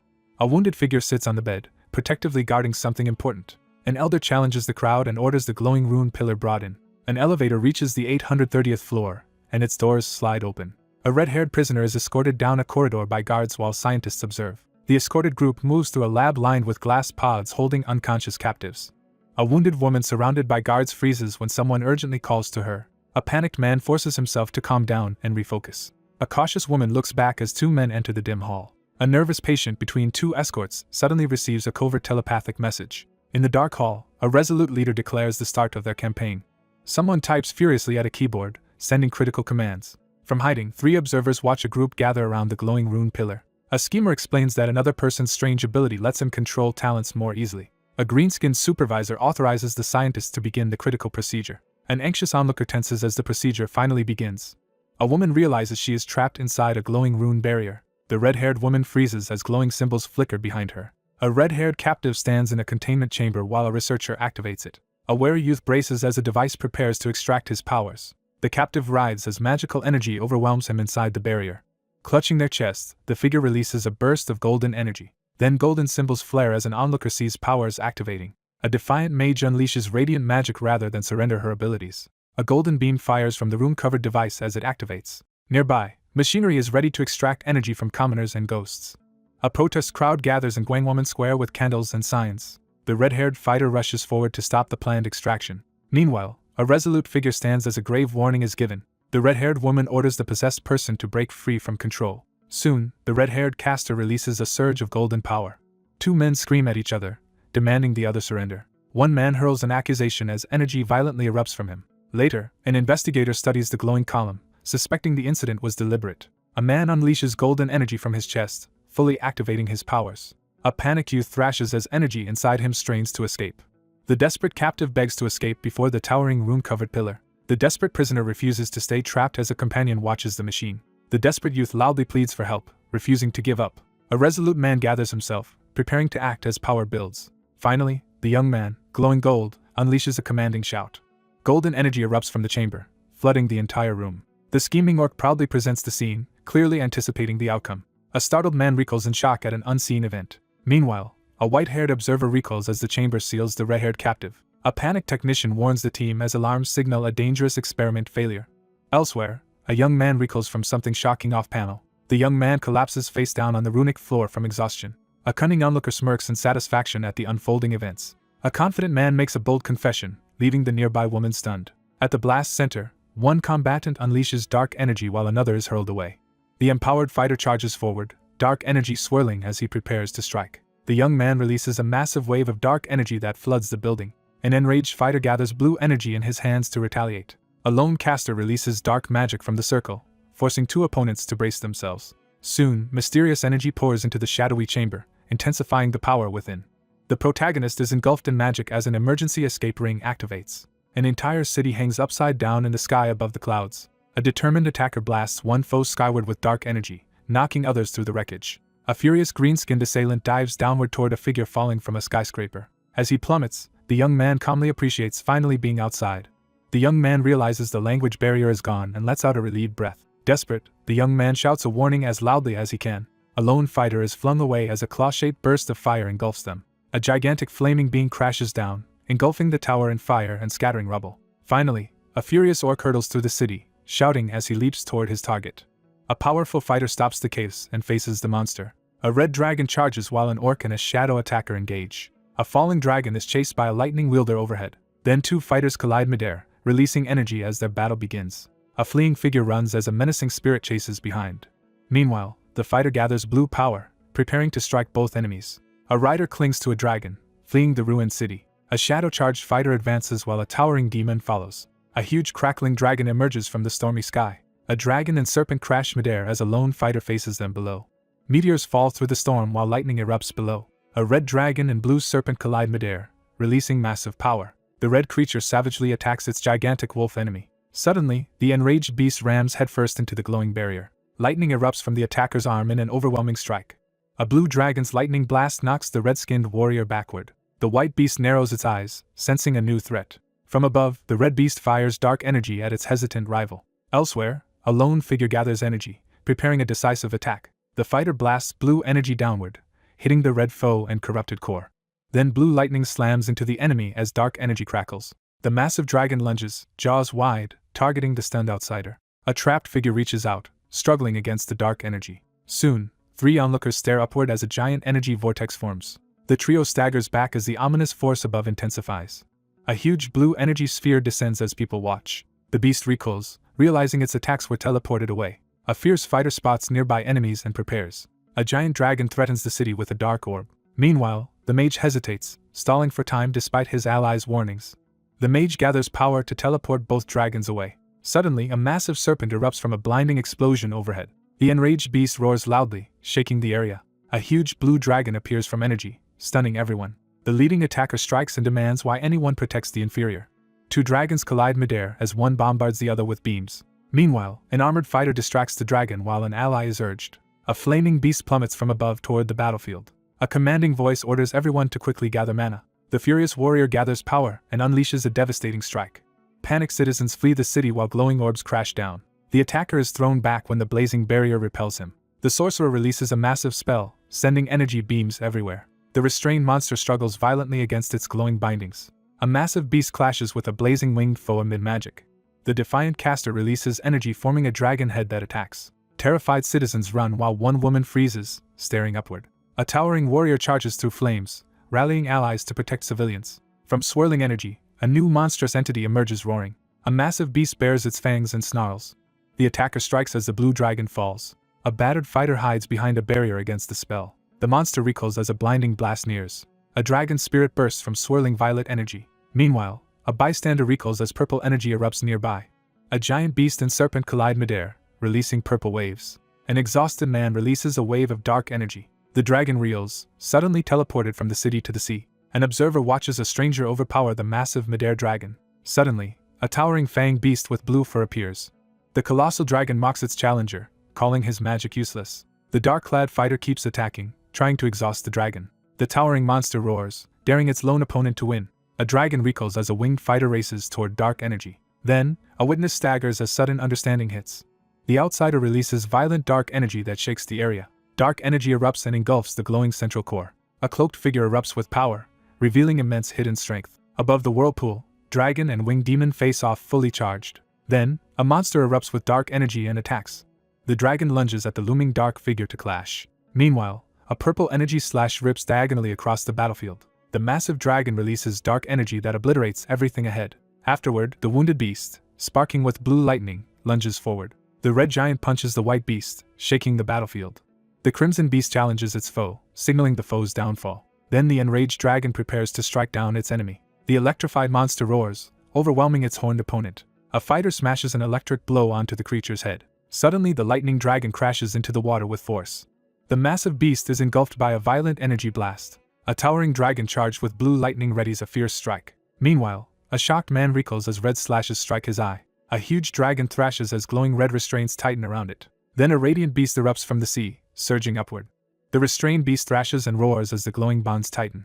The captive realizes the binding spell activated the moment he was seized. Next, the colossal beast fires red energy beams into the stormy sky. A powerful fighter struggles as red energy binds their clawed hand. A massive red dragon flails midair, held by glowing magical chains. There, a winged captor suspends the dragon using crackling red restraints. The massive dragon reels as blazing projectiles rip through its scales. Still, the bound brute thrashes wildly, refusing to submit. Blue lightning collides with a red beam in a lethal clash. Later, the armored warrior staggers as a massive lightning bolt hits. A white-furred beast charges and blasts a pink monster with electricity. The monstrous captive thrashes, trapped by searing blue electricity and tightening bonds. Finally, a massive purple force crashes down, stunning the lone observer. A distracted fighter is suddenly overwhelmed by a surge of energy. The enormous beast writhes as red chains pin it beneath a looming shadow. A destructive vortex erupts and tears through the landscape. Blue energy erupts as a spirit hovers over a corpse. A startled person summons a glowing holographic penguin agent. The dark vortex swallows one victim while another watches. Meanwhile, the watcher realizes a dangerous fight has begun. The same observer trembles, fearing someone else may die. Rows of glowing pods imprison unconscious subjects in a futuristic chamber. Spirits crowd before a statue as a warning of destruction sounds. Alone, the figure hesitates, unsure what to do next. A young man recoils in shock at the sudden event. A terrified man kneels and begs his captor for mercy. Another desperate man collapses, pleading frantically for understanding. Then, an investigator sees the cowering person may know something vital. An overwhelmed subject collapses, glowing painfully with a radiant aura. Underwater, a desperate figure grabs the youth and invades his memories. A nervous researcher edges toward the containment tank, expecting something to emerge. An alert elf-haired watcher scans the dim room in silence. The young man forces himself to stay focused under pressure. Meanwhile, a frightened runner dashes down the corridor to escape. Driven by memory, a determined figure sprints ahead relentlessly. A determined seeker discovers a plot to sacrifice souls for a dragon spirit. The determined man charges through flames, desperate to stop the woman. Suddenly, a massive dragon erupts from a blazing magic circle. The stunned researcher freezes, overwhelmed by the sudden inferno. Finally, the young man grips the rock and defies the elder dragon. The furious outcast shouts an insult, fist raised threateningly. A lone fighter unleashes energy, engulfing the area in light. The exhausted researcher reaches for a stone on the ground. Amid flames, the fighter pants, realizing his attacks have failed. The man pushes against the glowing barrier, but it holds. Now unsure, he stops attacking and hurriedly seeks another solution. The man recoils as a sudden wave of heat hits. The terrified onlooker staggers back as a huge dragon advances. The young man plans how to stop the specter escaping. A huge enemy writhes in agony as flames consume him. A resolute ally reaches toward the flames to end the agony. A suited foe strides through the flames, promising to destroy his enemy. Then the fighter thrusts his hand into rune-covered flames. An observer raises his hand, and his ring erupts with runes. However, his containment spell fails to hold the chained fiery specter. The young man studies his hand, doubting his will has any power. Elsewhere, a wary woman starts a confrontation with an alert man. A mysterious figure reveals that two beings share one soul. During an inner struggle, a tormented host unleashes power that shatters a soul. An elf-haired schemer considers forcing the dragon specter into a body. He hesitates, judging the risk of putting the specter into an elf. The chained captive strains for more power as a distant observer watches. Suddenly, a supporter recoils as a massive magical explosion erupts. A determined fighter charges deeper into the industrial maze, proclaiming newfound strength. Finally, a weary wanderer stops in the shadows to catch his breath. The scientist silently studies the restrained creature through the thick glass of the containment tank. A massive clash erupts as a fierce body, split between fire and ice, prepares to withstand the force of a spectral dragon. The mage clasps his hands and summons a glowing, spectral figure beside him. The defender conjures a glowing blue shield to intercept a devastating blow, sending sparks of energy flying. Inside a glowing chamber, the strategist prepares to possess the dragon's body and confront the specter. The resolute figure recognizes that a dragon possesses enough strength to shatter the barrier. The bewildered onlooker freezes as a radiant creature hovers before an enormous spectral dragon. The frustrated figure attempts to seize control of the translucent creature but fails, left surrounded by a pulsing, ominous energy. The observer realizes the massive dragon remains unaffected by spiritual powers. The resolute figure summons a surge of golden energy, activating a hidden power. The desperate figure frantically tries to activate their power as golden light floods their face. The transformed figure erupts with a blinding surge of golden energy, overwhelming everything nearby. The fierce figure unleashes a powerful command, eyes glowing with determination. A scientist lies unconscious on the cold, dimly lit floor. The elf reclines on the ground, fast asleep and completely oblivious to his surroundings. A massive beast crashes out of the containment chamber while the lone observer staggers back in shock. A colossal beast erupts into view, its arrival shaking the scene with overwhelming force. A violent bolt of lightning smashes through the barrier, sending fragments flying. A monstrous figure plummets toward the screaming man as he tumbles helplessly through the air. A towering brute smashes through the building, sending shards of glass flying in every direction. The transformed figure strains to move, clearly frustrated by the unfamiliar weight and awkwardness of a dragon's body. the battered beast struggles to rise, refusing to give in despite its injuries. The wounded beast presses itself up from the ground, forcing movement despite exhaustion and pain. A towering, horned force crashes down as an urgent command is issued to attack the specter. A colossal structure slams into the ground, scattering debris and sending shockwaves through the chaos. Broken glass and tools show the room was destroyed. The shattered containment unit suggests the human subject has escaped. A violent blast collapses the tunnel entrance in dust. Inside a fiery barrier, a dragon thrashes while a distant watcher observes. A weary fighter braces himself, readying to continue the struggle. The dragon charges forward, intent on smashing through the barrier. The giant creature releases a blast of magic fire, exploding outward. Suddenly, the massive beast jolts up, sensing the weakened barrier. The dragon disappears from sight within a surge of flames. Meanwhile, a wary onlooker watches the barrier vanish as a dragon appears. An orc suddenly realizes a crucial secret about the hidden agent. Above the clouds, 2 dragons emerge after news of their leader's death. The 2 colossal dragons race over the mountains, dominating the sky. One colossal dragon stares ahead, its gaze filled with threat. The dragon dives in alarm toward an injured ally on the ground. From the ruins, a battered figure wreathed in darkness steps forward. The wounded man collapses as unconsciousness fully overtakes him. A towering creature reaches out as the man stands on a slain beast. The veteran fighter hesitates, shocked by his enemy's unexpected expression. Despite his injuries, the man stands firm, resolve hardening. Then the wounded man turns to the new threat, eyes defiant. The battered fighter fires a massive dragon-shaped blast of blue energy. The hulking opponent is hurled back by dark energy and lightning. In response, the enraged foe erupts with power, spraying blood and electricity. Finally, the monstrous attacker launches a brutal strike, ripping through everything nearby. A battered youth stands in blood as rain falls. He endures the overwhelming stench of blood around him. After silence, the bloodied youth lifts his head. Then the youth rises, suddenly restored and stronger. A colossal beast thrashes while magical restraints bind it. The wounded beast staggers back, clutching a bleeding wound. A red beast leaps up, blocking an airborne serpent. Meanwhile, the red dragon surges upward, chasing its prey. A massive white monster slams into the wounded dragon. An attacker blasts the beast's chest with purple energy. The bloodied youth, engulfed in purple aura, goes berserk. A predator grins, planning to prolong the deadly hunt. Suddenly a dark figure crashes in, stopping the predator. The savage beast lunges and unleashes a deadly barrage. Elsewhere, a seeker finds targets on a glowing map. 6 glowing mines appear, floating in a crimson void. A shadow wielder gathers dark power for a massive strike. A wounded monster roars furiously, making the ground shake. A shadowy beast is blasted midair, spraying blood. A dark assailant claws the dragon's back, deepening its wounds. The blood-soaked creature stands triumphant in monstrous form. The massive dragon looks ahead and gravely speaks a name. The crimson beast rises above clouds, gripping the defeated serpent. A huge reptile glares, its single eye burning menacingly. Above, a crimson dragon circles as a bloodied figure lies below. A lone figure dissolves into shadows beside a massive blade. The wounded outsider's face crumbles while someone desperately calls to him. The survivor stands on the carcass as a towering red figure reaches out. The large creature recoils in shock at what it sees. Meanwhile, the dragon studies the battered youth's defiant face during their standoff. The defiant fighter confronts a horned enemy atop a wounded airborne dragon. The wary man dismisses suspicion, hiding his unease behind a forced calm. Suddenly, the battered man freezes, struck by a critical realization. The young man stands over the beast and delivers a grave accusation. After secretly slaying the dragon, he weighs the risks of being exposed. The determined man accepts the task and leaps toward the red dragon. The wounded man turns away, struggling to keep a crucial secret. Still, the wounded man faces the towering red dragon without backing down. The wounded speaker explains the other cannot sense it without spiritual powers. A colossal spectral dragon emerges in the sky, pulsing with blue energy. Then a colossal energy dragon erupts onto the battlefield, surging forward. The red dragon explains the grieving woman keeps calling her late husband's name. The strategist extends his hand, using necromantic energy to extract the specter's memories. A spectral dragon surges forward and intercepts the attacking shadowy tendril. Meanwhile, the resolute caster struggles to control the swirling dragon energy. The pursuers see a figure shooting skyward and immediately give chase. The determined man races alongside his colossal dragon ally after their elusive target. A determined hunter unleashes a dragon spirit to quickly determine the enemy's destination. A crimson beast and glowing fighter plummet toward the violently churning sea. Finally, the bloodied fighter charges ahead with relentless speed.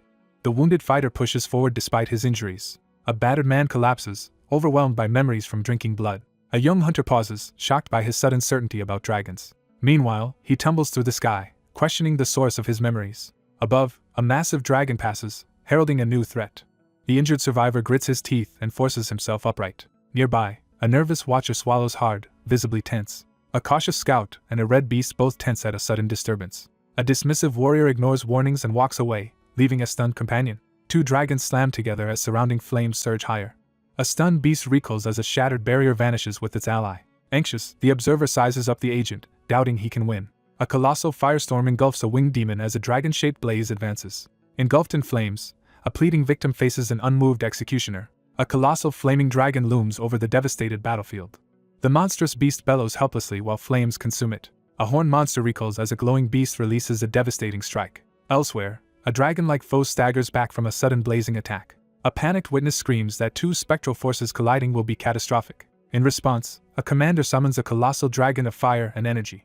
Soon, embers dimly reveal the cavern's deep, shadowy interior. A fiery dragon dives onto its shadowy foe as flames engulf the field. A fiery dragon and a mighty beast collide with their ultimate attacks. The massive beast recoils, realizing a stubborn spirit still meddles from beyond death. Finally, a brutal attacker pierces an enemy's chest with a flaming, explosive claw. An orc rushes to destroy the specter but halts. Meanwhile, another figure recoils, shocked by the sudden turn. A dragon shouts urgently as two agents approach. A young man steps forward to confront a hidden stranger. A dark tunnel entrance appears ahead. The challenger exposes the other's backup plan to kill the specter. The anxious creature reluctantly nods in agreement. Later, two allies reach the ruins and find a wounded dragon specter. The young man finally relaxes after the crisis. A lone fighter faces a massive flaming dragon head-on. A giant beast writhes as lethal flames consume its body. Then, their leader orders the dragonkin to stand down as another watches. The creature considers abandoning its form but ultimately refuses.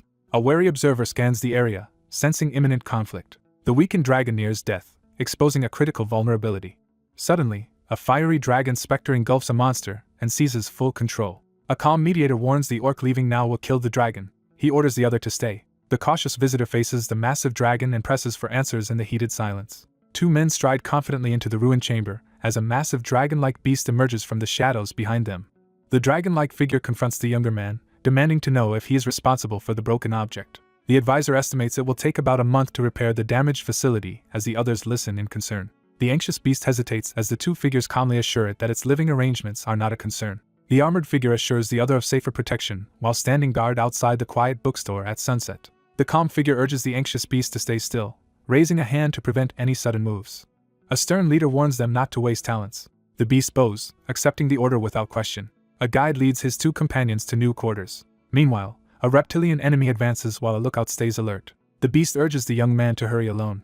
The creature silently steels itself for what lies ahead. The beast and two allies brace themselves to charge. Suddenly, a stone monolith rises from the rubble-filled chamber. A determined youth steps into the hall and calls out. A desperate woman blocks him, forbidding him from entering the battlefield. Later, the woman refuses his request as they argue through open windows. An observer judges the newcomer weak based on his frail appearance. A red-haired fighter recalls earning fame by taming a powerful beast. The dragonkin explains how her own kind looks down on her. A woman recoils as a man suddenly confronts her inside. Afterward, someone clenches a trembling fist and vows to grow stronger. She tells the bulky warrior she wants to study other dragons' fighting styles. A startled woman is grabbed by the shoulders during a confrontation. An earnest man grips her shoulders, admitting he wants to become worthy. The man freezes when a mysterious woman gently touches his face. The anxious figure grasps the other's shoulders and urgently insists on watching events unfold from a distance. The grateful young man pulls the supportive figure into a heartfelt embrace as golden light streams through the open window. The remorseful figure confesses past arrogance while clinging tightly to the comforting presence in a tense embrace. A figure clutches another's shirt tightly, wrestling with anxious determination to prove their ability to protect. The beast recoils in terror as a blinding light crashes over its face. A massive attack destroys the nuclear warehouse and city. Then an energy beam strikes, causing an explosion that engulfs everything. A giant beast charges through the chaos and attacks. The young man regrets bringing an ally onto this battlefield. Above, an explosion reveals a dragon-shaped shadow in the sky. Soon, a dark portal opens and releases a strange power. A lone fighter appears on the rocks amid lightning and rain. That same figure now stands on the dragon's head. Meanwhile, a woman admits she caused someone's death. A tormented person sobs and begs a monstrous eye for forgiveness. Someone reaches toward the flaming monster, pleading desperately for mercy. The woman lowers her head and softly speaks a single name. A man is grabbed by the chin during a tense confrontation. A glowing dragon spirit vows to protect its companion forever. Finally, two survivors embrace tightly, crying in shared relief.